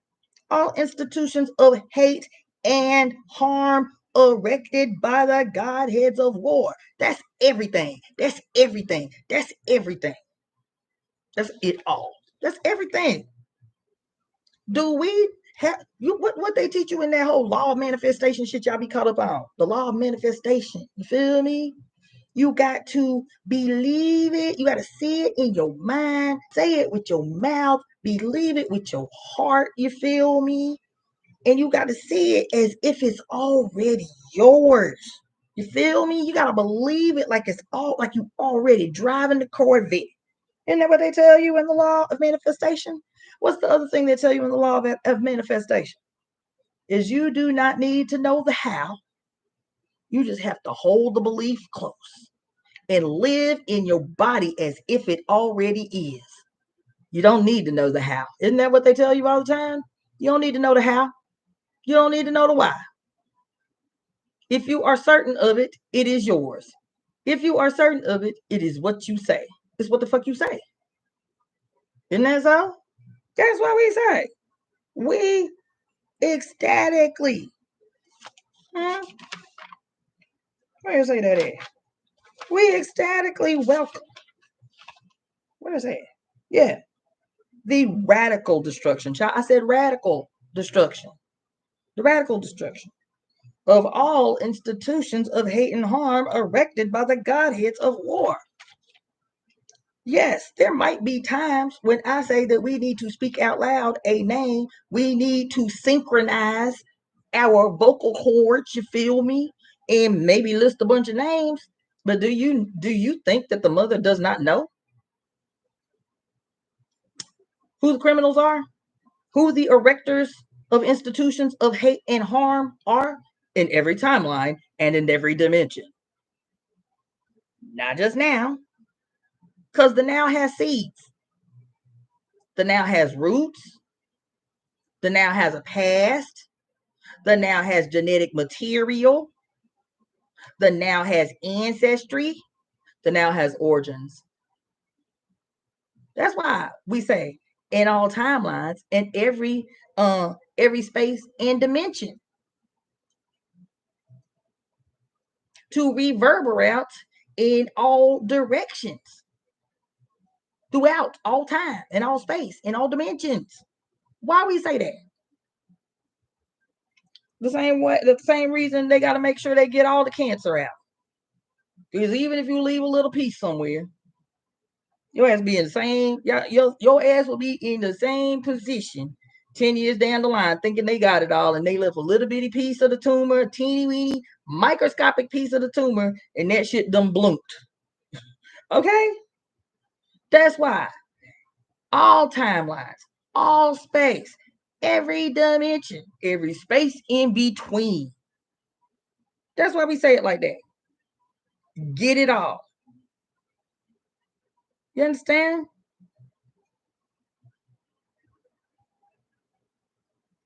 It says, we command.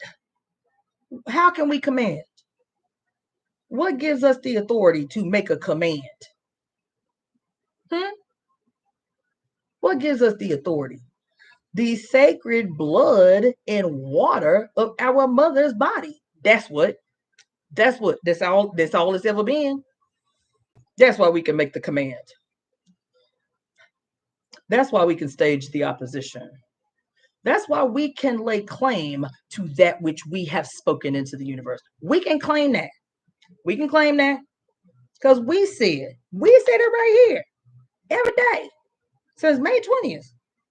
We command together, we human beings scattered about the earth, hearing a call that was faint and yet loud, to participate in a global conspiracy to right every wrong that ever was and ever has been and exists right now. To forever right all wrongs. We said we command. What do we command? Come the fucking wind. Come the storm.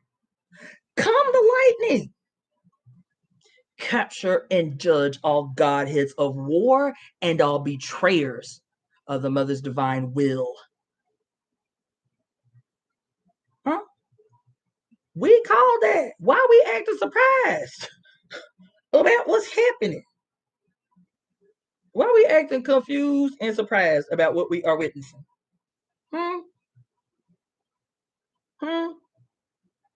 Yes, QB. Yes.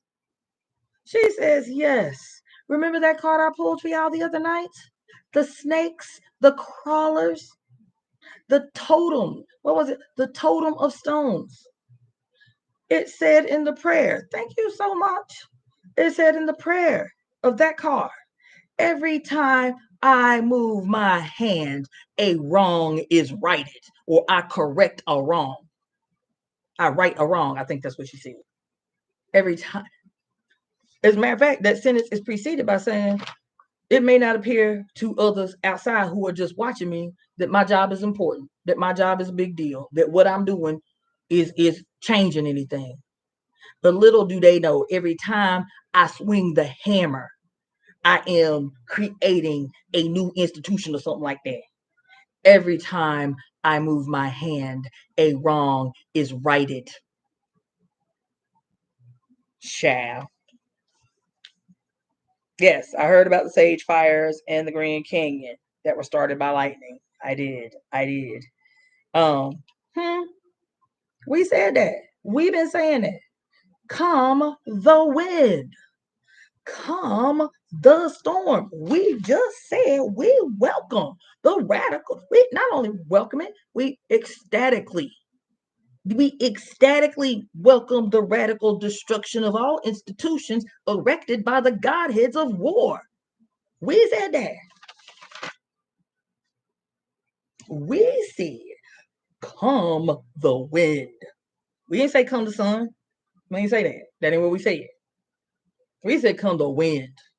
We didn't say bring the wind. We said come. We made the command, come the wind, come the storm, come the lightning.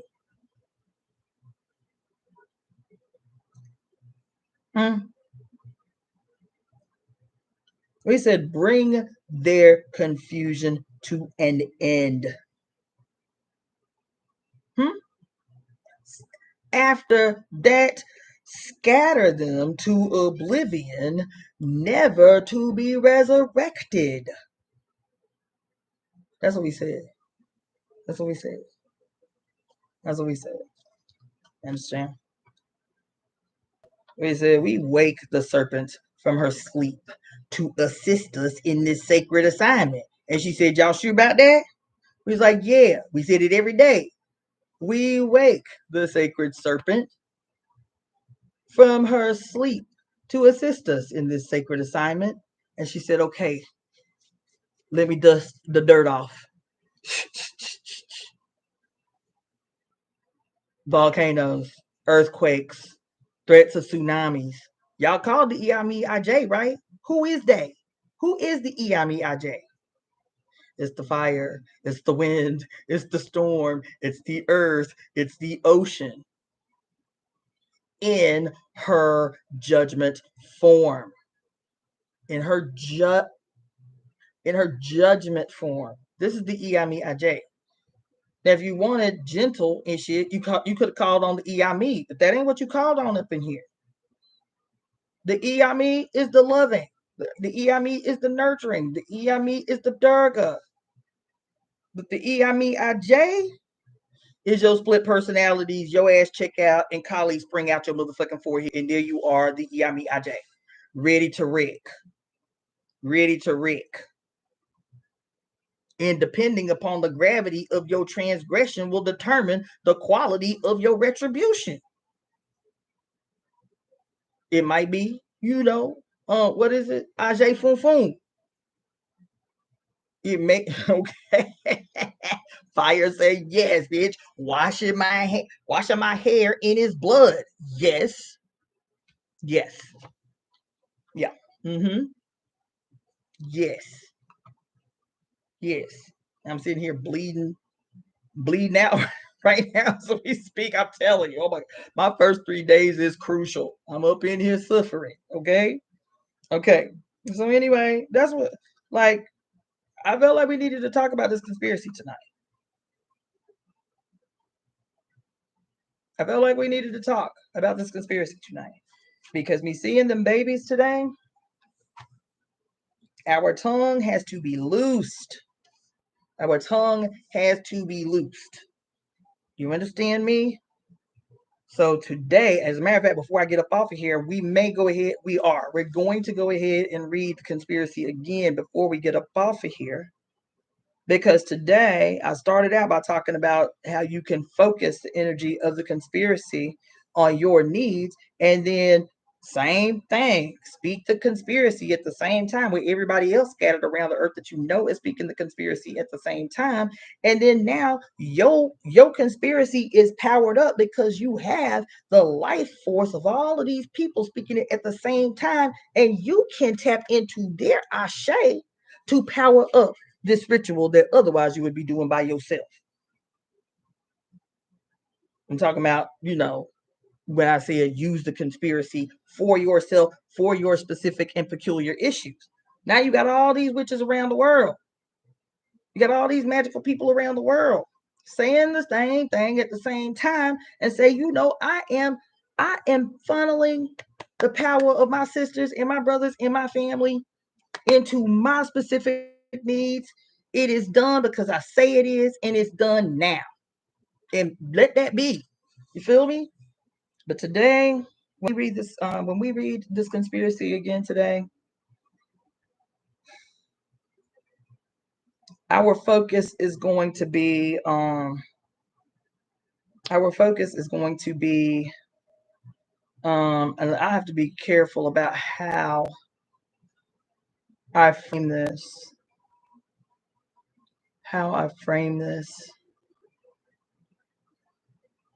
Yeah, let me think about it while we're walking through this. Maybe something will emerge how I frame this.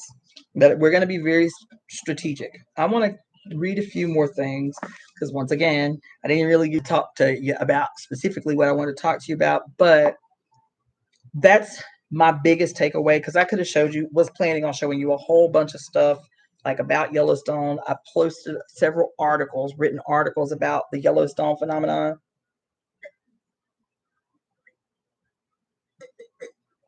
And how doing what the government does. Like, there's nothing to be concerned about. These behaviors are perfectly normal for these animals. This time of year, we've consulted with the volcano and the seismic activities department and all of the animal professionals and scientists, and there's nothing to worry about.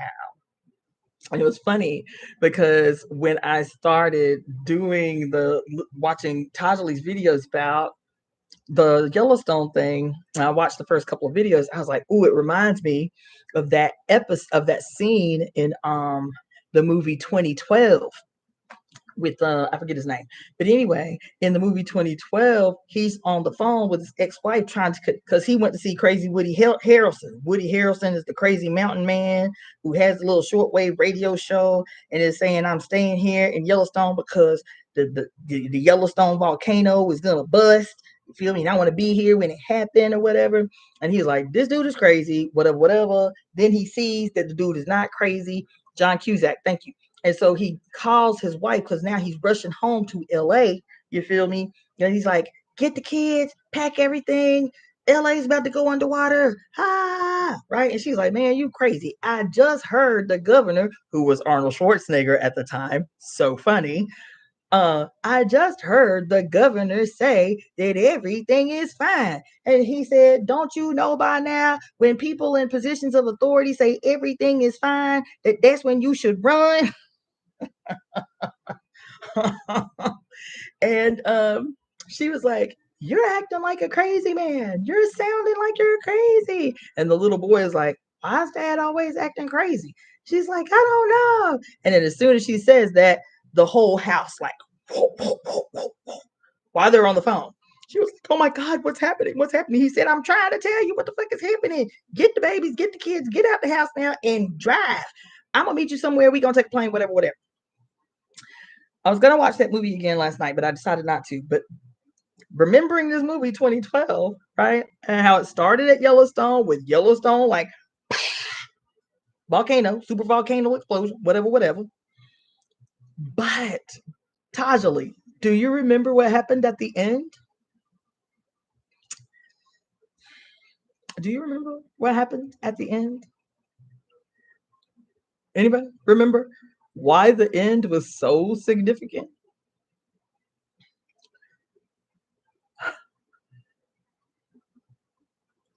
Speaking of yellows, I haven't seen Sweet Tooth, child, and it's funny that you mentioned that because I was always curious about what it was about, but the previews never made sense to me, so I never watched it. But I'm gonna put it on the list since it's come up again.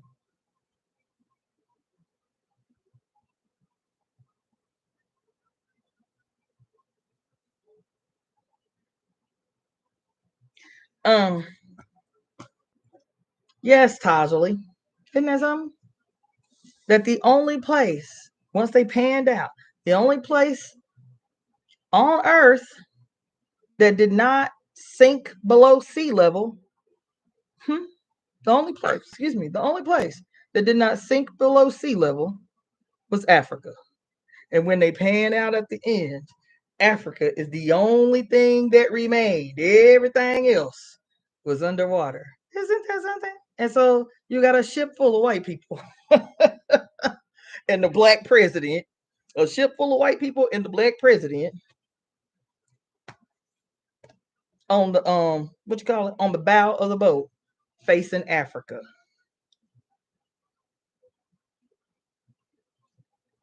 Mm,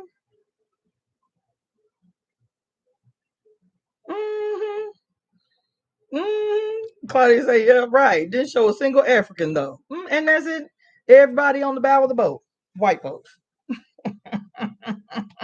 as they face their new homeland, Africa. Isn't that something? Isn't that something? As everybody talking about Yellowstone right now. As I have watched video after video after video of the multiplicity of events that have happened at Yellowstone over the last 5 years. Now I'm just talking about today, and I'm like, damn, this from 3 years ago, this from 5 years ago, this the perpetual events, seismic events that have happened at Yellowstone. Not only that, I can't even count. I would be interested in knowing how many people have died in Yellowstone because apparently it's a bunch. Apparently it's a bunch. Apparently it's a bunch. A bunch of people have died at Yellowstone, like a bunch. You understand? Them bears just sitting on the road on the freeway, blocking all the entrances to Yellowstone Park. They just sitting on their ass in the road, like where y'all think y'all going? Y'all ain't going the fuck up in here. This is this end of the road.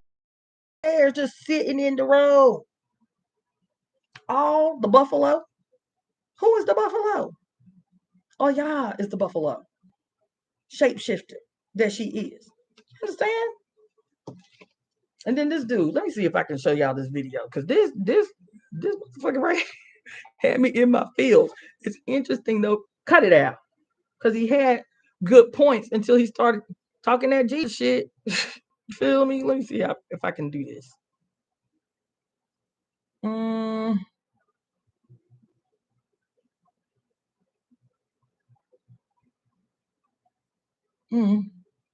I do not understand this. That's why I got an attitude because everything else was clear. But now it's like you can't even open a separate tab. That don't even make no sense. Allow Studio to see your screen.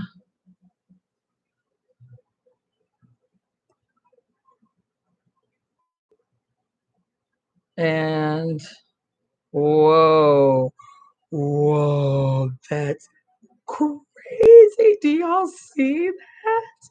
Holy shit. Wow. Do y'all see, what the hell? Whoa. The hell. Oh shit. Do y'all see that shit? Oh my god. You. Why would it be doing that? That's so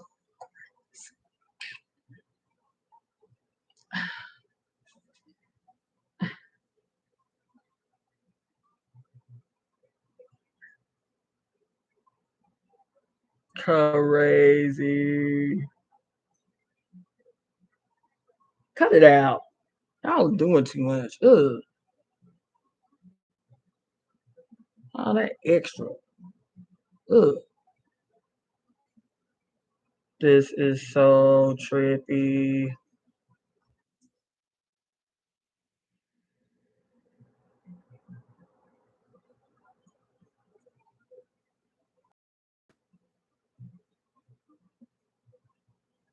Okay. So weird. All right, let's see. Hopefully this will work, because I ain't never seen the screen do nothing crazy like this. We'll see. Hold on.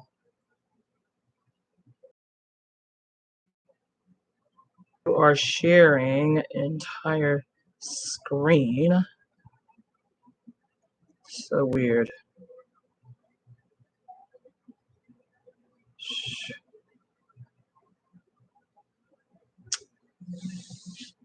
And it's just see, unlike, I don't know if it's just Firefox, because I told you I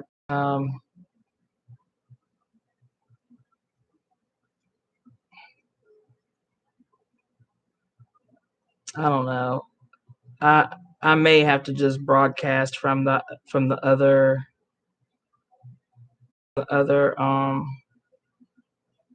browser. This is very cool though, this weird trippy infinity thing this guy's doing that. I don't know. But anyway, I was trying to show y'all this video. I'll just make sure it's linked in the description, because I want to get up off of here too. It's already been on here for 4 hours and 32 minutes. But there's a reason I went into all of that, y'all. There's a reason that I be telling y'all to take mental notes of what's happening today in your lives, every time, everywhere. Take notes. Send me shit, because we have to be able. In so many of these videos, people are like, yeah, God is doing this for us. He is his judgment, his this and that and this and that and his. I'm like, at what juncture y'all gonna let that shit loose? At what juncture are y'all gonna let that shit loose? That the same God they created is the same God you still giving props to, you still praying to. How you gonna share the same God and behave totally differently? You understand what I'm saying? Like, we just have to be able to tell people to think better, to do better, to think better, to do better. You feel me? And if it's God's judgment, then why is she judging? What is the judgment based on? What's it for? What you done did? Sat here and watched this damn thing today. This girl talking about, we don't owe nobody nothing. That's what she said. We don't owe nobody nothing. It's our grandparents, it's our parents, it's our grandparents who did these terrible things. I'm not saying that these terrible things didn't happen to Black people, but I didn't have anything to do with that. And so I'm not responsible. I'm not responsible. I don't have to feel guilty. What I am angry about is that we have not learned the real history of America that we should know. The reason our parents didn't tell us the real history of America is because they didn't want to make us emotional. They didn't want us being upset about what they did. That's the conclusion you come to, white girl? That's the conclusion that you come to. You understand? That's the conclusion that you come to. Okay. Okay. Girl, you understand? That's the conclusion that you come to? You feel me?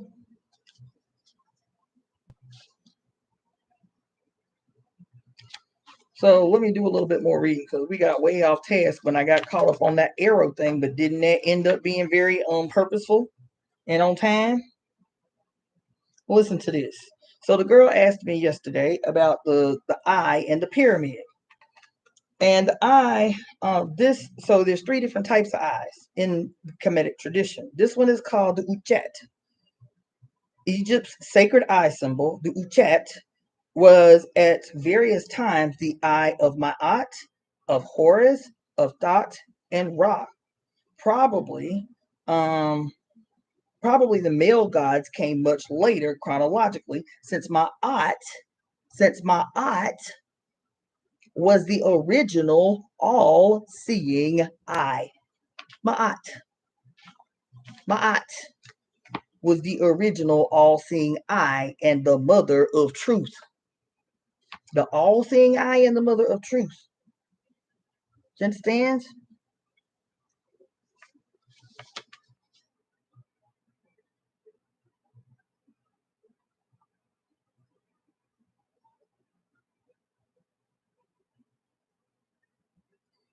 You understand? Eye amulets, listen, were enormously popular among the Egyptians. Throughout the dynastic period, the two eyes, Ujdati, was painted or cut upon coffins or sarcophagi and the other articles of funerary equipment, and they were painted on the bows of boats. This is the two eyes. The two eyes were usually interpreted as the eye of the moon, or Thoth, and the eye of the sun, or Ra, the two eyes, and were believed to be prophylactic against all manner of evil. To this day, boatmen all over the world, all over the world, the shores of the Mediterranean, all over the shores of the Mediterranean believe that eyes similar to the Uchat must be painted on their boats lest the boat should lose its way. That's the first definition for the eye. Then, shit, I thought I wrote them down. Hold on. It gets better. Just wait.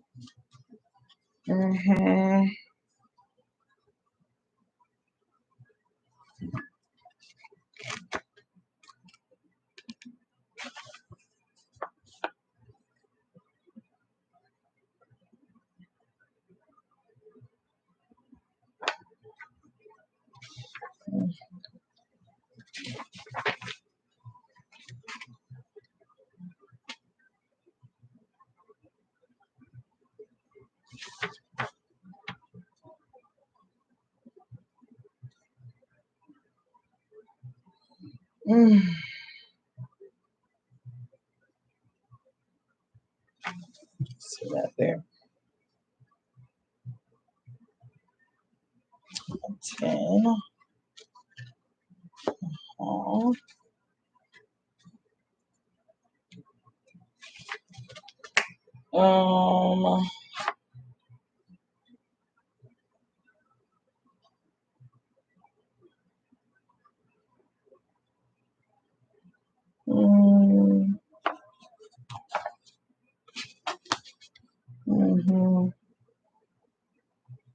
See it there.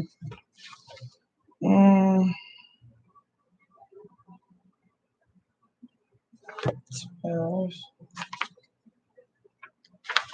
Okay, I did that one. Hold on. 308.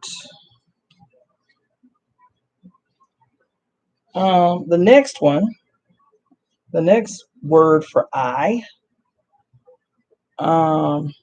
is an eye with kind of two little worm things looking like it's coming off of it, right? Human beings react strongly to representations of the eyes. One reason that has been cited is the vital importance of eye contact between mother and infant immediately after birth.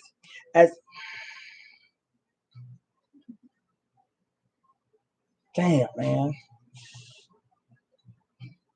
As an aid to establishing the bond that will ensure the infant's survival.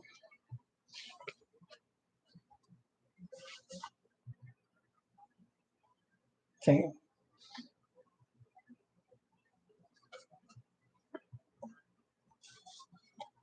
Dang. So many ancient traditions identify the birth-giving goddess with the all-seeing eye that there might well be an archetypal connection. In Egypt, the universal mother word Ma was both the name of the goddess and the hieroglyphic for the eye.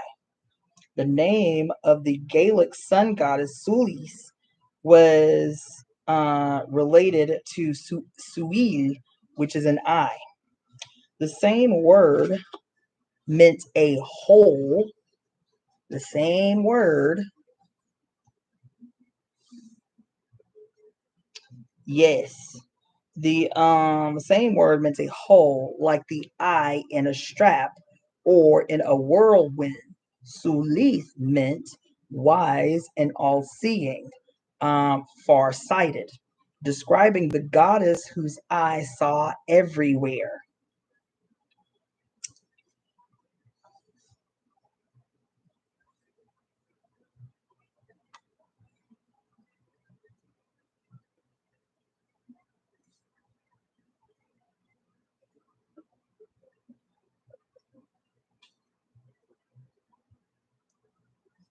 Whose eye saw everywhere.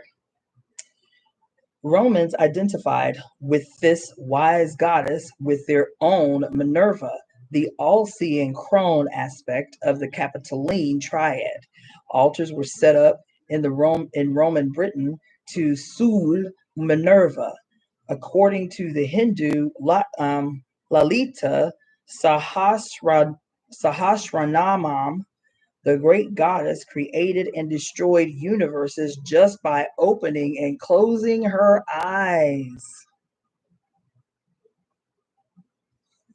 Because the eye of the goddess was often the eye of judgment, patriarchal societies feared it and tended to describe it as the evil eye. Oh, shit. As the evil eye. Anat or Anath, the crone aspect of Astarte, Hathor, became an old witch woman called Ainat, the evil eye of the earth. The evil eye of the earth in Christianized Abyssinia, where it was claimed that Jesus destroyed her. The evil eye was generally the left eye or the female eye. Medieval Europe greatly feared the powers of the evil eye attributed to witches, but men and even clergy could have too. Pope Pius the Fourth was so notorious for possessing the evil eye that women, when kneeling for his blessing, would hide their hands in the folds of their skirts to make a countersign to avert the evil eye. The last one was 321, I think. 321 and 324.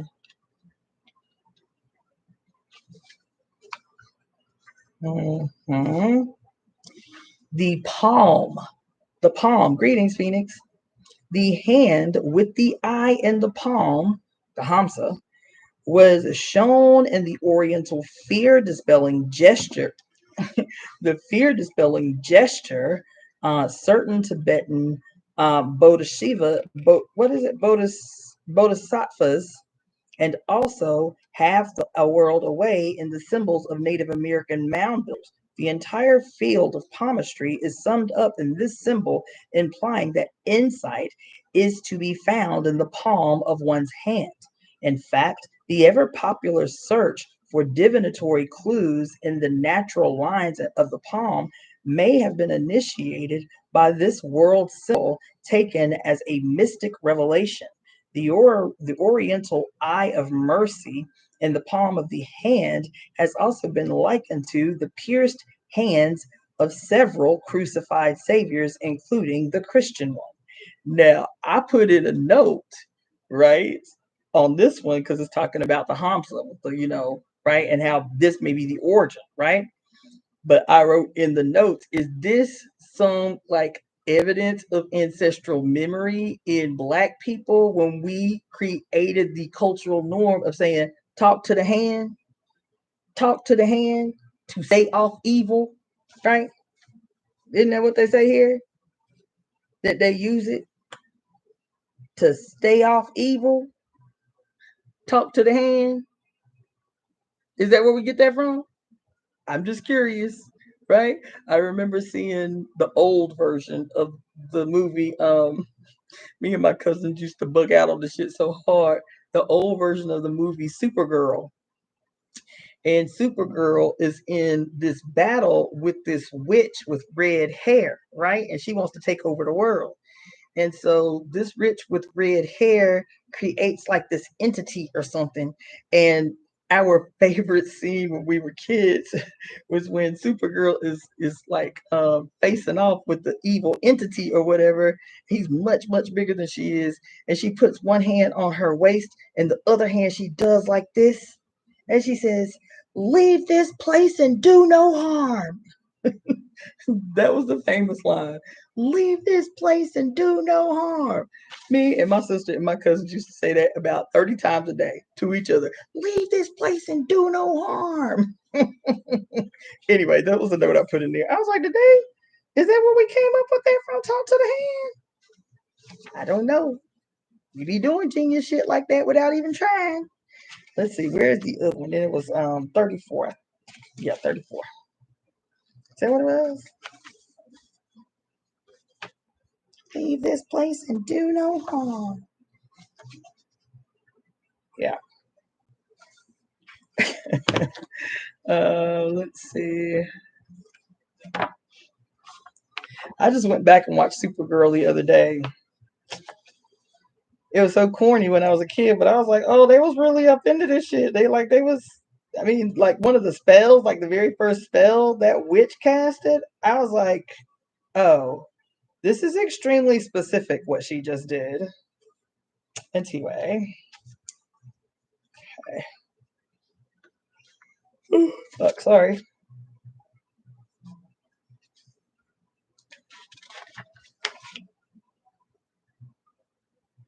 So I got caught up in a little bit of a wormhole today on this section. This section of the book that is entitled Secular Sacred Objects. Okay? Secular Sacred Objects. Kidus Rastafari. Okay, we have somebody tuning in from Ethiopia. That is dope. That is dope. Greetings. So anyway, I got caught up a little bit in this book.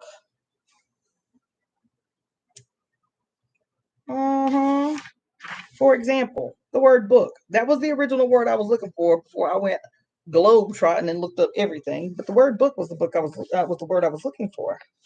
Okay, book. A book symbolized intellectual film.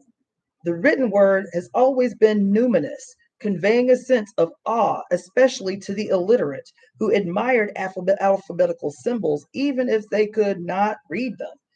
Quote, "It is written" was another way of saying "it is so." In a way, reading can create a magical reality that exists in the imagination, to be sure, but can be vivid enough to block out the natural world while the reading lasts. Books are the primary conveyances of all abstract ideas. Civilized priesthoods always understood how dependent were their deities on the written word for their very lives, as those lives could be perceived by the laity. Listen, they were saying that the lives of their deities relied on writing the written word. Do you hear me? Therefore, it was always important for religious authorities to control literature and to gain the legal right to destroy books that contradicted their own teachings. Few people were so assiduous in this endeavor than Christians. In the 3rd to 6th centuries, whole libraries were burned, schools and universities destroyed, and citizens' books confiscated throughout the Roman world on the pretext of defending the church against paganism and heresy. Under the early Christian emperors, people were framed by ecclesiastical investigators who planted, quote, magical writings in their houses, then legally confiscated all possessions.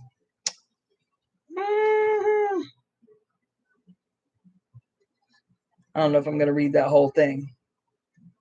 Yeah.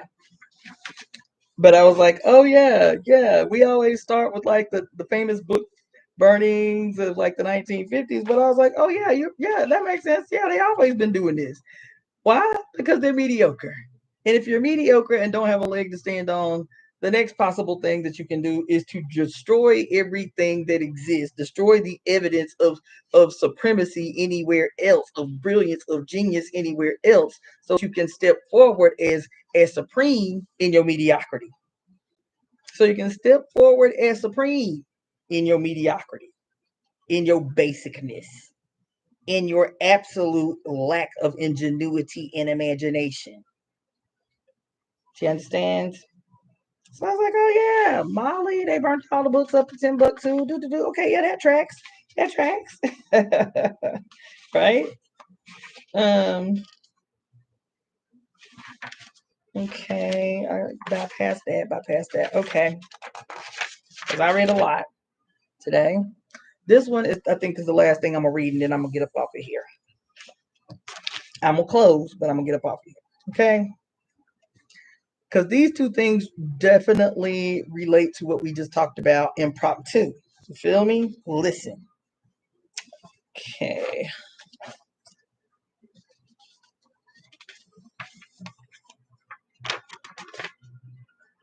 Okay, so this is from the section on the word chariot. And this is where I start. Carl Jung found archetypal symbolism in images of the chariot as the body carrying the mind. The charioteer is the inner self. The horses represent the life force or the id. The reins are the intelligence or will. Similar associations have been suggested for the tarot card of the chariot, the seventh trump. This is interpreted as the card of earthly existence and material success, a godlike character under a heavenly blue starry canopy, his chariot wheels likened to the days and nights of the turning world. The tarot designs, however, he has no reins and therefore cannot control the forces of the terrestrial environment. This one was good. This one is called clothing. This is called clothing, this word. When men began to take over the spiritual authority formerly vested in women, they frequently put on women's clothing and or made themselves pseudo-women by other means. Priests dressed as women in the Lydian cult of Heracles among the Germanic tribes of Northern Europe, in religious festivals of Argos, in Crete, and in Rome. The priests of Attis, called gaily, which tripped me the hell out, self-castrated were self-castrated transvestites. The reason I was tripped out that the priests of Attis called gaily is because I told y'all a couple of weeks ago that there is a whole festival called the Gala Day, the Gala Day in Ifa. That is when all the men dress up like women and act like women, supposedly in a ceremony to show adoration to the mothers. And here in ancient Crete in Rome, the priests of Attis were called gaily. I said, what? And this particular priesthood was self-castrated transvestites. Patagonian sorcerers, priests of the Sea Dyaks, Kodak, wizards, and many other priesthoods dressed and behaved as women. Listen to this, y'all. Sacrificial priests of Madagascar wore female dresses and were glorified by the title of grandmother. Transvestism, hey, cut it out. Transvestism continued to be prominent in the pagan. Y'all are asses. Damn it, hold on.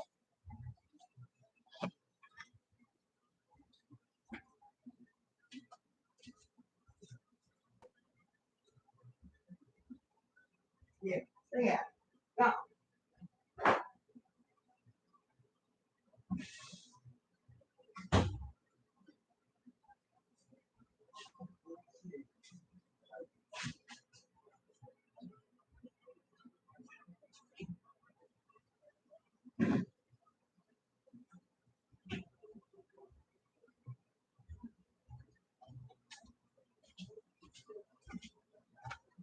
Oh, turkeys. Anyway,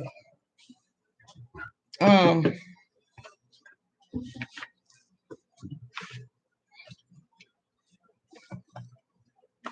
you say?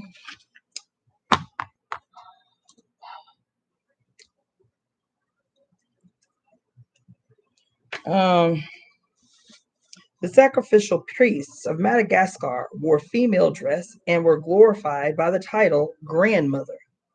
Transvestism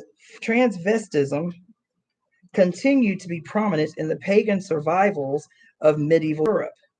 The philosopher Moses Maimonides and many magical texts after him insisted that men wishing to invoke the aid of the goddess Venus must wear female clothing. The Inquisitor Bowden believed that cross-dressing in witch cults actually turned men into women and women into men. Among the lapse, when a man sacrificed to the goddess, he wore a woman's bonnet with a flower crown and a white handkerchief over his shoulders, on the theory that the goddess looking down from heaven would mistake him for a woman. There is an overwhelming amount of this sort of evidence to suggest that priestesses everywhere predated priests, and that the latter had to insinuate themselves into the holy office by imitating the women insofar as possible. Right?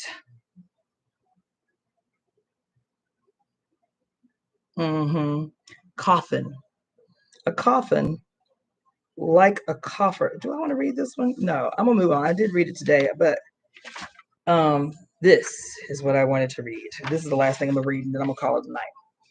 Cord. The word cord. C-O-R-D. This is fascinating. Oh, the name of the book is The Women's Dictionary of Symbols and Sacred Objects by Barbara G. Walker. They have never...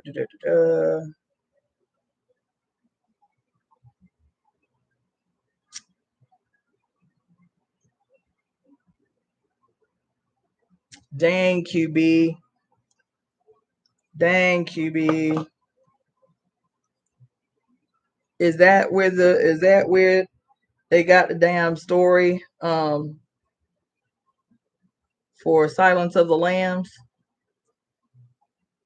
When that white boy was capturing all them big heavy set black women and skinning them, taking their skins to make his own quote dresses.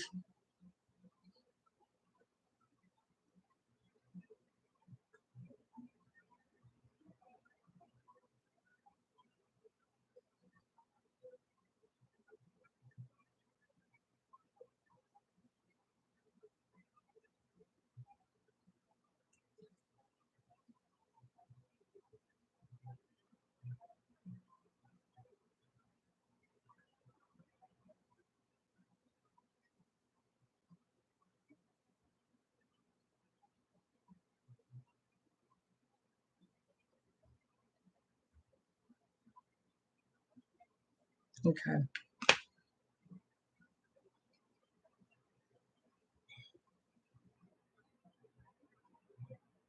Put what together?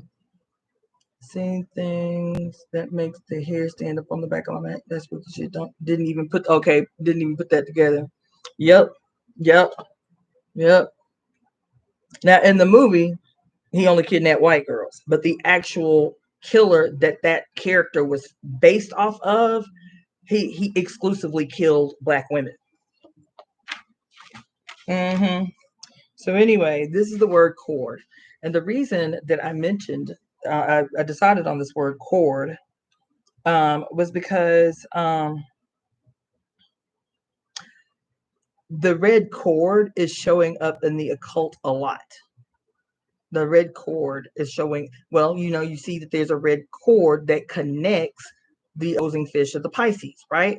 You see everybody talking about how the Pope was pictured with a red cord tied around his wrist, right? So red cord symbolism in quote the occult world, right? And so I was like, okay, let me read this, right? Mythic connections of the cord are with the umbilicus. The return to the womb before baptismal rebirth, symbolically reenacted in all mystery religions, was in a sense finding one's way back along the cord. Ariadne's threading leading Theseus through the labyrinth into the dark and out again represented the rebirth journey. Cords led initiates through artificial underworld journeys in the darkness of the caves or underground temples, the purgatories of Celtic paganism. In Babylon, cords were used as healing amulets because of the rebirth or renewal connected with the symbolic umbilicus.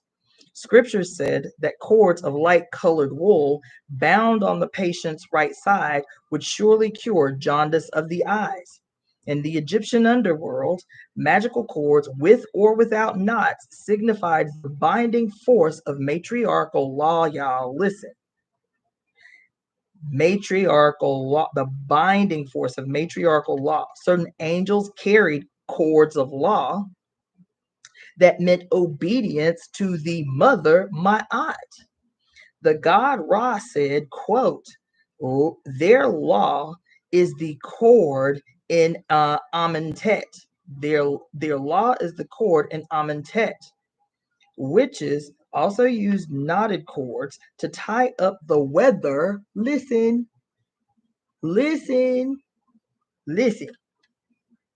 Witches also used knotted cords to tie up the weather or anything else they wished to bind magically.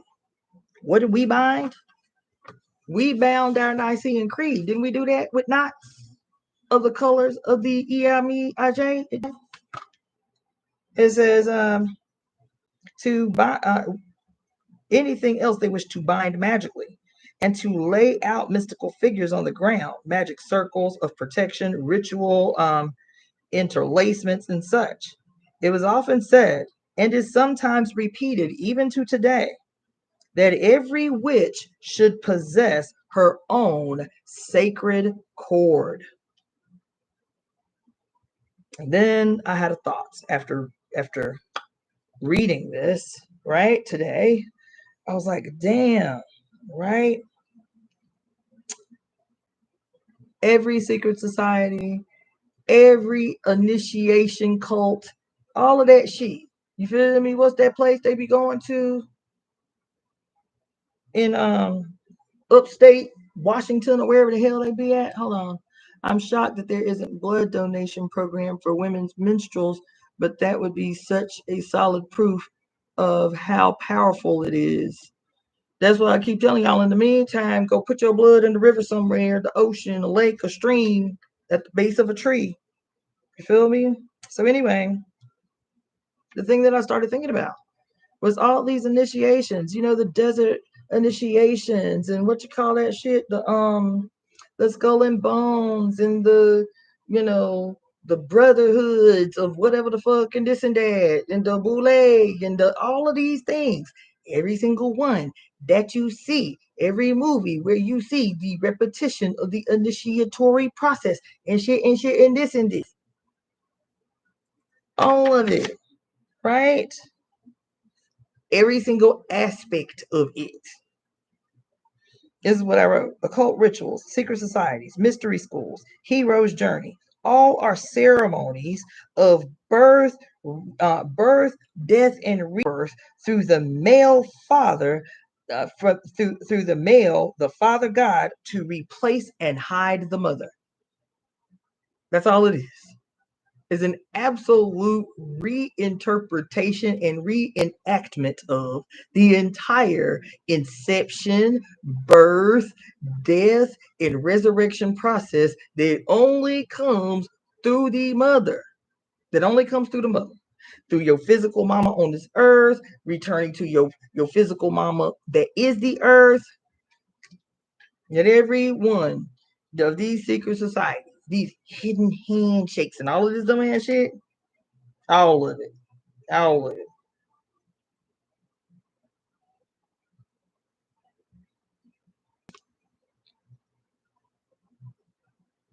People in the New Age healing modalities always talking about cutting cords. Oh my God, that's such a shit. I don't know how to pronounce your name. Taim. What a great observation. Whoa.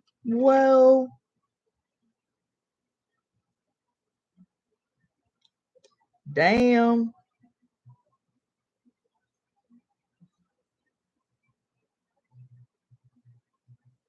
Yeah, what a fantastic observation.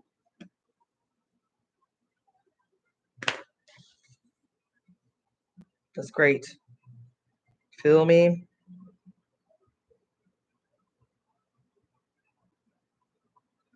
And then there's cradle in here. And as soon as I saw cradle, the first thing I thought about was that quote, the hand that rocks the cradle.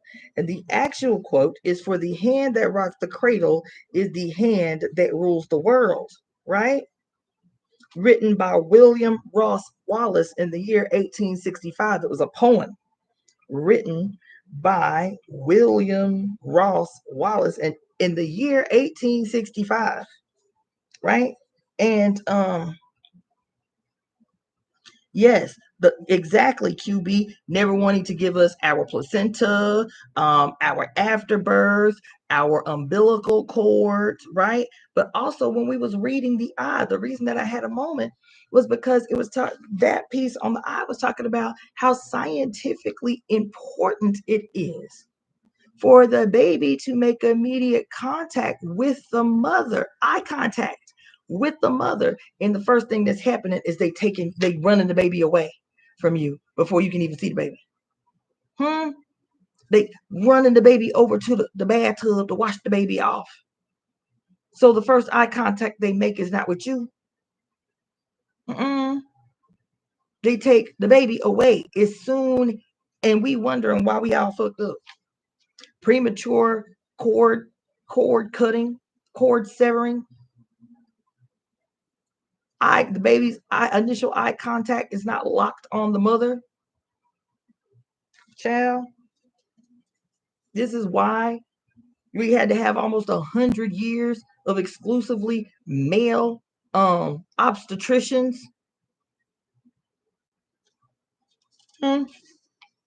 So that they can be the hand that rocks the cradle.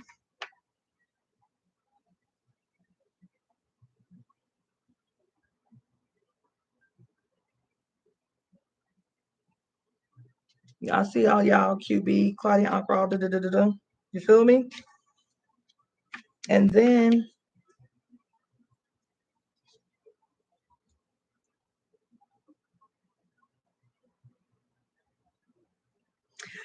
when they were talking about the section of the clothing and the male priests having to or wearing the clothing of the former priestesses, you know what the first thing that came up into my mind? I told y'all, I think in movies, so y'all just have to get over it. You understand? Yeah, it's the taking of power. It is the interrupting of this original ceremony. That's why the ceremony is marked in fear. Oh my God, the baby's heart rate is up. Oh my God, the baby's blood sugar's down. Oh my God, the baby. They are attempting to interrupt a ritual. They are attempting to interrupt. What do we learn about this process? The process of naming? That the naming was a necessity in the ancient world to guarantee the imparting of the baby's soul.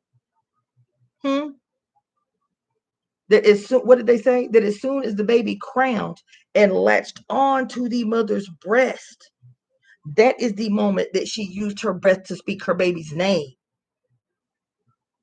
Isn't that what they said? And that the power of the naming process was probably the most coveted ceremony that there was in the emerging patriarchy. The power to name. Do you understand?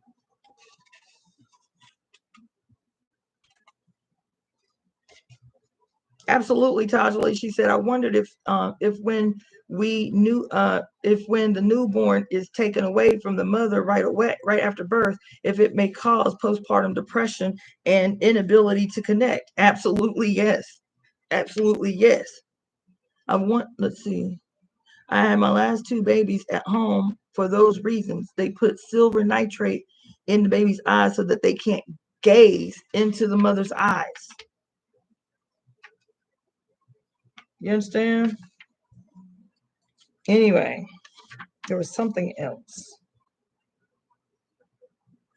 Oh, the first movie that I thought of when I read the thing about the men and the men dressing up like with the priests, dressing up like women. The first thing I thought of was the episode of Bugs Bunny. It was my favorite one. The extended episode of Bugs Bunny, when Bugs Bunny dresses up like a beautiful blonde Viking girl trying to get the attention of Elmer Fudd.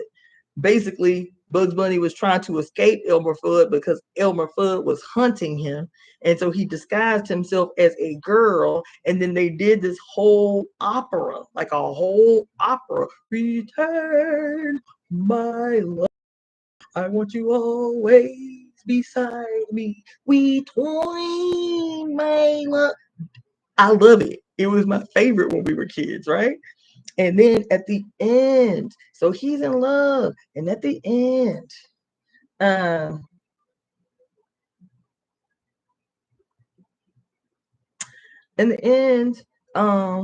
and they're like singing and it's love and stuff. And then the little helmet, they had the little fake hair on it, bloop, bloop, bloop, goes down. And he gets so mad that he wants to kill the rabbit, kill the rabbit, kill the rabbit.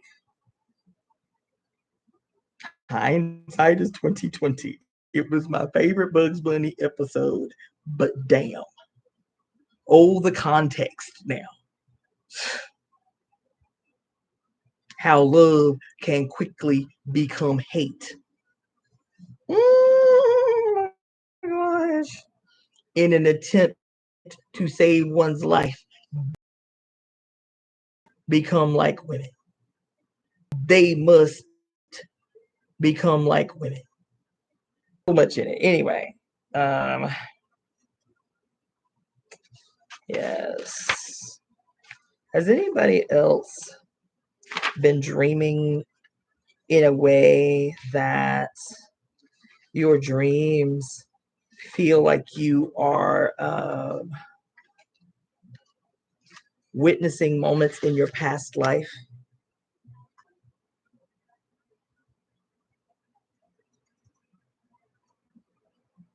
Anybody?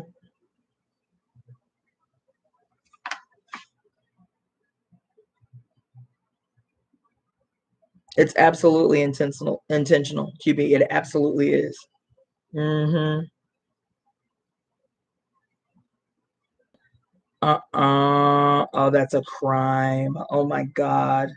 Cards and keys. Oh, what a horror story. What a horror story. Oh my God. Oh my God. What a horror story. Child, no, we staged a contest in my baby room. Our baby was with us the whole time. If y'all need to take her somewhere, we coming. No, and they tried that with us. You feel me? But unfortunately, we don't know early on, like, how to advocate for ourselves. And then because we're young, when we're mothers, they take advantage of our youth. They try to talk over our heads, talk down to us, so we don't feel, and we're just scared. And so we don't feel comfortable to advocate for ourselves. You feel me?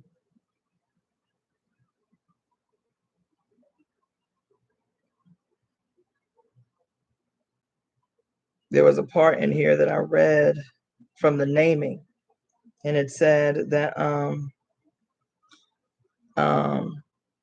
a person is considered without the mother's name. Without the mother's name, a person is considered soulless. Do you hear me? Without the mother's name. That's what it says here. Without the mother's name, one is considered soulless. This is nodding back to the period where the line was defined by the mother, not by the father. The blood tie of the clan was determined through the mother's line, not the father. And so here I wrote in my notes, if this is what it says, is that without our mother's name, we are considered soulless, then are we the zombies? Are we the zombies?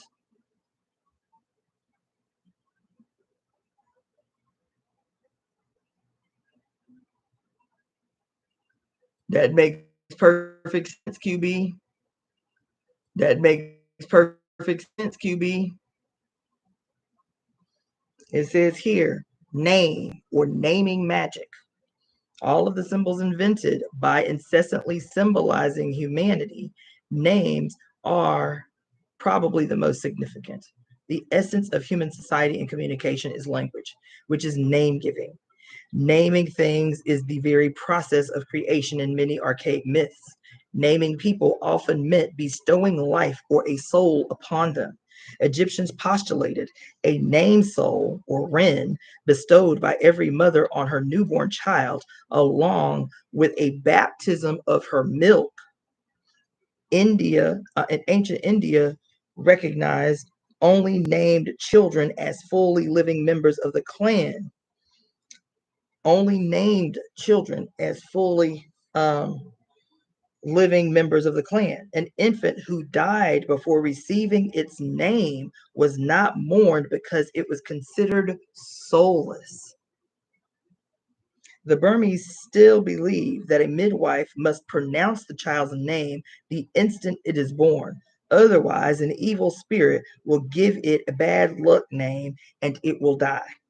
The privilege of naming children was one of the first privileges coveted by patriarchal groups because it was so important in maintaining the matrilineal succession of the earlier matriarchal clans. Mothers gave life and also souls represented by the names they handed down to their descendants. Chinese family names are still made with a sign meaning woman, dating from the time when people knew their mothers but did not know their fathers. Irish and Welsh divine and heroic groups are named after the mother, not the father. In the older strata of Celtic tradition, it is common for heroes to be matronymous,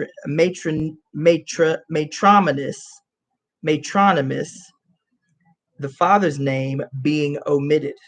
Despite the lists of begats, Old Testament newborns were given names only by their mothers.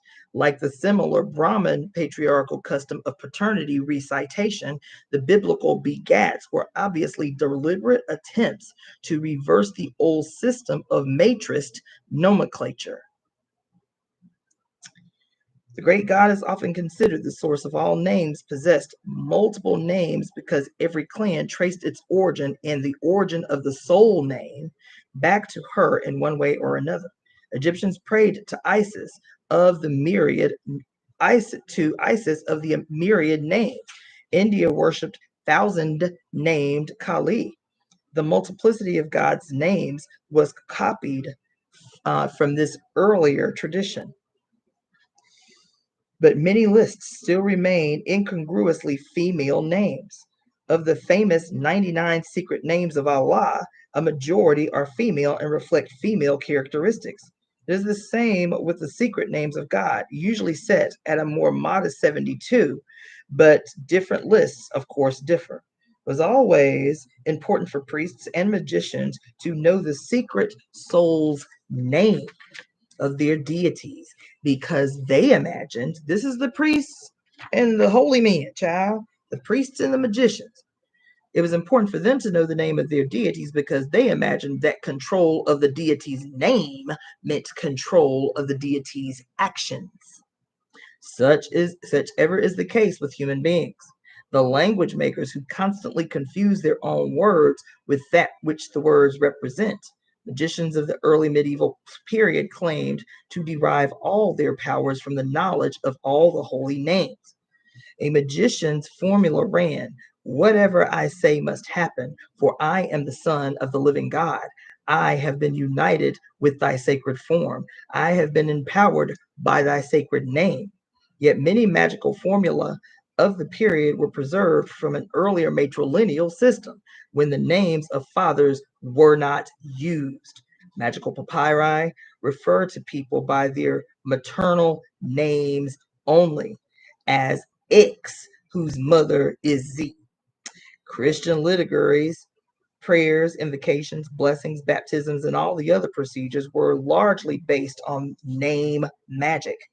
In the name of the Father, the Son, and the Holy Ghost was the all-purpose formula that accomplished everything. In the writings of names on tombstones was another derivation from ancient beliefs that reading or speaking the name of the dead would help preserve the ghost in the other world.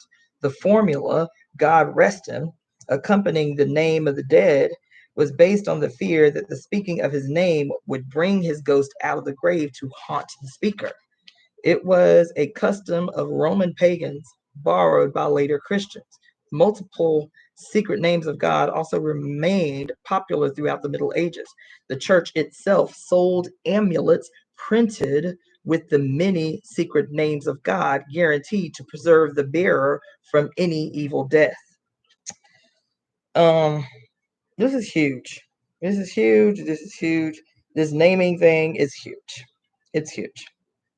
It's huge because for a number of reasons. It's huge because we do not know our mother's, we've talked about this on here. We do not know our mother's, quote, maternal name, her maiden name, for however long back that is. We do not know, we don't remember the mother's name. You feel me? We have been robbed of the mother's name, of knowing our mother's name. And so I will reiterate that it behooves us, excuse me, to recall their names, because we have to rename everything. Greed, yes, y'all take off if you need to. I'm about to too. They keep going rogue. Yes, you feel me? Explains why Western culture and patriarchy is obsessed with naming and renaming things. Yes, yes, yes, yes, yes. And so we've talked about it often, but it has to be a project that we're actually like invested in and we're actually engaged in. Like renaming these planets, not waiting, renaming the planets, deciding on what the new names for the planets are, recategorizing and renaming the heavenly hosts, talking about the constellations, the heavenly hosts, not only renaming, retelling all of their stories. Yep, retelling all of their stories, rewriting all their stories. You understand? Our body parts. Remember I was saying there are 4 of the organs of the vagina that are responsible for sexual ecstasy and release. 4 of the structures in your vagina are named after white German Jews.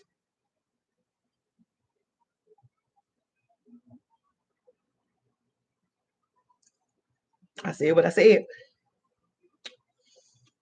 4 of your body parts women. 4 of your body parts, 4 of your vaginal orifices are named after white German Jews. White German Jews. Yep. We got to rename our vagina. Everything about it. Everything about it. Everything about it. So we got to do that. Yep. Right?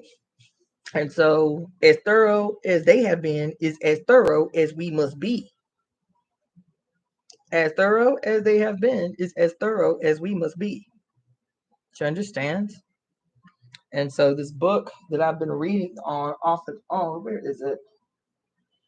This book that I've been, oh, here it is, that I've been reading on off and on because it's so good. This book and also the other one that Mary Daly gave us. Where that book is? Where is that? Oh, here it is. These 2 books can at least give us a process to start from, because it ain't like we got to go from scratch. We are in real time learning the hidden history of the goddess and all of her manifestations. The alphabet versus the goddess, the conflict between word and image by Leonard Shlain. This book, child, this book, and I ain't even got into the book deep yet, and it has done me. It's done me, baby. This book, oh, so good, so good, so good. Oh, this book is so good. I'll hold it up again in case y'all want to take a screenshot or whatever. I bought it on thriftbooks.com for like $4. The alphabet versus the goddess, the conflict between word and image. This is game changer right here. Then from our great Mary Daly, the Webster's, the new intergalactic wikidary of the English language, conjured by Mary Daly and in cahoots with Jane Caputi. This is a good one. Oh, also the Devil's Dictionary. I need to read something to y'all from up in there sometime. The Devil's Dictionary. Let me hold this up one more time so you have to take a screenshot in case you need it. Baby. And it was who was it? Shy Boy Shades, who was like, have you ever heard of the Devil's Dictionary? Whatever. And child, how about I found a copy of the Devil's Dictionary in one of them free pop-up libraries, like the little box in front of people's houses that look like a mailbox, a bougie mailbox, and it's actually, you can put books in there and people can take the books. I found the Devil's Dictionary, the best of the Devil's Dictionary and the American Heretics Dictionary for free in a little library, in one of them little box libraries. Let's see what they got to say about freedom fighter. And look at the face of the freedom fighters. Okay. Anyway, let's say freedom fighters. A State Department term referring to a mercenary attempting to install an let's say a freedom fighter is a State Department term for or is referring to a mercenary attempting to install an authoritarian regime friendly to the U.S. business interests. 2, a heavily armed Islamic fanatic who wishes to impose his religious views upon others through the use of violence. This last is now an archaic and nearly forgotten, and fortunately so, definition which dredges up unpleasant memories of the $3 billion that the Reagan-Bush administration funneled in the 1980s to such, quote, freedom fighters as Osama bin Laden and what was to become the Taliban. Oh my God. Okay. free enterprise, a system in which a few are born owning billions, most are born owning nothing, and all compete to accumulate wealth and power. If those born with billions succeed, it is due to their personal merits. It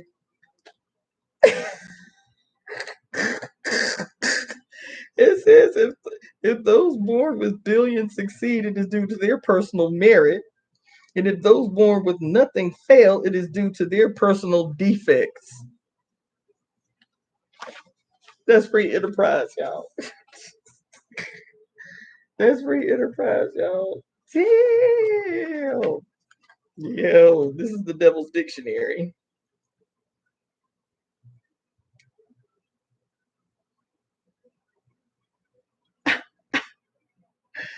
This book. And then I found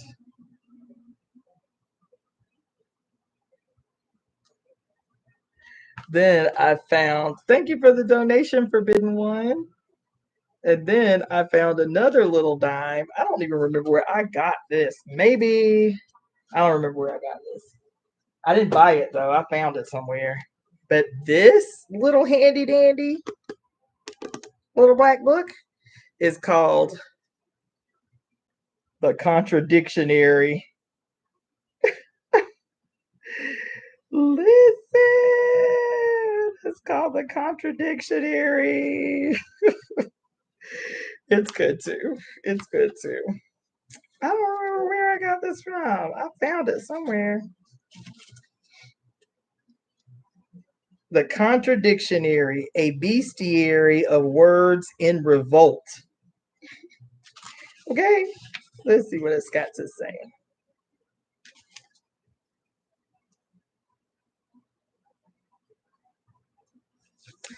The first thing that it does is state a quote by Abraham Lincoln that says, shit. The sheep and the wolf are not agreed upon the definition of liberty. Okay?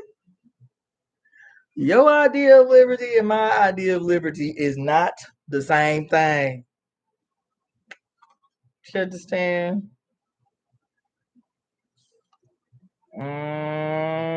Look at what else I just turned to.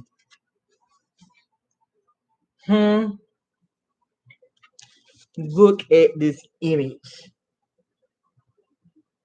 This is civilization.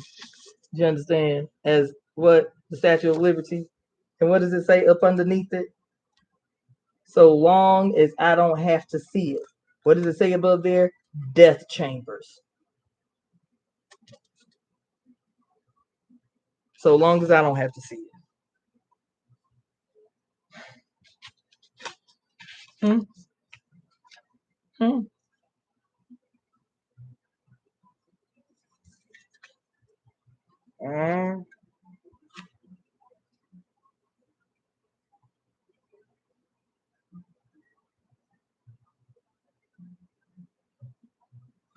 Look at what I just turned to, y'all. Listen.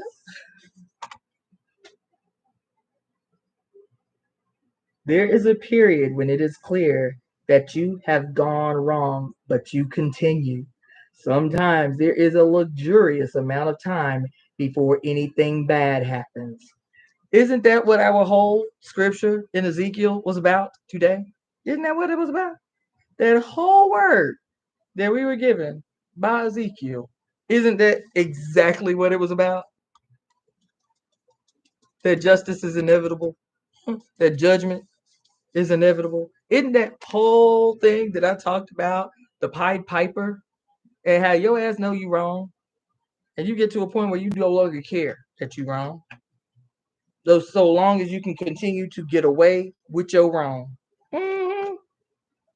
Because you are comforted in your mind by the permanence of your situation, even as your situation falling apart around you. You are certain in the permanence of your situation.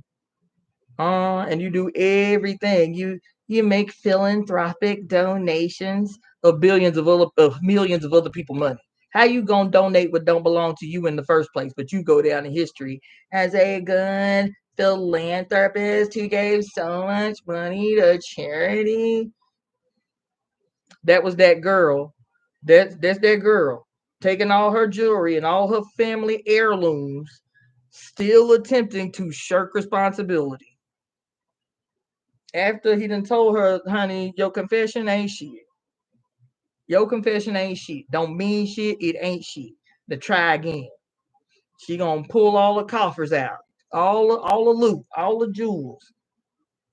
He is like, bitch, try again. She's like, oh, I have to bleed. I have to suffer. She was willing to beat her back bloody than to do what from day one she knew she was supposed to do. All the while shirking responsibility. All the while of attempting to avoid the only solution for redemption. The only solution for redemption for yourself is to own your shit and the judgment that comes with it. Is to own your shit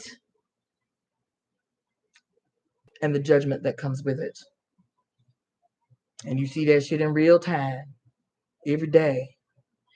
Oh my God, how can you guys be talking about politics right now? People are dying in these storms. But you don't care about people. You don't care when people are dying when they babies and you can literally see their ribs and you can hear them screaming, I'm hungry. That's the only thing they know how to say. That death don't matter at all. Falls on absolute deaf ears.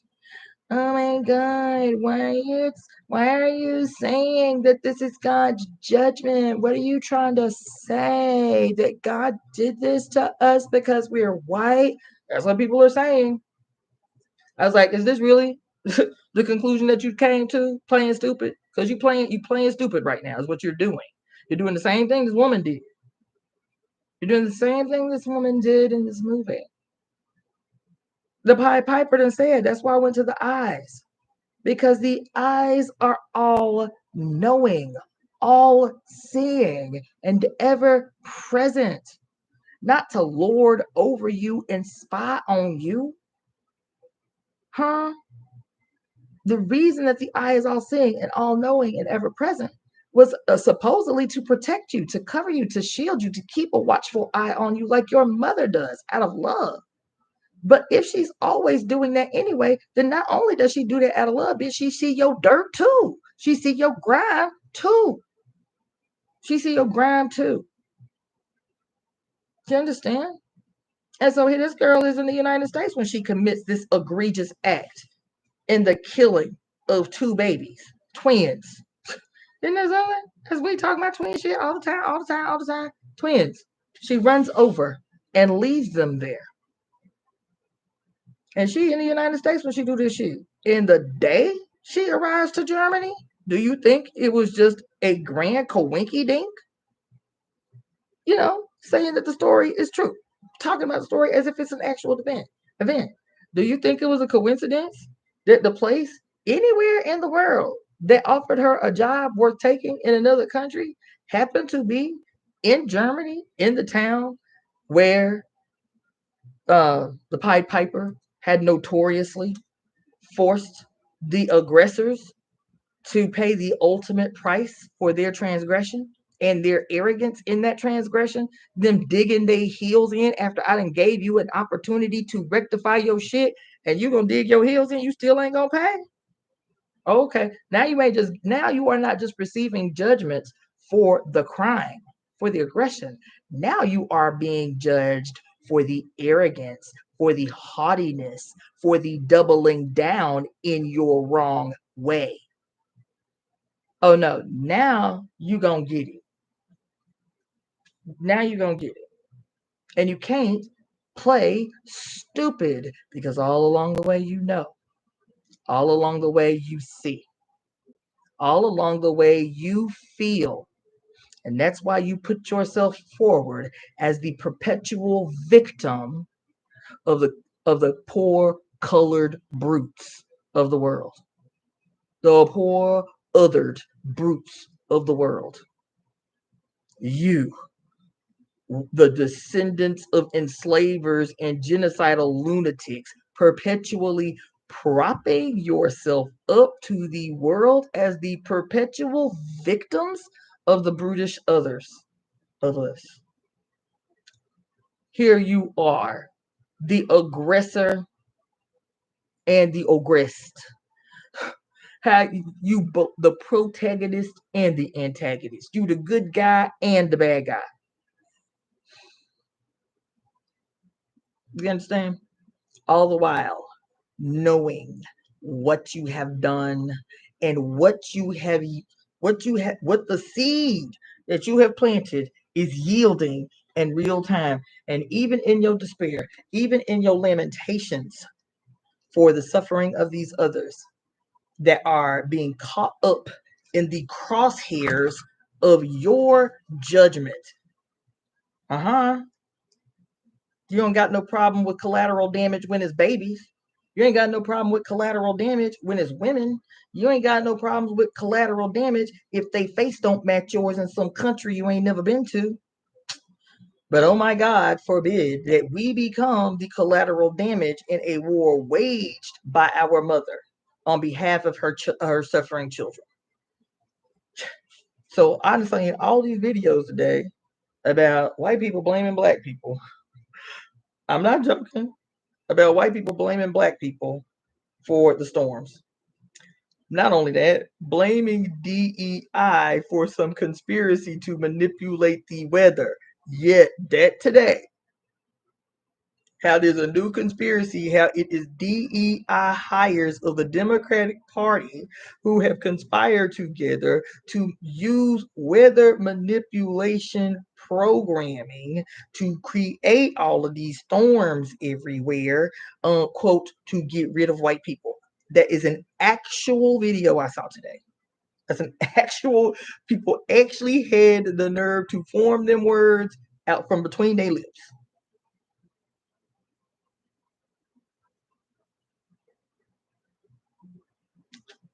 Yup. Yup. You hear me? There is too many DEI hires up in positions of authority, and in that authority, in their wicked selves, are manipulating the weather to cause these storms. Okay, y'all can believe that. Y'all can believe it. They half right. They part right. Mm-hmm. You hear me? They half right. They part right. They got the DEI hire shit wrong. You feel me? They got that's all they got wrong. Cause the weather manipulation, yep, they got that right. They got that right. The goddess's judgment, they got that right. They just caught the wrong name. They got that right. Cause I heard somebody else say some shit like the God of Black Americans is punishing America or something like that. Okay, if that's what y'all want to call it, the God of Black Americans, whatever floats your boat. Whatever floats your boat. But that God always gives enough wiggle room for you to resolve, rectify, reconcile your shit. So much time. So, cause she generous, the mother is. So much time. Baby, I'm holding out hope for you. So much time. Any day now.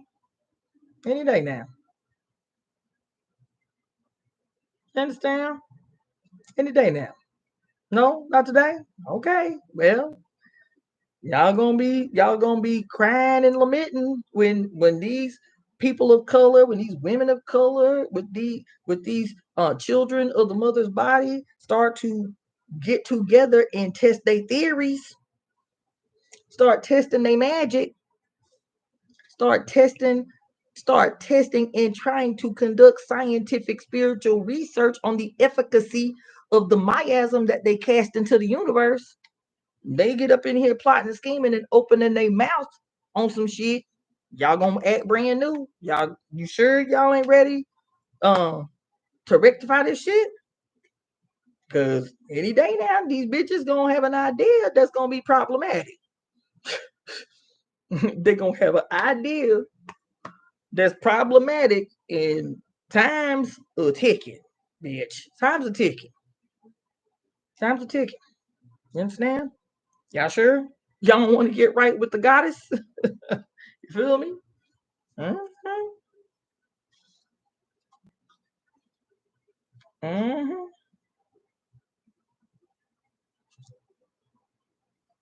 Damn, look at this picture. Yeah, as we was talking about the Pied Piper being the Grim Reaper. Look at this picture and read what it says. Oh, y'all might not be able to see it. Look at this picture though. And what does it say? It's calling the Grim Reaper she. She prefers them dutiful and patriotic. What does that say on his shirt? War. Who's Grim Reaper?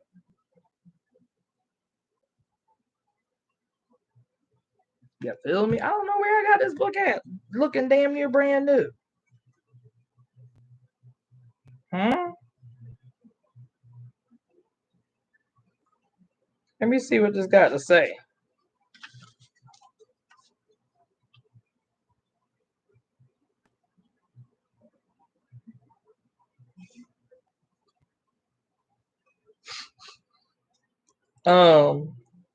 This is the word, nonviolence.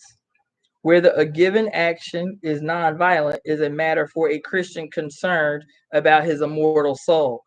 From a secular perspective, it's more important to ask whether it contributes to or interrupts the violence already in progress. Nostalgia. It ain't what it used to be. Let's see. Obedience.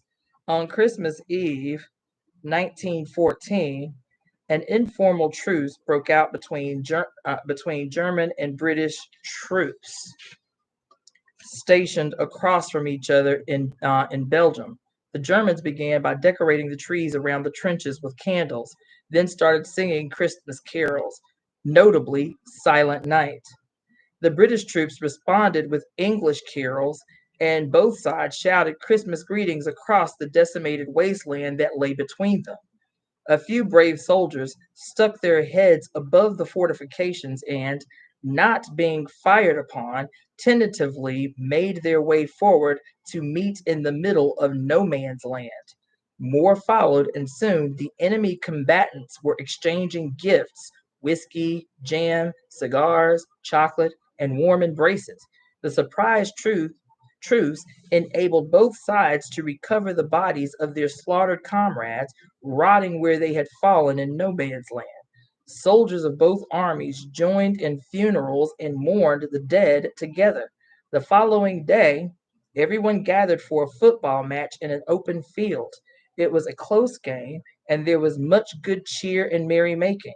We can only imagine what a senseless abomination war must have seemed to everyone there that afternoon. By January, yeah.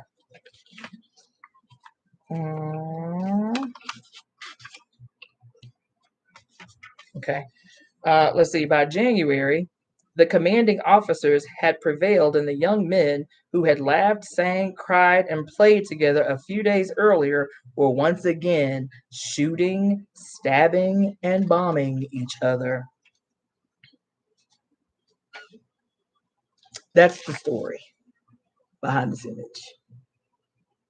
A real story from World War One.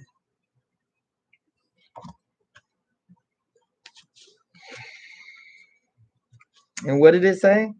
It said by January, the commanding officers had prevailed. What? At manipulating the young men into going back into battle, killing each other. Huh?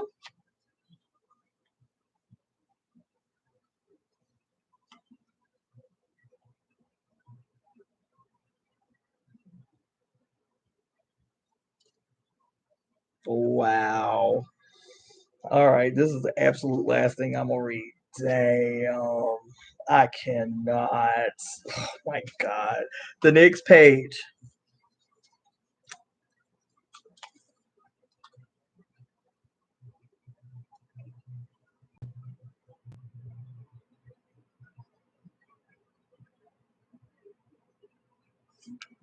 The Oedipus complex. According to a certain psychoanalyst, little children want to follow in the footsteps of the Greek hero Oedipus by killing their fathers and fucking their mothers. Transposed to the political sphere, this theory is often trotted out to suggest that revolutionaries are pathologically mired in adolescence, endlessly rebelling against authority as a representation of the father figure. But there is a precursor of the Oedipus story in which Cronus, having become king of the gods by castrating his father and marrying his sister, devours his children as they are born, so they will never replace him. In this earlier, God damn, shit. In this earlier narrative, we can see that in fact it is the autocrat who is pathologically frozen in one stage of development, struggling to impose the moment of his power upon eternity. The state is a the state is a terrorist's attempt to halt time itself, to achieve in its abettor's words, the end of history, by slaughtering those who would inaugurate the world to come. Oh, fuck. Yo. Oh my God. I'm going to read that little section again. The state is a terrorist attempt to halt time itself, to achieve, in its abettor's words, the end of history by slaughtering those who would inaugurate the world to come. The bullets of the police are Saturn devouring his children. Goya's terrifying rendition of the Cronus myth erupting into reality. In this light, the Oedipus complex looks like the paranoid projection of patriarchs seeking to justify their crimes. God damn! Fortunately, if the conclusion of the Cronus myth is any indication, history cannot be held hostage forever.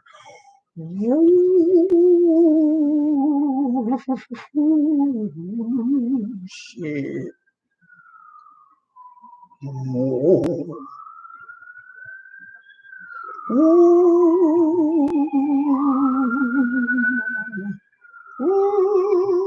Shit.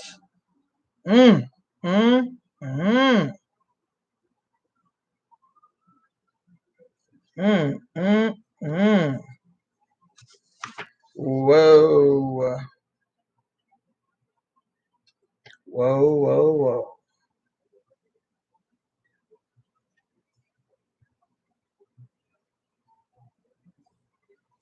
Child, this book here, and I haven't picked this, I've only opened this book once. Let me just tell you how things fall in line, because is that not what I spent the whole first 2 hours of this live talking about? Exactly that story. Pan being Saturn, the Satyr, Pan being the Saturn being the dual personification. Saturn in retrograde right now. Neptune in retrograde right now. Pluto in retrograde right now. Who else? Mercury in retrograde right now. In this minute. In this minute. You feel me? See how everything just came full circle tonight? And ask me how much of my notes did I actually get to. You feel me? But it was still great. It was still good, right? I think I'm gonna end there. We at 5:55. 5:55 a.m. So this is what we're going to do. We're going to end. I'm not going to use my little jingly stuff because it's so early in the morning, but we're going to end with the rereading of the conspiracy to right all wrongs. And on today, we are going, in this moment, as we talk about, as we read the conspiracy to right all wrongs, this reading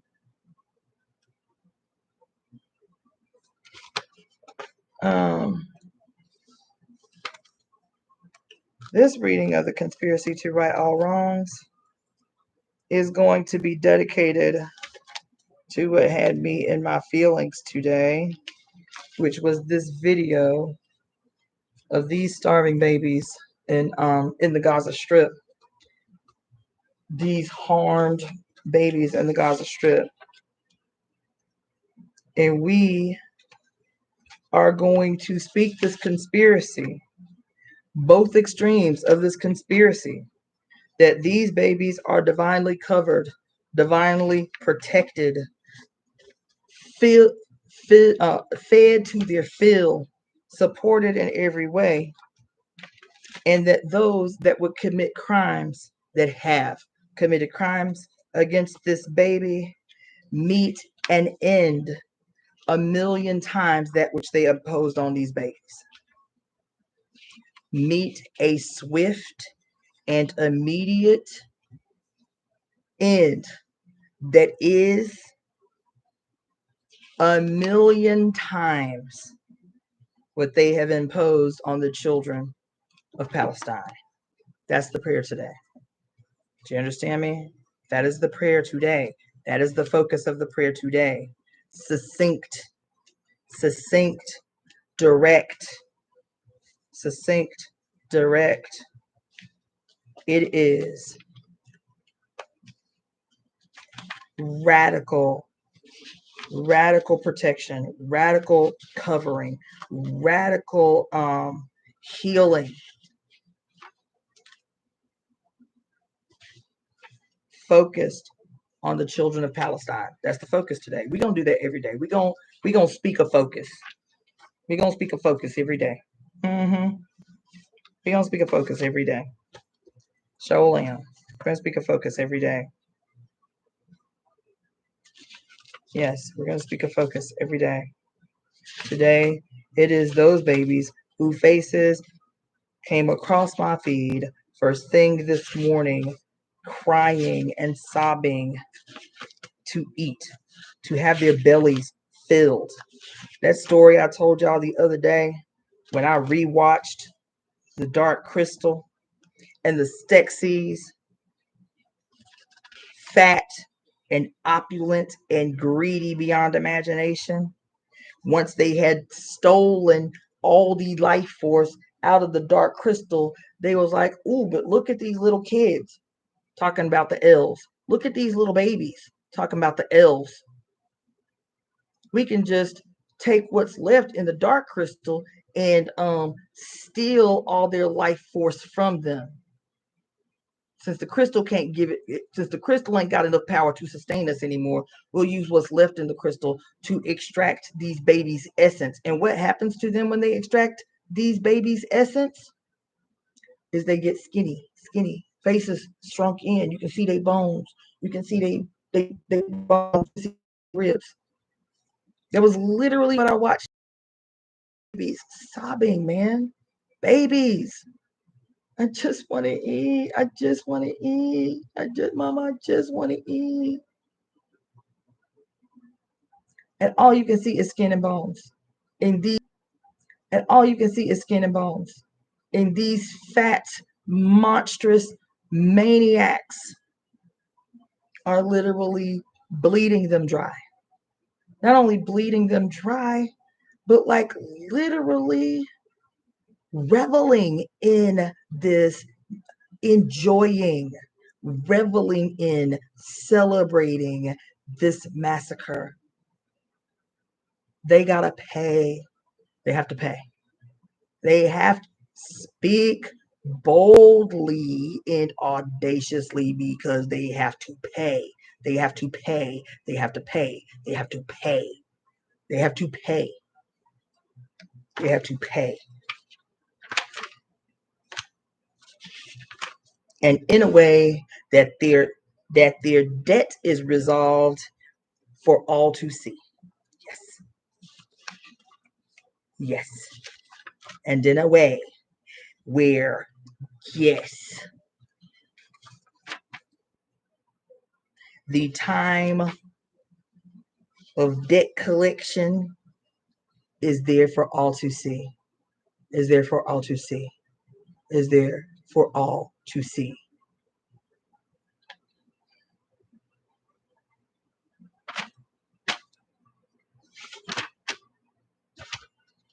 Just like they've done it. Just like they've done it. Running 24-hour from their own personal cell phones. Soldiers recording the crimes that they are committing and high-fiving each other. Cowards that they are, for running through a completely unarmed, unmatched population. So just like you wanted us to see what you have been doing to human beings, we want to see what the mother says divine judgment is for you. We want to see it in the same way. In the same way. We want to see it. We want to see her judgment unfurl 1,000,000 times worse than the suffering you have imposed on babies. That's what we're calling for. That's what we're calling for.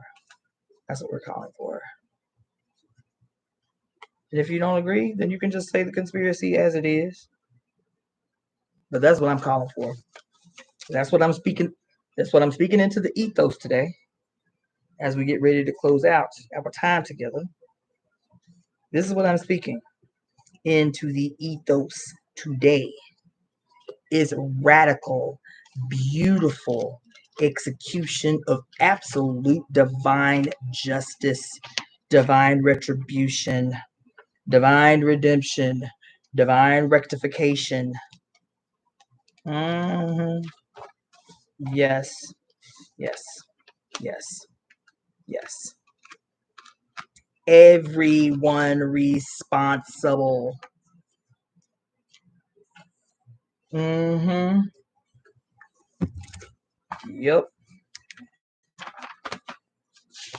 All right, I found it. So we're going to close out by speaking the conspiracy today. This, well, day, night-ish, 5:18 in the morning. You feel me? So today is specifically for the divine upliftment, protection, feeding of the babies, the victims in general, but the babies of Palestine is our focus today. When I do it again today at 11:11 Universal Time, 4:11 Pacific Standard Time, we're going to talk about the babies of Africa. Yep. That's what we're going to spend a lot of time doing. We're going to be talking about emboldening, uplifting, filling the bellies of, protecting the babies of the planet. That's what we're going to spend a little time doing. So I'm going to just go through country after country after country for a little while. That's what we're going to do. That's what we're going to do. That shit moved me today. So we are the breakers of curses, the casters of glorious conspiracies, and the creators of the new world. Now, right now in this moment, I, Cassandra-Floyd, as a divine instrument of my mother's divine will. As such, I am protected and guided by the sacred blood and water of my mother's body, Jacqueline Jeanette Cook's body, that anointed my entry into this life. I am divine because she is divine. Mommy and I are one. Thank you, Forbidden One. I call all of our mothers to this moment. I call on they who govern everything, all time, and every space in between. She with 10,000 names. Today it is Oya, Yemaya, Oshun, Yami Ajay, the divine architects of existence, usheresses of the new age. You know what I want to add today? Great, beautiful grandmother Yeye Sekhmet, who is right on the edge of welcoming her in 2 days. It is, I think. Yeah, in 2 days we will be welcoming with open arms our great mother, our great mother Sekhmet, who is also Saturn. Yep. So yes, add her. Mommy and I are one. I call all of our mothers to this moment. I call on they who govern everything, all time and every space in between. She with 10,000 names. Okay, I'm reading it again. 10,000 names. Today it is Oya, Yamaya, Oshun, Yami Ajay, divine architects of existence, usheresses of the new age, Sekhmet. Mommy and I are one. I call upon all the divine ancestors in the ashe of every mother on earth to break every curse ever cast upon the mother and her children in all timelines and in every dimension. Mommy and I are one. We, the mother's divine children, conspire together today to forever bind those who have or would harm you, great mother. Mommy and I are one. We conspire together today to destroy everything and everyone in every timeline and every dimension that has caused suffering and despair. Mommy and I are one. Today, we embody the sacred and divine power of our mothers. Today, we the tree, we the weavers, rewrite all time.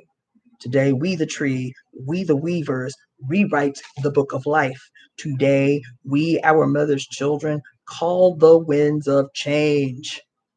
We conjure the primordial dark. We summon the sacred serpent deep from within the earth. We subdue the rogue sun. We subdue the rogue sun. We subdue the rogue sun. We control the light. We heal the harmed. We embolden the fearful. We instill courageous action. Today, we are staging a global evolution as is our mother's divine will. Mommy and I are one. We, the architects of the new age, now create the new institutions. We create the new traditions. We create the new culture. We create the new ways of being. We ecstatically welcome the radical destruction of all institutions of hate and harm erected by the godheads of war. Mommy and I are one. We have the power. We have the voice. We are the portals of change. Now we employ our sacred breath and give life and sacred blood to this conspiracy. Mommy and I are one. We command. Come the wind, come the storm, come the lightning, capture and judge all godheads of war and all betrayers of the mother's divine will.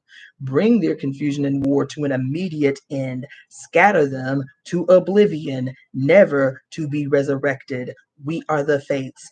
We are the furies. We are the Iyami Ajay. We are the disseminators of divine time, divine retribution, divine rectification, and evolutionary justice. Mommy and I are one. We are the restorers of heaven on earth. May the babies of Palestine, experience heaven on earth now. Heaven on earth. Bellies full, places to play. Absolute safety in sovereignty.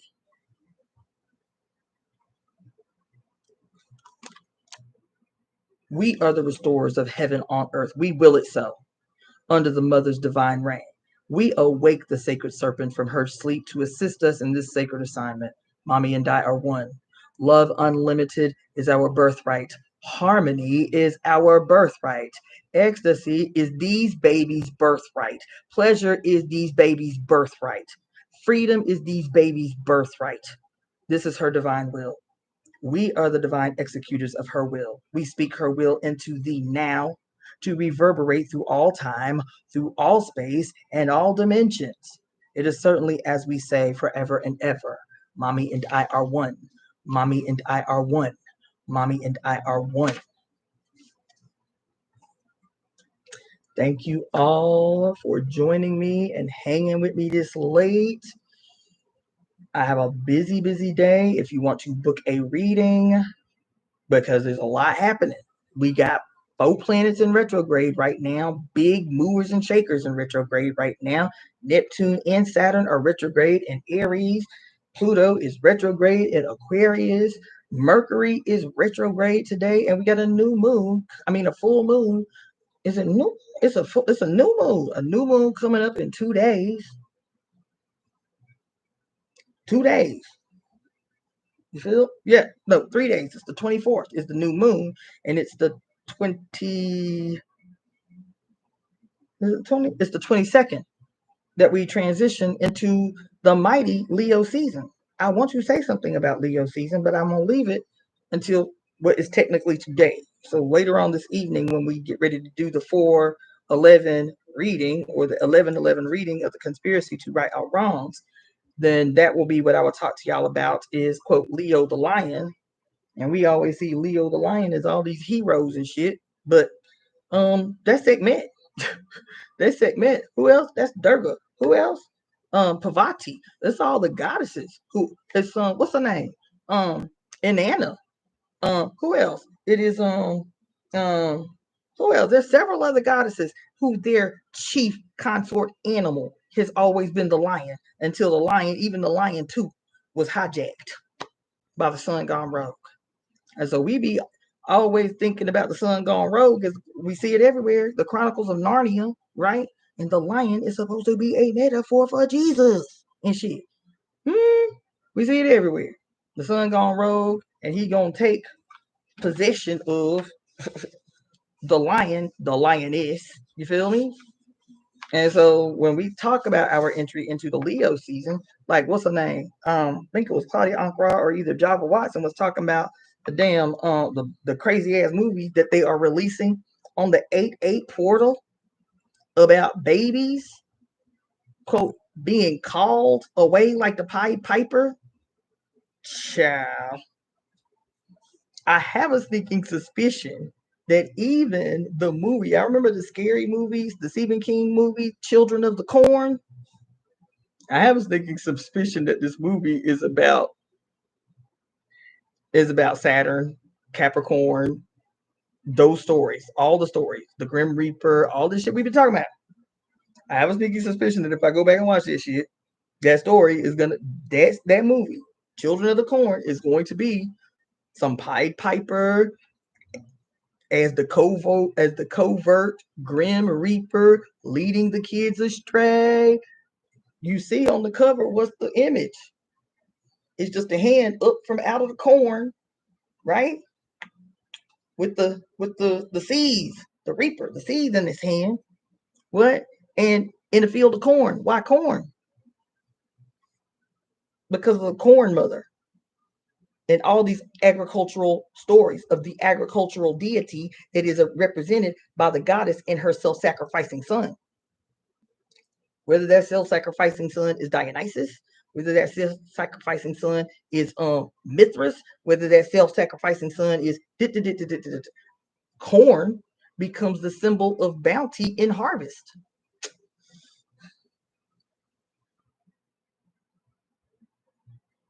I have a sneaking suspicion that this movie is not only about all of these things that we talked about tonight. I have a sneaking suspicion that this movie is about the transforming of the playful, because of the kids, the playful aspect of youth and the abundance of energy of youth and shit, you feel me? And the transforming of the exuberance and the fun and the playfulness of youth being transformed as Jesus, as Dionysus was being transformed into Jesus that became what? A murder cult.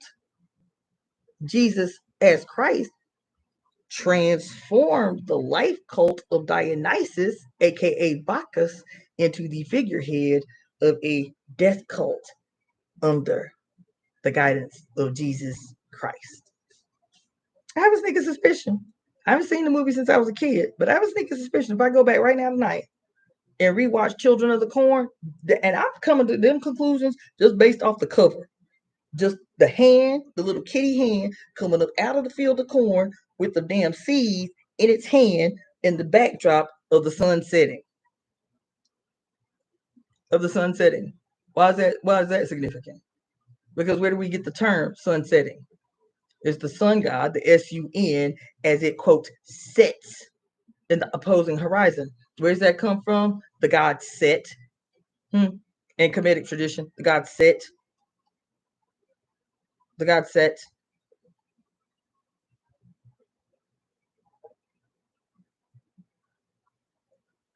It's the dark personification of the sun. The cover, just remembering the cover. That's what I wrote in my notes when we was talking about all this pen. Just remembering the movie, The Children of the Corn, and all it was a little bitty hand coming up out of the field, holding the seeds in the sunset in this field of corn. It's everywhere. It's everywhere. These horror stories. Why do they make so many horror stories about kids being evil? How do they do that? Why do they make so many horror stories about children being evil, babies being evil, kids being evil? Why do they do that?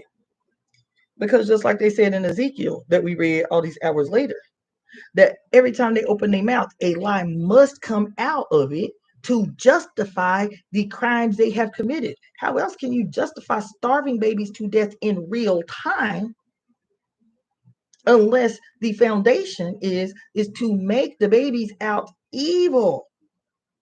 See, if we don't do nothing about it now, they will become terrorists if we don't do nothing about it now, they will become terrorists that want to kill us. Not that you have created the conditions that take children, babies, and have them start obsessing about the myriad of ways your ass need to die and pay for what you done did. You created that. You created that. But you can be both villain and victim in every story you tell. And every story you tell, the way you tell it, you are the victim. The way people see it is you is the villain. And then, well, damn, we just had this conversation about the United States of America. How is it that you see something totally different that don't match the real world? It's because y'all asses are fucking schizophrenics. Y'all asses is schizophrenic. It's the sheer definition of schizophrenia. When what you see with your eyes does not exist in the world, don't exist. Your ass seeing hallucinations all the time. Political hallucinations is what you say. Political hallucinations is what you're seeing all the time. That's why no matter what happens in the world, your ass in your mind see something totally different. Not only different, completely diametrically opposed to what you see in your brain. That's the definition of schizophrenia. MAGAs are schizophrenics. Republicans are schizophrenics. I'm gonna make somebody mad, but damn, Democrats are schizophrenics too. Yep, Democrats, they schizophrenics too. Liberals, they schizophrenics too. Let me tell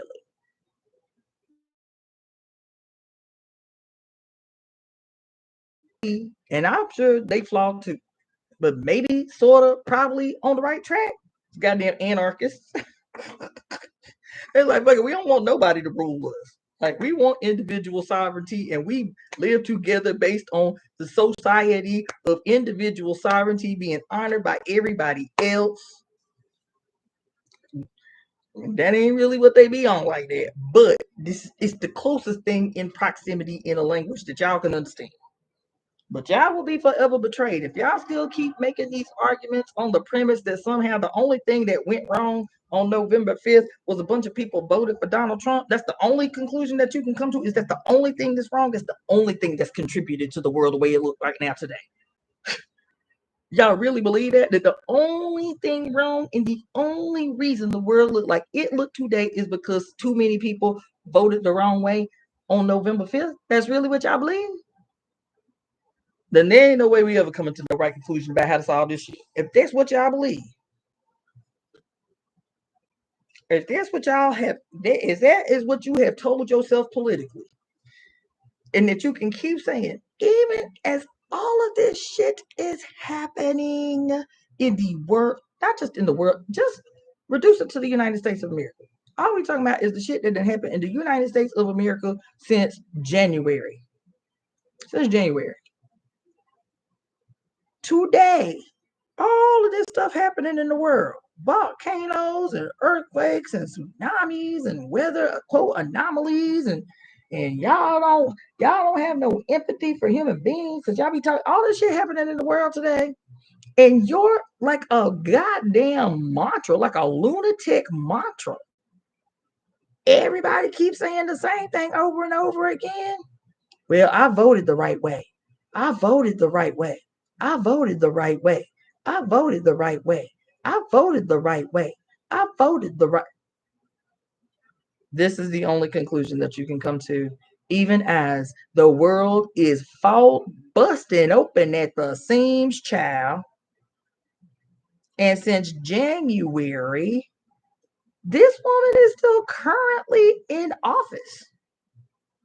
And since January, your beloved Kamala hasn't made a public outing, hasn't made a public declaration of any kind. Silent. Mom's the fucking word. Mom's is the fucking word.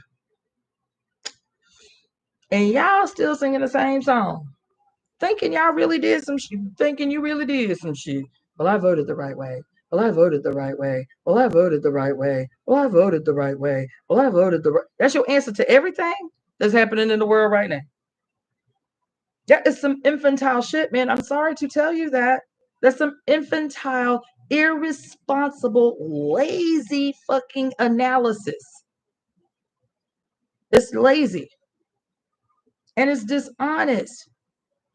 Because you really think that if Kamala was in office right now,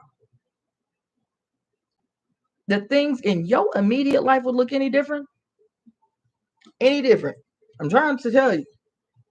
Because Kamala, and I get so frustrated when I hear people say, well, Kamala didn't have anything to do with decisions made by Biden. Bitch, what does vice president even mean to you?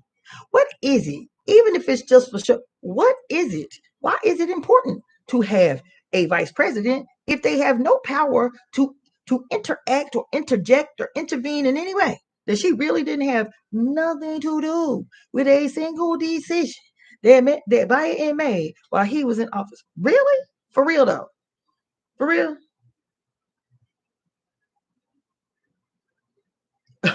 Claudia Uncross says, right. Madam Israel has the right to defend itself. Her. You understand? Really? That's what y'all believe? That under Biden, with his co-pilot, with his vice president, with his right-hand mandress, walked the United States into 2 fucking wars in a single term. Walked the United States into 2 wars in a single term before it was all said and done. What's them people? The Ukraine have received $88 billion in the first 6 months of Biden's administration. And when did he walk the United States up? Because I'm constantly reminded. When did he declare U.S. involvement in the conflict between Ukraine and Russia? When did he do that? Does anybody remember when he do that? What date he chose to make this declaration? Anybody remember that? He chose to make that declaration. Yes, to February 22nd of 2022. To 22/22. What else happened on that day? To 22/22. What else happened on that day? That was that ugly ass slave owning monstrosity called George Washington. That was his birthday. Guess what else happened 2 days before that? Was for the first time in 248 years, the planet Pluto finally entered Aquarius at 0 degrees, where she was the moment that those so-called founding fathers signed the Declaration of Independence, thus finally making a break with Great Britain to become its own country, the first 13 colonies. Making the declaration that we are the United States of America, independent from Britain. That happened 2 days before the first president supposedly, George Washington became the first president, his birthday, 2 days before Pluto enters Aquarius. And the day that was literally the birth date, the Pluto returns of the United States of America, the second day after 248 years, Biden announces the U.S. entry and involvement in support of Ukraine in this conflict with Russia. 7 days before October 7th. 7 days before October 7th, the following year. Or the same year? Was it the same year? Nope, it was the following year. 7 days after October 7th was a solar eclipse. A big one. A solar eclipse. The first of its type in, I forget, 88 years or something like that. That crossed this side of the country. 7 days after October 7th. 2 days before October 7th was this mysterious international testing of the U.S. national broadcast system that everybody was talking about. They was like, they about to activate the chip in our brain. Remember that? And everybody got the little beep. And the only countries that were going to be affected were the United States and Israel. Isn't that something? The United States and Israel. 2 days before October 7th. They testing the emergency system, the emergency alert system nationally here in the United States and in Israel. And 2 days later, this quote surprise attack of Hamas on poor defenseless Israel. 2 days later. And then 7 days later, this grand eclipse, and y'all can go back and see video footage of it. On October 14th, I went up to the mountain expecting to just do a little ritual for the eclipse and witnessed a full at the goddamn Griffith Observatory in Los Angeles, California. And the building for the observatory used to be a Masonic shrine, a Masonic shrine.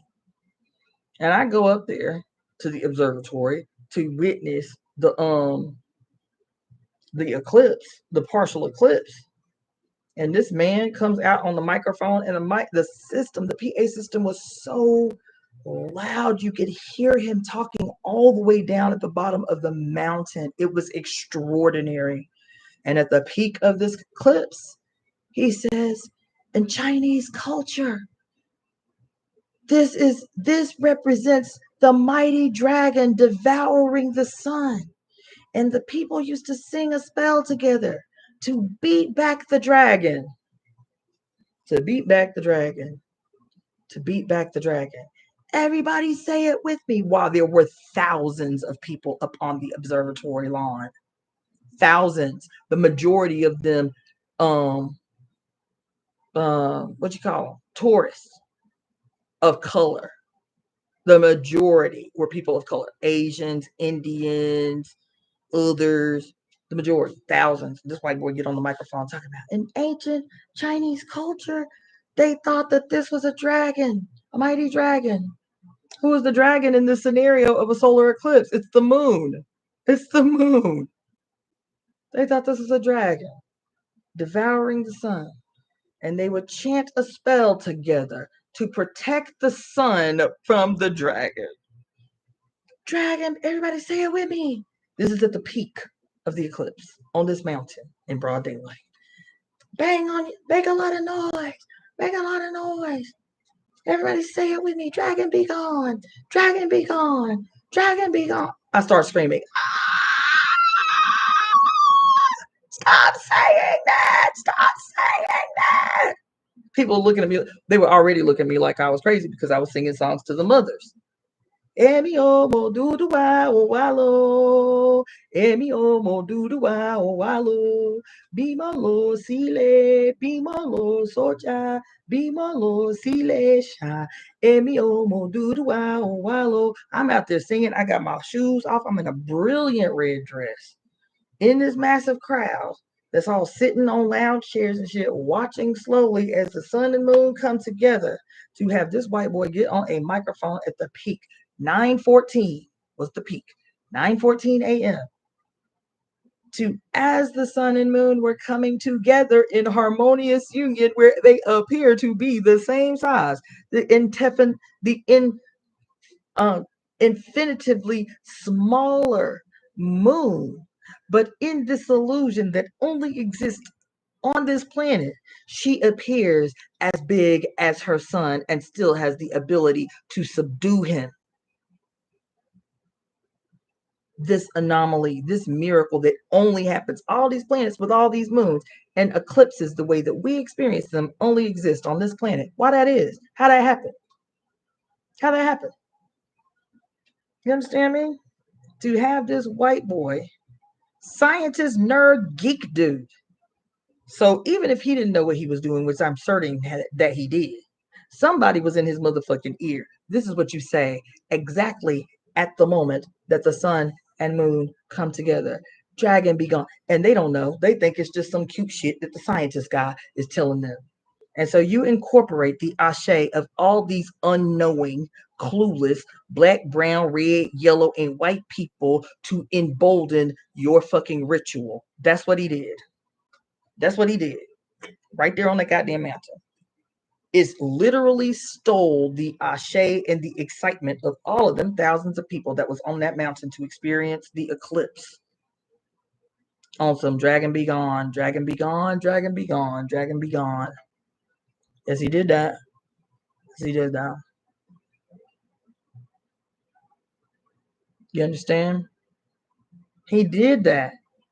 Why did he do that? Because he don't have no power on his own.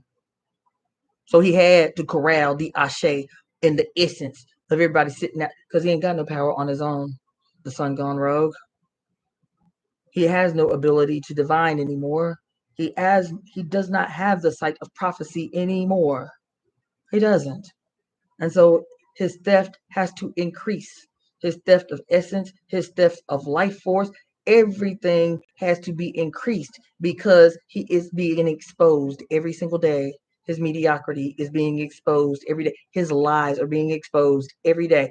Everything that he has been able to count on to hide and mask and shield his mediocrity, his powerlessness, all of that shit is withering away in real time.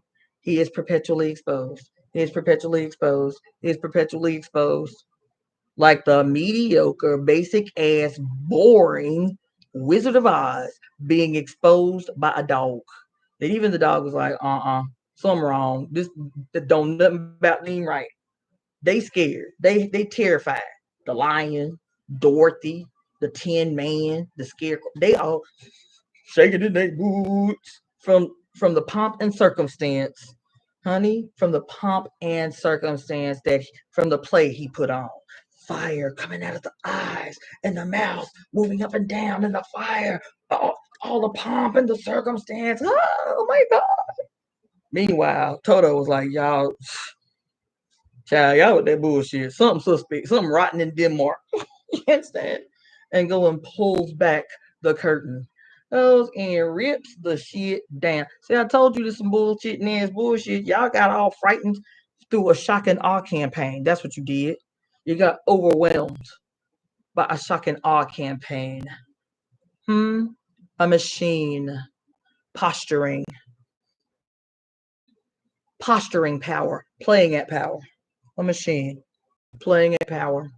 Meanwhile, the machine has to be loud and it has to be aggressive and it has to make a lot of noise and it has to destabilize your senses so that you cannot see what is right in front of you.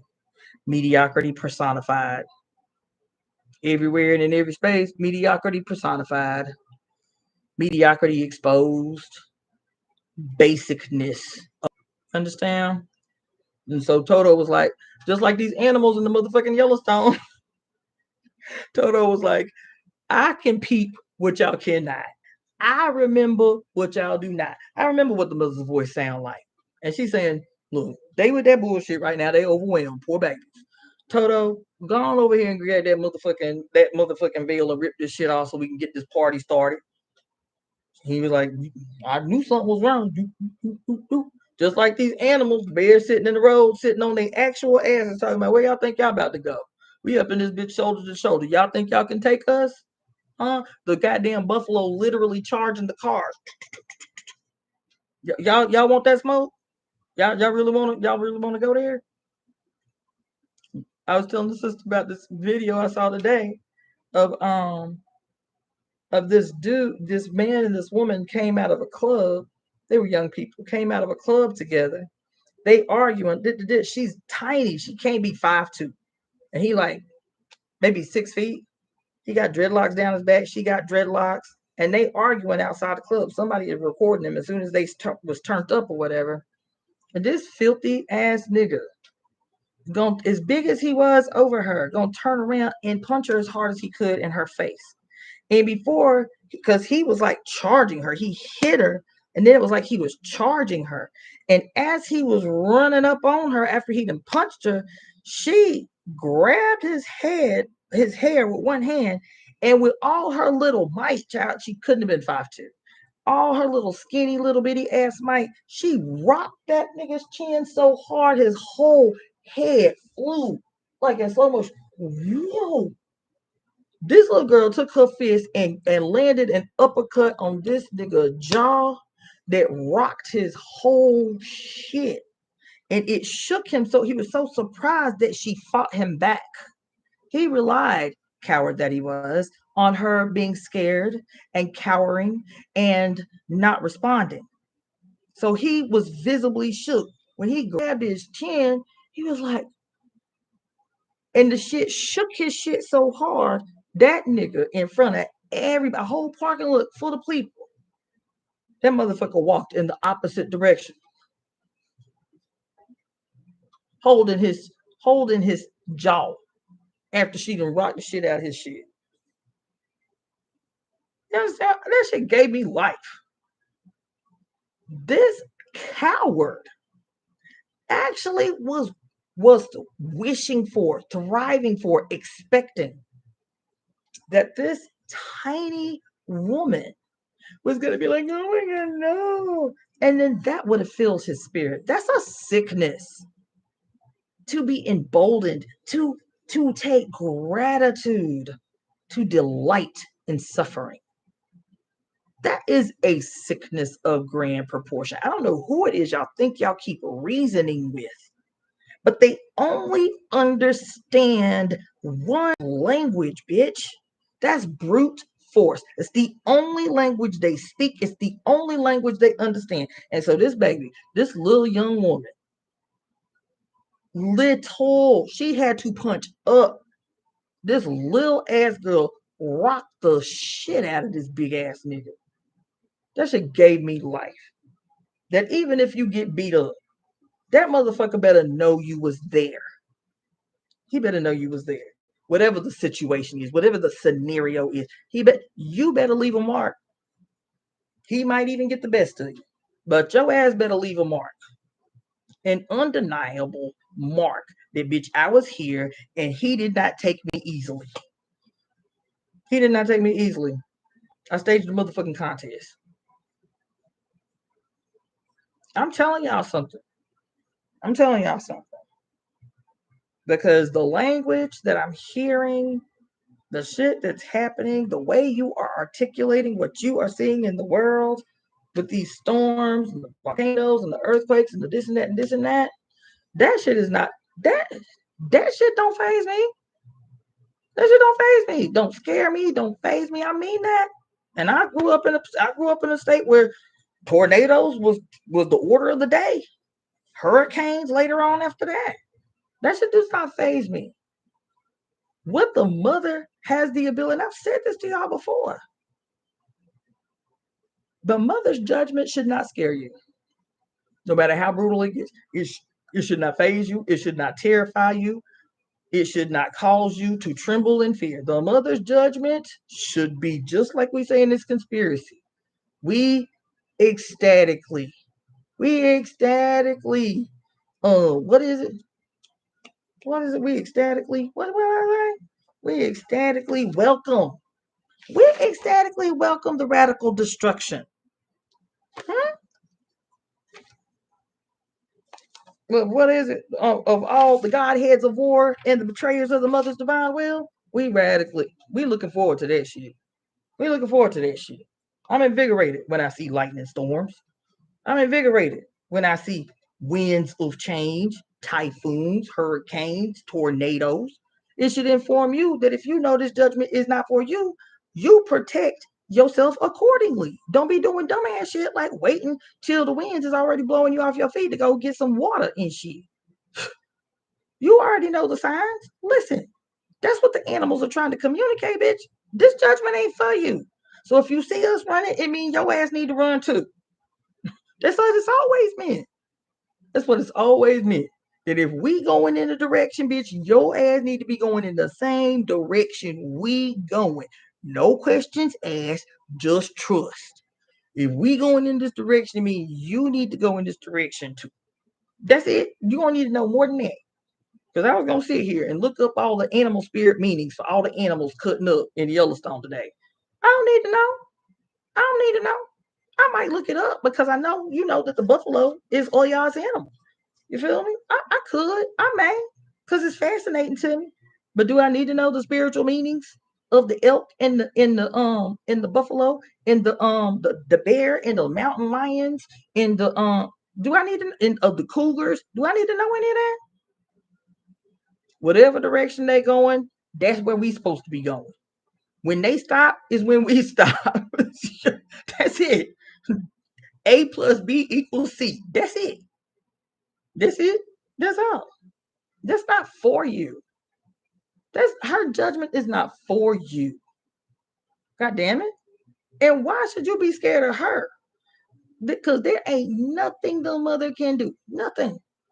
In judgment, in wrath, in destiny fulfillment. There's nothing that she can do that even comes close to the crimes committed by the son gone rogue. Nothing. There's nothing she could do that even comes close to the gruesomeness spilt out over the earth. Man, now I just told you 8.5 million babies disappeared off the planet last year. There's nothing she can do. There is nothing she can do that you should be fearful of. The only ones on earth shaking in their boots that should be. That's why all these lamentations, black people did this, black people gods did this, black people DEI hires did this. Ain't nobody saying Asian people gods did this. Ain't nobody saying Native American people gods did this. Ain't nobody saying Mexican people gods did this. That would be a decent conclusion to come to, because y'all is really showing the fuck out with our Mexican brothers and sisters.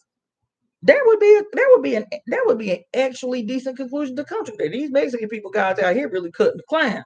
Nope. Every single video that I've seen today that has some kind of shit like that, God and judgment and all of that shit. What they saying? What they saying? Why black people done suck their gods on us? These mean ass black bitches. Why they done suck their gods on us? These old DI hired ass bitches. Why? Because they doing that shit. They crying lamentations and we the victims. Bad guy is after us. Was the Pied Piper in this movie I told y'all about? Was he the bad guy? He was like, no, I'm here for this shit. Because I know y'all humans, y'all be with that bullshit. And it ain't going to just be these actual humans, me doing what they needed me to do. And then they turn around and say, oops, we changed our mind. We don't want to pay you what we owe you. Oh, okay. And I give you some leeway. I say, okay, you got to the sundown now. Like, give me my shit. And then you dig your heels in. So now you got to pay. And he was like, I don't know. I like this. I like I like getting retribution. I like this aspect of myself. I like the judgment that comes with being the Grim Reaper, the Pied Piper. I like this. So I'm gonna just linger around here up in Germany because I know y'all gonna keep with the bullshit. Y'all gonna keep doing that shit. Y'all ain't learned no lessons. The story told over and over and over don't teach you no lessons about the guarantee of the harmonizing of the scales of justice. It's a guarantee. It's a guarantee. And as the Satyr, as the Saturn, as the Pan, as the Reaper, he's like, bitch, I ain't got nothing but time. I ain't got nothing but time. So, I can wait you out. I ain't got nothing but time. Because I'm the owner, the shaper, and creator of time. Me, the Grim Reaper. Me, great grandmother Chrome. I got all the time in the world. I can wait you out. But judgment is certain. Justice is certain. It is an inevitability. It is an inevitability of the process, the cyclical, perfect process of living, of existing. And so I can wait y'all out. You feel me? I can wait y'all out. But I'm just trying to give y'all a word that the debts are piled hella high.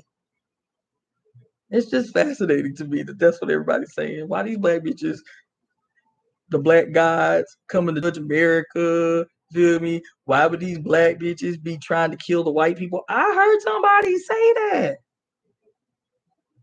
Talking about Texas, talking about the flooding in Texas that killed those, what was it, 101 people or something like that? That the conclusion that y'all come to, because in y'all mind, not enough black people died. Isn't that something? Isn't that something that's the conclusion that you came to?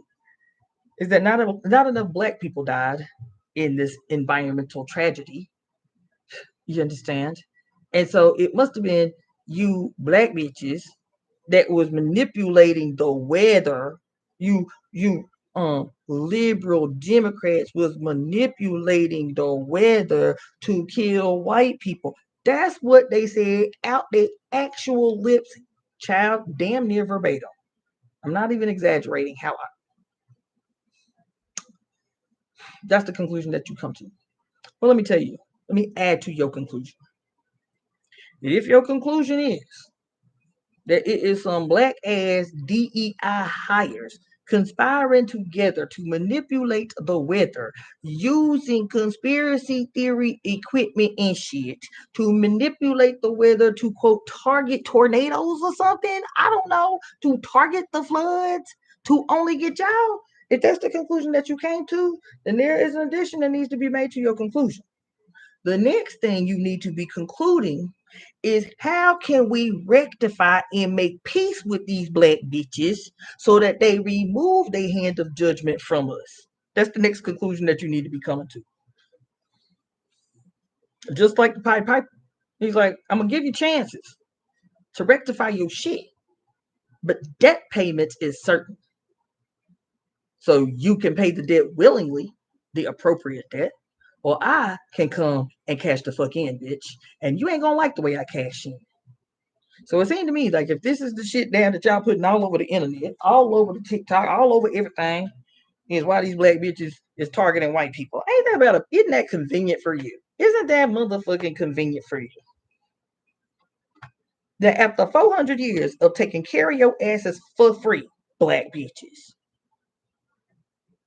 we ain't been off the goddamn plantation a half a second, still taking care of your asses in jobs of service, black bitches. Still smiling, being nice, making friends of, being friends to y'all without this rectified past, steady trying to give y'all the benefit of the doubt. Steady trying to give y'all the benefit of the doubt. And this is the conclusion that you have come to? Here's the conclusion that you have come to.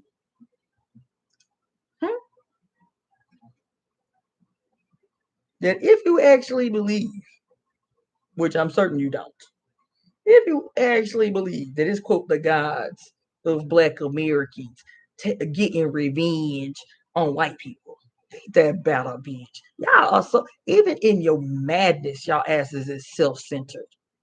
Isn't that a bitch? All we said was, whoever caused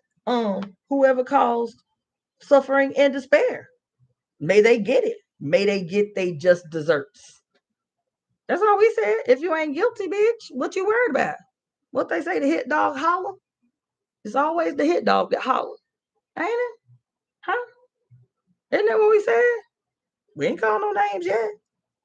We just said, look, whoever is responsible for causing suffering and despair, may they get they just desserts times a million on public display. That's what we said. If your ass ain't guilty, bitch, what you barking about? What you hollering about? And if you are concerned, because your mother is actually just, because she's actually just, because even in your crooked malignancy, she still cares about your existence, instead of giving you opportunity to rectify your shit. You heard?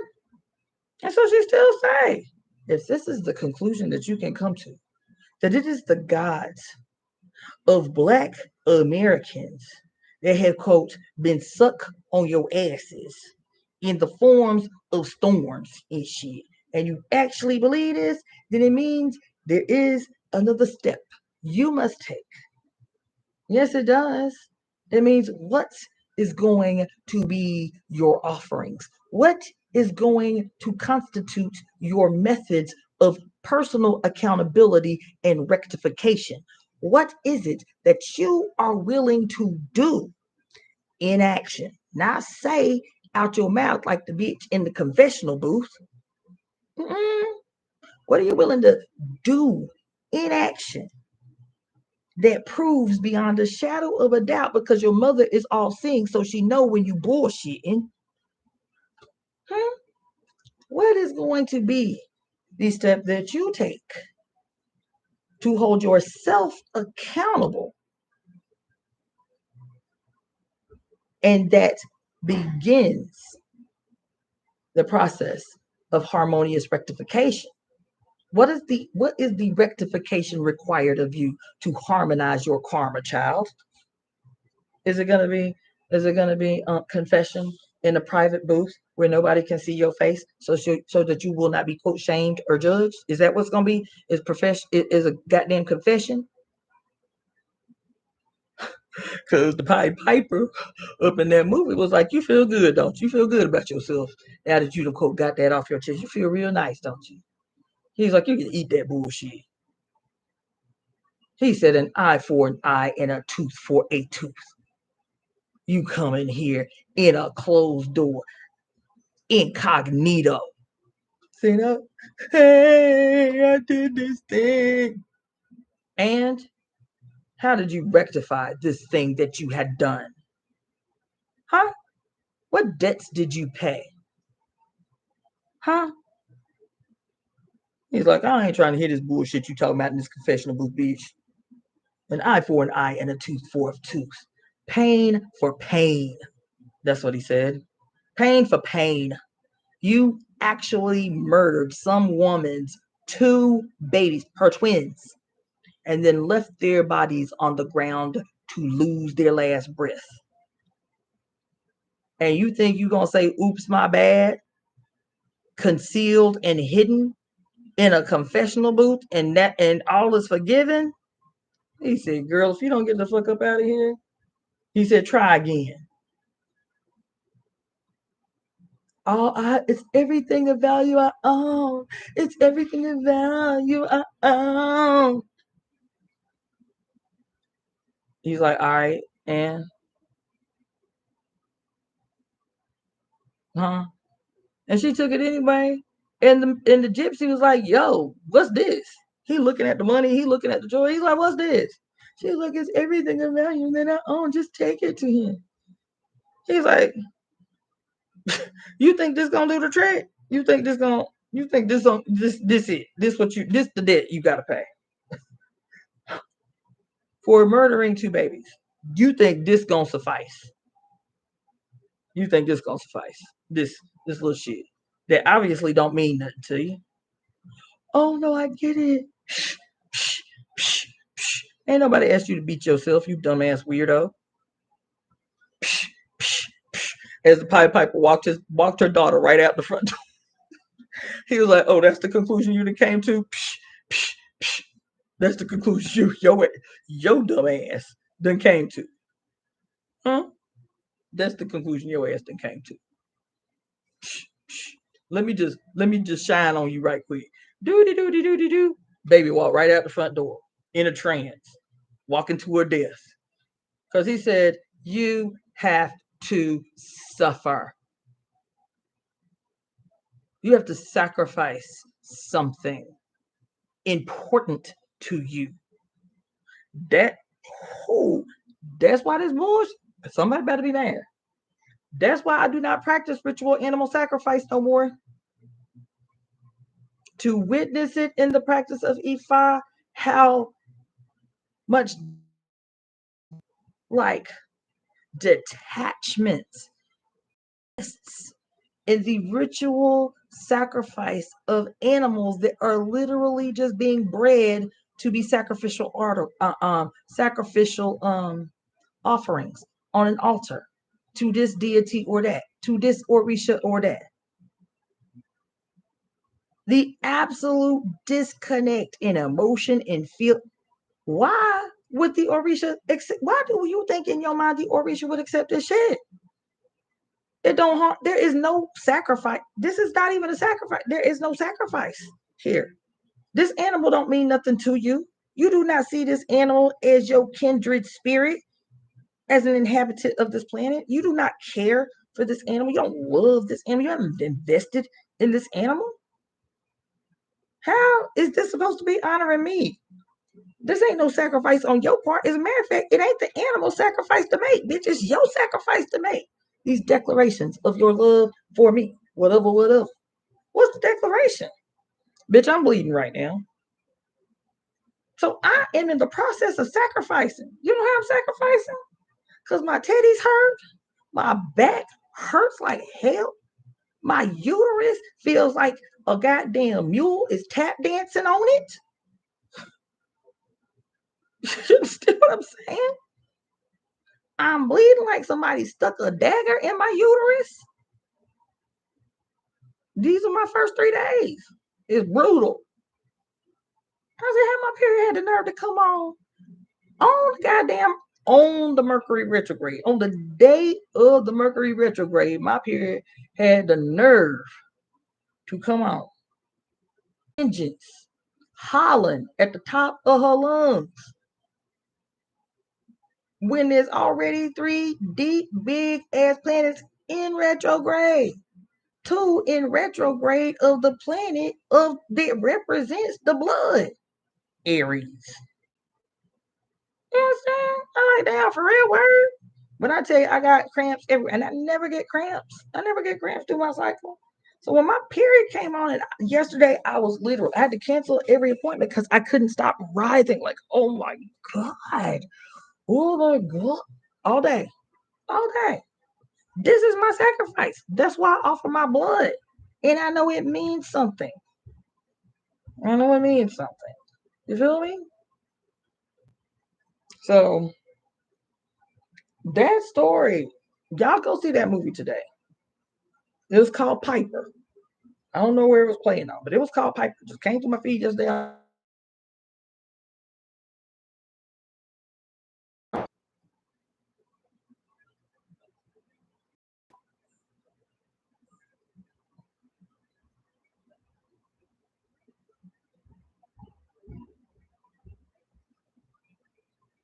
Then she go to the police station, turn herself in. I was like, that's redeemable. What would have been the epic? What would have been an epic conclusion to that story? Is for her to face the mother who she harmed. Would be for her to, as a mother, first of all, imagine. It's for her to face the mother of those babies is to face her.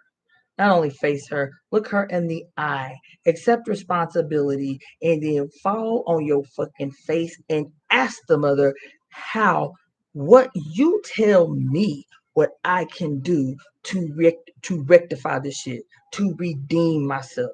You give me the terms and I will follow. I don't set the terms. Go to my little confessional, beat myself on the back, collect all my jewels. I don't set the terms for rectification. You, who I have harmed, how do I redeem myself? You set the terms. What is it that will give your spirit some modicum of peace for what I have done and how I have harmed you? The impact on your life of my actions. You set the terms and I will comply. If you ain't talking about that, you still on some other shit. You still on some other shit. And I've given you the solution. Whoever the you is. If you're a man and you done committed some aggression against some woman and you think you done got away with it and don't nobody know, it's your responsibility to seek redemption. And shouldn't nobody have to tell you that. But now I'm telling you, so you definitely ain't got no excuse. You know what you did. You know who you harmed. You know the impact that you had on someone's life. It is your responsibility. Emboldened with courage to face you in the eyes of those that you have harmed. That's your responsibility. That's your responsibility. And then you allow them to set the terms for what redemption means, for what rectification can begin to look like.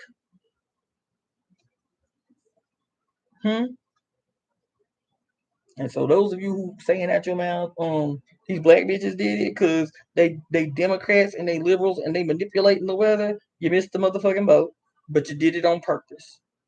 You missed the boat. You missed the boat on purpose. So you can have another one more again. But the answer is certain and it is clear.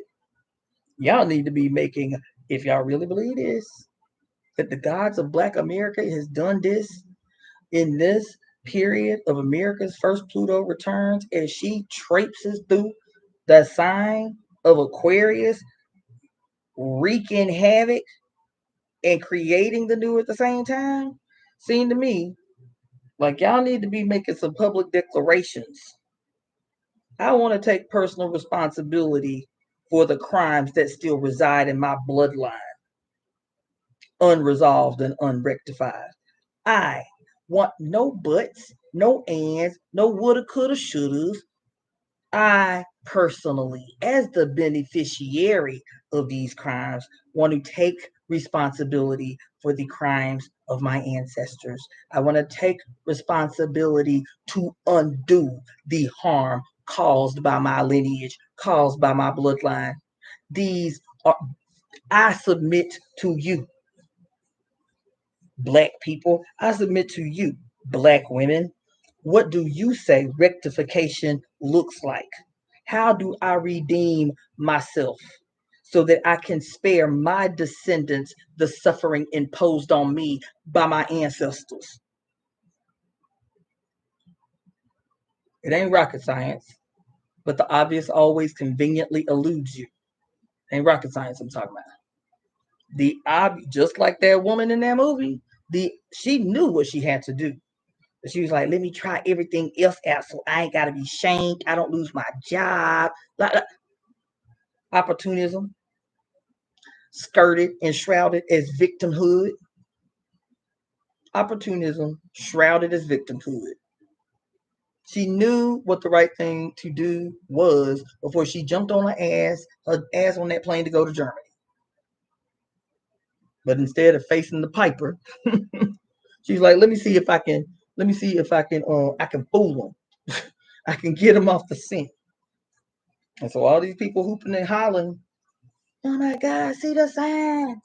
Oh my God, see the signs. Waiting for a mysterious Jesus to come out the sky and scoop you up before the era of redemption appears. I'm sorry, your ass is going to be sadly disillusioned. Your ass is going to be seriously disillusioned. Yes, you is. Unless unless we might have to rewind that shit. Hold on. Because if Jesus is the personification of the death cult, the movie was called Piper.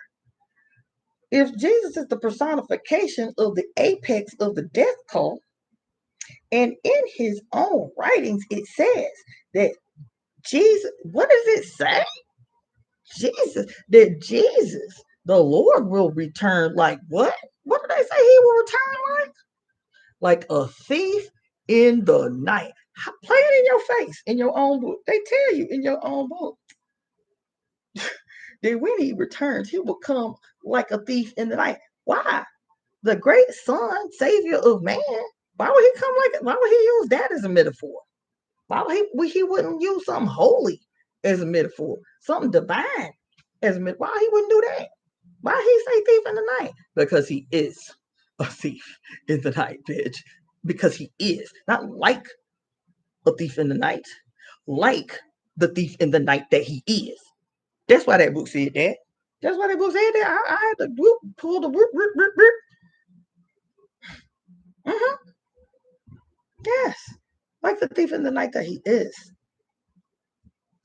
And if these same people crying and lamenting about the black bitches whose gods supposedly is wreaking havoc on their life, and they say that the black bitches called on they black ass gods to quote kill the white people, that's the conclusion that your ass came to? Sound like hit dog holler shit to me. Sound like hit dog holler shit to me. That's what it sounds like. And if you is the hit dog bitch, seem like you should be instead of opening your mouth on some dumbass shit, seem like you need to be coming up with a redemption process, a rectification process. You need to be going to do whatever you do to collect your offerings to attempt to appease the God. It sounds like that's what you need to do. That's what it sounds like your ass need to do. Feel me? And I'm gonna tell you, if you guys are right, say y'all right, I would be scared for Jesus to come back for me, just based on what he said in his own book. How he gonna come like a thief in the night? That's what he said. That in the field there will be two, and in the twinkling of an eye, one will be taken, and one will remain. One will be left behind. I'll be on the ground talking about, whoo, man, I dodged a bullet. God damn. Well, I mean, it sure is sad that they got taken like that. You feel me? What do they call this process of Jesus coming like a thief in the night to quote snatch a bitch out their clothes, that your clothes will be left behind too, to snatch a bitch naked out your clothes, to be carried off into the sky at the sound of a mighty trumpet? Child, if this don't sound like a horror story, I don't know what do. Because what else he say? He called the shit what? In the Bible, they called this process what? The rapture of the church. The rapture of, they call it that. Why they choose that word? Of all the words that they could have chosen, Jesus elevates his people into the sky, collects his people into the sky. There's a whole plethora of words they could have used. Why they use rapture? And the root word of rapture is rape. That's not my imagination. That's the etymology. That is the origin of the word rapture. To be violently carried away. That's what it means. To be violently carried away. That's what rapture means. To be taken. To be violently carried away. That's what y'all call this great glorious moment that y'all look forward to when you quote meet Jesus in the sky. They sound like the preachers of my youth, the preachers of my teenage years was actually right. They didn't know they was right. Because the way the preacher said it was when Jesus come back for the church, you feel me? People gonna be in a panic. Why does it say? Why do they say that people are gonna be in a panic? Because it says that Jesus is going to come back for his chosen. And all of those who were too young to make the conscious decision to be, quote, be right with the Lord. That this period, remember that movie, The Children of Men, when women all of a sudden couldn't have babies no more, and the youngest person on earth had just died and he was 18? Remember that movie? And lo and behold, a black ass prostitute was pregnant. And that's why all these organizations was working underground to try to rescue this bitch, because for the first time in 18 years, somebody had been pregnant. All the babies on earth had disappeared. How they disappeared?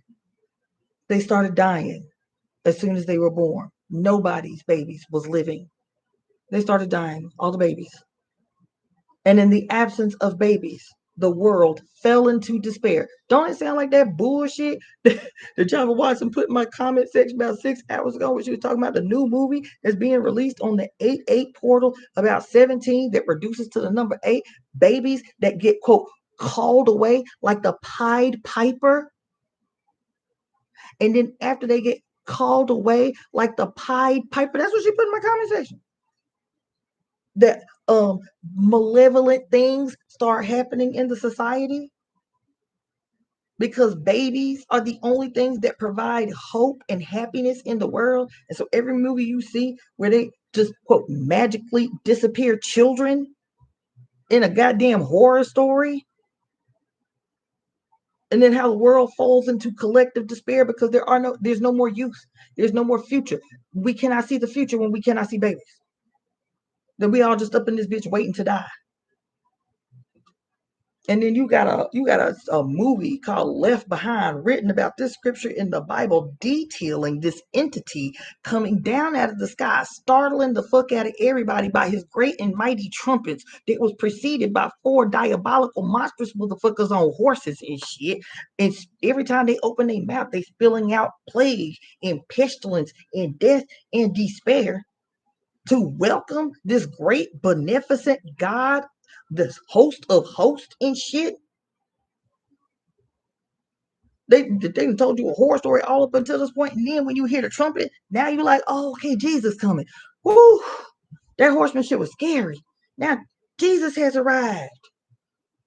And then his ass is a motherfucking alien in a humongous spaceship that they done pimped to look like Earth so they can work you as goddamn slaves, and they vacuum clean you motherfuckers up off the earth, take all the babies because they can exploit them longer. And all this while, you've been waiting for Jesus to, quote, come like a thief in the night to be taken from the person standing next to you in the field, which is probably your mama, your daddy, your brother, your sister, your baby, your auntie, somebody you know and love. And all the while you cheerleading, you cheer jocking for Jesus and his return, not knowing that your ass been communicating. You can't wait for somebody to arrive like a thief in the night, child, to take you away from all that you love and know, child, in a process called the rapture of the church, which rapture's root word is rape, and they both mean to violently carry away. This is what you've been praying for since the scripting of this Bible, this monstrous book. In the scripting of this diabolical spell that you've been singing songs about. I can't wait to meet my Jesus. And all the while it's in your face. Jesus said, bitch, you know you gotta die before we can meet. Like, that's kind of an unavoidable requirement to meet me and my Father in heaven. Death is an inevitability for you to meet us. Just so we clear on that. And when I'm talking about a rapture, bitch, the violent carrying away of your ass in this process, you've been saying that you're going to be alive, but death is still the requirement of a death cult, of a war god. Death has to happen. Death has to happen.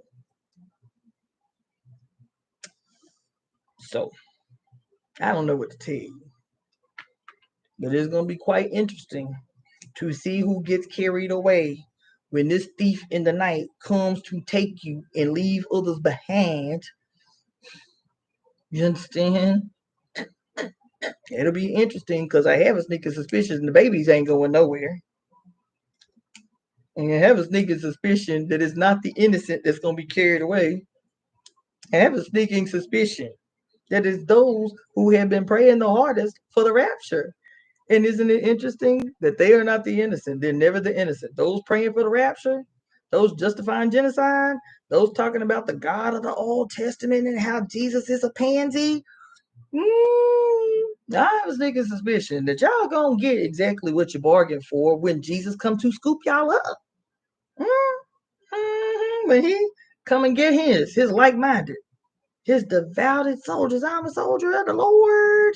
All them songs y'all be, I'm in the Lord's army, all that shit y'all be talking about. Y'all are in for a rude and quite possibly vicious awakening. And by then it's going to be too late. This is what you prayed for. This is what you wept and cried for. This is what you begged and pleaded. Jesus, just come get us. Just come get us. And every story you tell,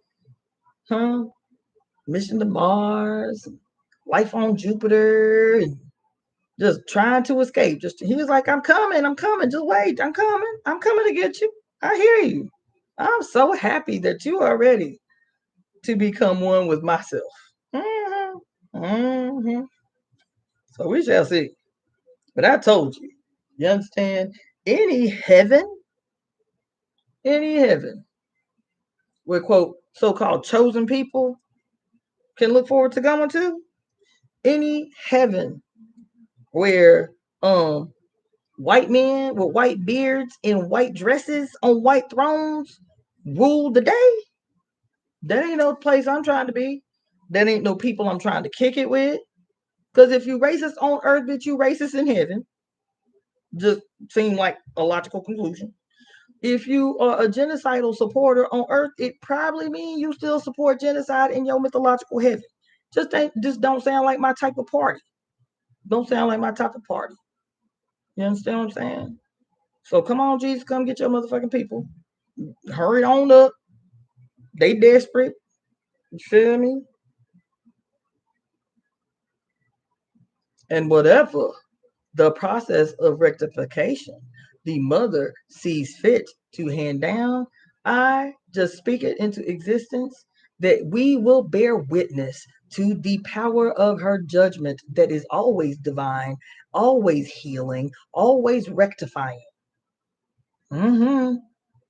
Unlike this monstrous malignant mutation that is called justice today, which is always vicious and brutal and wrong in every possible way. I look forward to seeing what the mother has in store for those who have wronged the planet, wronged her children, wronged the earth, wronged themselves. I look forward to it. So monitor how you talk about the mother's majesty as you witness it. Monitor the feelings in your heart. So fear, you're not leading with fear. Because you know this is not for you. This is not your judgment that you are bearing witness to. This ain't you. Monitor how you analyze what you are witnessing, where you call names or don't call names, because the mother already knows in her all-seeing divine self. Every wrong done, every harm committed, every single debt that must be squared. Every single debt that must be squared. We can call their names to add extra juice to it, to give ourselves the confirmation that it's working. We say a single name together at the same time and wait 48 hours to see if we have had an impact on this name that we have called. I'm here for that because we've seen it. We've already done it. We've already seen it. But she knows. And so maybe just like the one we was talking about earlier, we can quote corral and direct for more immediate and focused function. I'm with that too. But these next few years are about nothing else, no matter what you are watching and no matter what kind of diversionary tactics they are using. These years are about nothing else but divine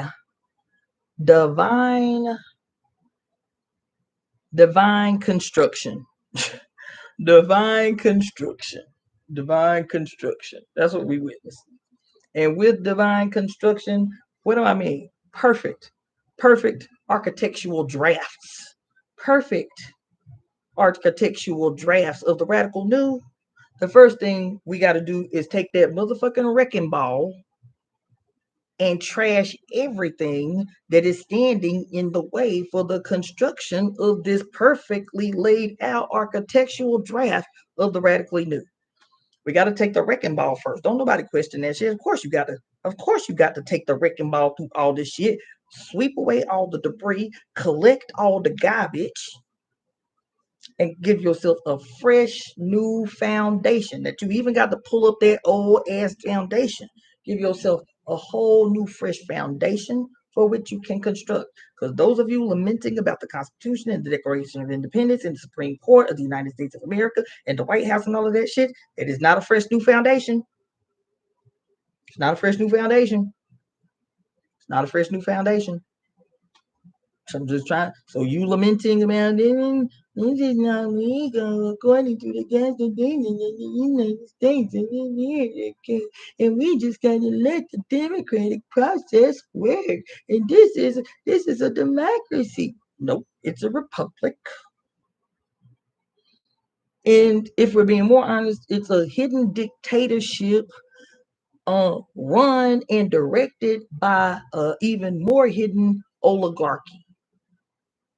And even behind them, a more hidden trident of the malignant manifestation of the son gone rogue in his attempt to hide the mother and steal her power. The trident, the triple-headed. Who is the triple-headed?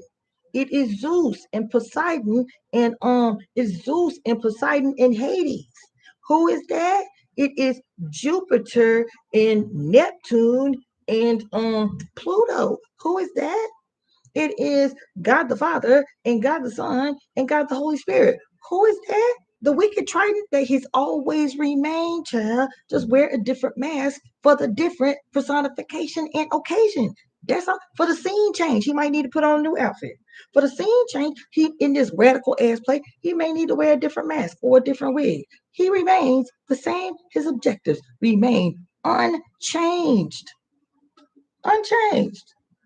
So whether it's the oligarchy and the plutocracy and the aristocracy, same shit. Whether it's the what y'all call it, the Senate and the House of Representatives and the President of the United States, same shit. Whether it's Islam, Christianity, Catholicism, and Judaism, same shit. Different scene, different costume. Whether it's communism, capitalism, and socialism, same shit. Different scene, different mask, different costume. Same shit. Same origin, same objectives. Yep. Yep. So stop talking about the United States of America being the greatest country on earth, and this and this and this and this and this, because you sound like the poor lowly humans who are always and incessantly not only excusing but glorifying Zeus, tyrannical rapist, murdering ass lunatic that he was. Like, how y'all still talk about Zeus as the dashing God man that runs humans, as he is turning himself into an animal for the sole purpose of taking advantage of unsuspecting humans that he hates. He hates female humans. He hates female humans. He hates female humans, even though he likes fucking on human female bodies. Sound like the neighborhood nigga, you know. He hates female humans, even though he likes taking his weapon of mass destruction and violating a woman's body with it.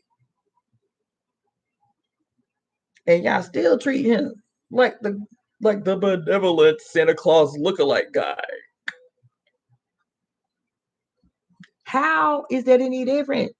Everybody's still making offerings to Zeus, singing songs to Zeus, throwing flowers on Zeus's shrine. Oh, the Zeus is so great, great, Zeus, Zeus, Zeus, Zeus, Zeus.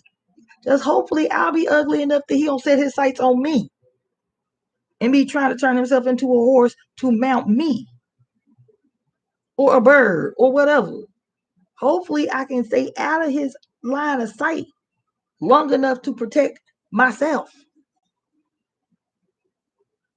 And y'all don't see this story as synonymous with who you are as the mindless masses lamenting and singing praises to an institution that has never given you a moment's rest, child. This institution that you quote love and call the greatest country on earth has never given you an actual second to breathe. It is the greatest country on earth. And you black-skinned and saying that shit. You black-skinned and saying that shit. It is the greatest country because you speaking a spell, bitch. You are reciting a spell lodged in your skull by the most recent personification of the Godhead of war, which is the United States of America. America is a Godhead of war and brigandage, while still maintaining the face of the perpetual victim. America's a Godhead, baby. That has literally sucked you dry.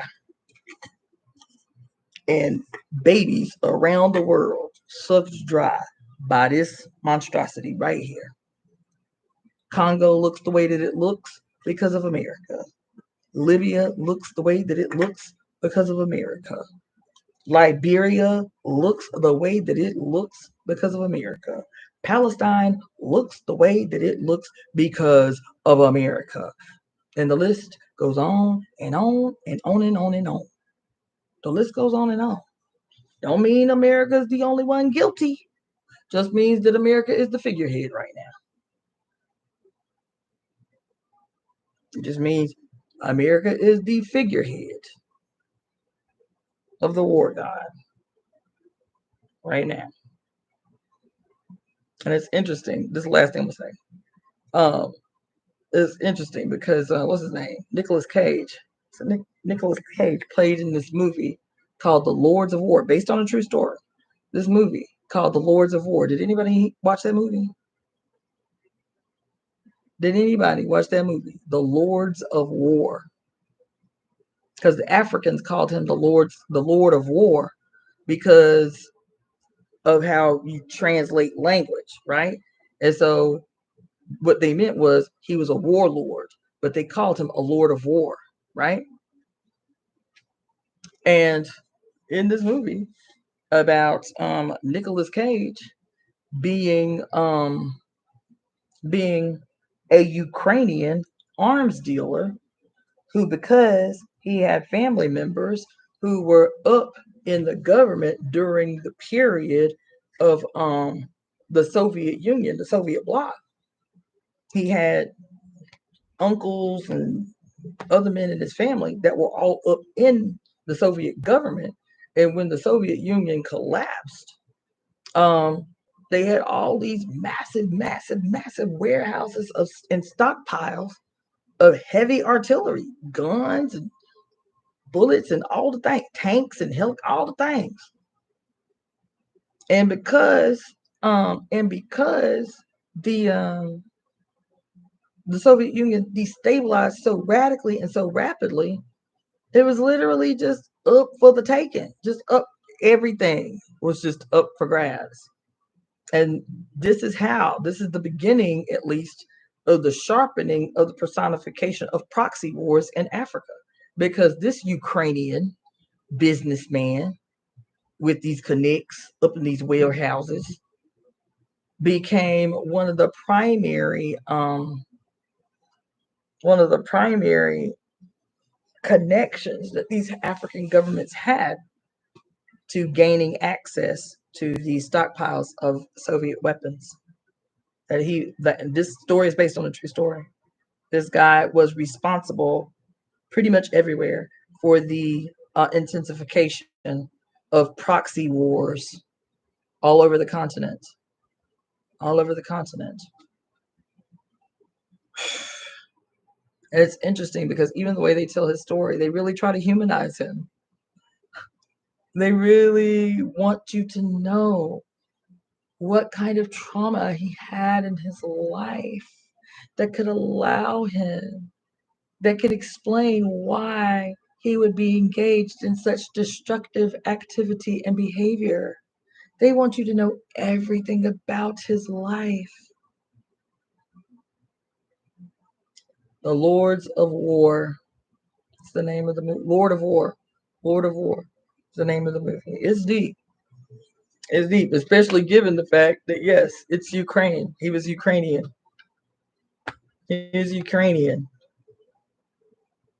Stockpiling weapons all over the continent and putting them in the hands of children. There is a scene where he's in Sierra Leone selling guns to this leader. I forget the guy's name, who was responsible for the for jumping off the Sierra, what they call it, the Sierra Leonean Revolution. And this was the apex of child soldier culture, the Sierra Leonean Revolution. So anytime you see images of these babies, little kids with giant machine guns and shit, this was the period. That was the guy. And in order to get children to kill human beings, child soldiers, in order to get children to kill human beings, they would go to the poorest communities and just take children. Just take children. Little kids, 5, 6, 7, 8, 9, 10 years old, take kids. And then they would give them this drug that was popular at the time, where they would take gunpowder and cocaine and something else. It was 3 things: gunpowder, cocaine, and something else, and mix it together, just like you do with cocaine. You take the little razor and you chop it up real good and mix it together. Gunpowder, cocaine, and whatever the third thing was. And then force at gunpoint these children to run lines of this mixture. And something about the gunpowder intensifies the other 2 items up in the stuff and literally makes them go insane. This is how they were able to keep the kids facilitating, participating in this massacre called the Sierra Leonean Revolution. And so he's going to do this arms deal with this dude who's staging this next coup in Sierra Leone. And he's in this room, and there are all these kids in the room. And he's like, yo, why this Nick Cage? He's like, why are these kids in here? He's like, oh, these are my soldiers. You feel me? And then all of a sudden he sees these kids one by one taking these hits of this concoction and literally going crazy. And this is what stilled them as babies to kill human beings, these babies. And Nicolas Cage was like, he's like, what's all these kids? And he was like, oh, these are my soldiers. And he watches the kids. He's like, what's that they doing? He's like, oh, you should try it, whatever. And he tries it. But was he moved? Was he like, oh no, I can't do this? This is who I'm selling guns to? No, none of that. That ain't what happened in the scene. He do the drug. You know what I'm saying? Whatever. And commits to closing his deal as this man is handing machine guns to children, where if you stand the gun up side the child is shorter than the fucking barrel of the gun. This is the character that he played. He was just a businessman trying to make a way. I met a man. His name was Cherno Alpha Mba. He was He was a child soldier. He was a former child soldier. He was about 28 or 29 when I met him. And he had become an award-winning journalist, all this stuff, right? And this sister, Naima, I don't remember her last name, but she wrote a song in honor of Cherno. She's the same one that I was saying, we don't want to be colonized, right? What was it? Go to work all day and I can't even pay my rent because it's always late, right? But she did another one called Child Soldier. Child Soldier. Wait, child, how'd it go? Child Soldier. Still a boy, not yet a man. Who put that gun in your hands? Free Africa, this is our land. Wasting your life to be free. Turn the gun on the real enemies. Child soldier. Ease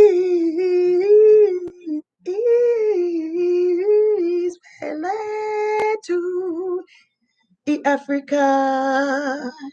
Africa. Izweletu means the land is ours. Africa is to acknowledge the land. Is a call and response. Izweletu, and the other folks say Africa, and then the caller says Africa. Izweletu. There's a call and response. Africa is the land, or the land is ours. Africa. The land is ours. Africa. Right? And so she says, child soldier, still a boy, not yet a man. Who put that gun in your hand? Free Africa. This our land. Wasting your life to be free. Turn the guns on the real enemy. Do you understand? Anyway, get your readings. You can do that by emailing me at evoemetemp@gmail.com. You can also use that email through Zelle or through PayPal to make donations, contributions to the Temple of Evolutionary Emergence. You can also send contributions and donations to Cashapp, which is $Daughter of the Fates, FATES, or Venmo Cassandra-Floyd, CASSANDRA-FLOYD. Also, you can go to the Daughter of the Fates Etsy store, Daughter of the Fates Etsy store, to make purchases of the 500 plus unique pieces that I have constructed with my own hands on my Etsy store, which too is etsy.com, and just put in the search engine Daughter of the Fates or Daughter of the Fates, FATES.etsy.com. Also, if you are interested in receiving MP3s of any of the songs that I have sung to you in the past that have been lost to time, you feel me?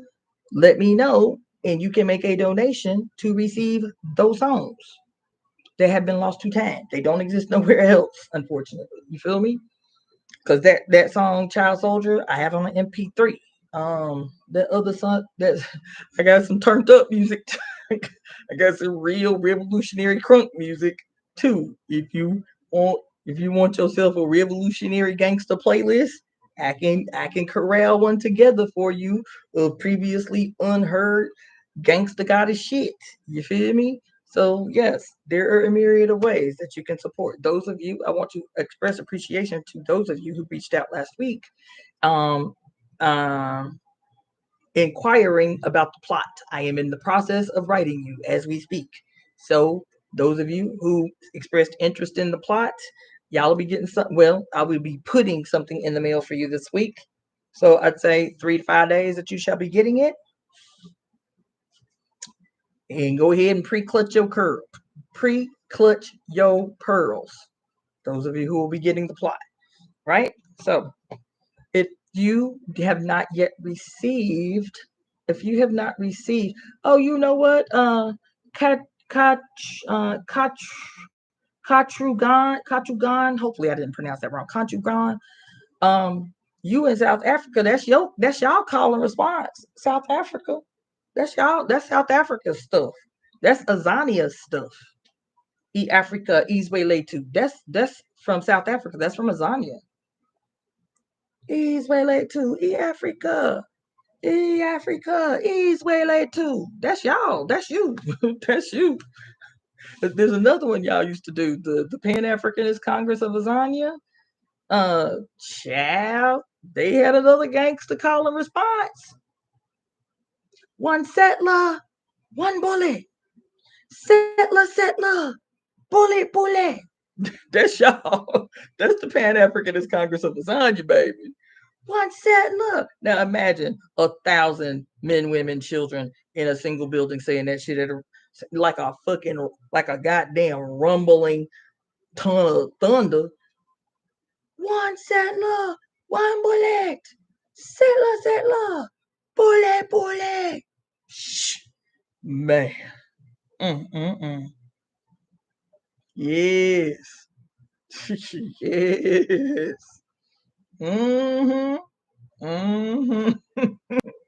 Yeah. So anyway, if y'all need some goddess gangster revolutionary crunk music, there's another one. How'd it go? Oh, let me see if I can remember the hook. There's power in every word I say. So every time I speak, you reply, Ashe. Ashe means power, our word of the day. So when you move like I move, I'm going to reply, Ashe, or I'll reply, Ashe. That's my jam. It's a lot faster than that, but that's the hook. There's power in every word. That song is a jam. That song is a banger. I don't even remember who did it. That song is a banger. That song is a banger. There's power in every word I say. So every time I speak, you reply Ashe. Ashe means power, our word of the day. So when you move like I move, I'm gonna tell you Ashe. That's the cut. That's the cut. That's the cut. That's the cut. Yes. So anyway, yeah, there you go. We's good. We's good.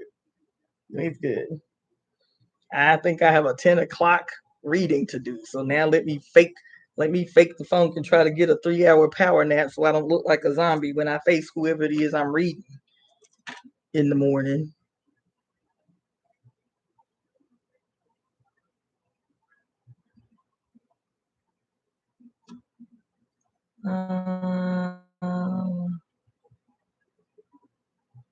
Oh, my bad. Okie dokie. Go. And I will see you guys later today when we do the reading of the global conspiracy to right all wrongs at 11:11 p.m. Universal Time. I am really hype about the people that joined us today from where they joined us from, Sri Lanka, and where was the other place?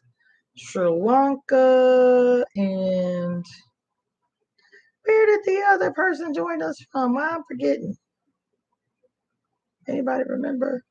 Sri Lanka, and I don't even remember. Mm-hmm. Y'all are funny. Y'all was going ham in this comment section. Oh my god.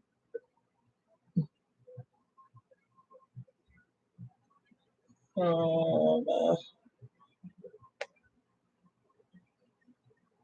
hmm. Where did they come from? I want to remember. Mm-hmm. Mm-hmm. Oh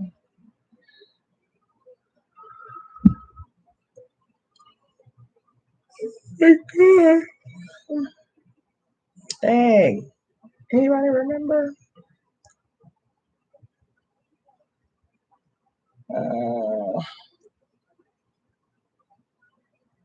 is related to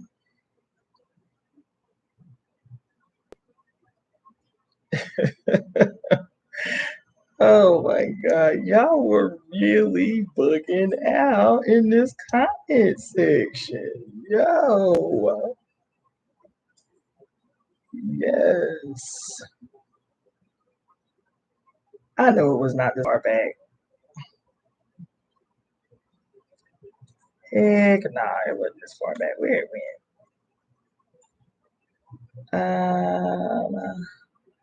East Pele to the Africa.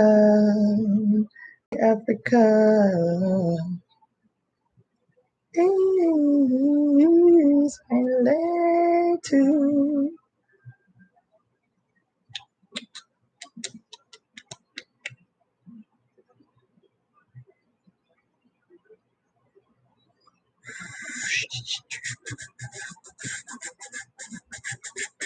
Yeah, oh, nope, that's not it. Damn, for some reason I cannot remember for the life of me where that other person checked in from. Dang.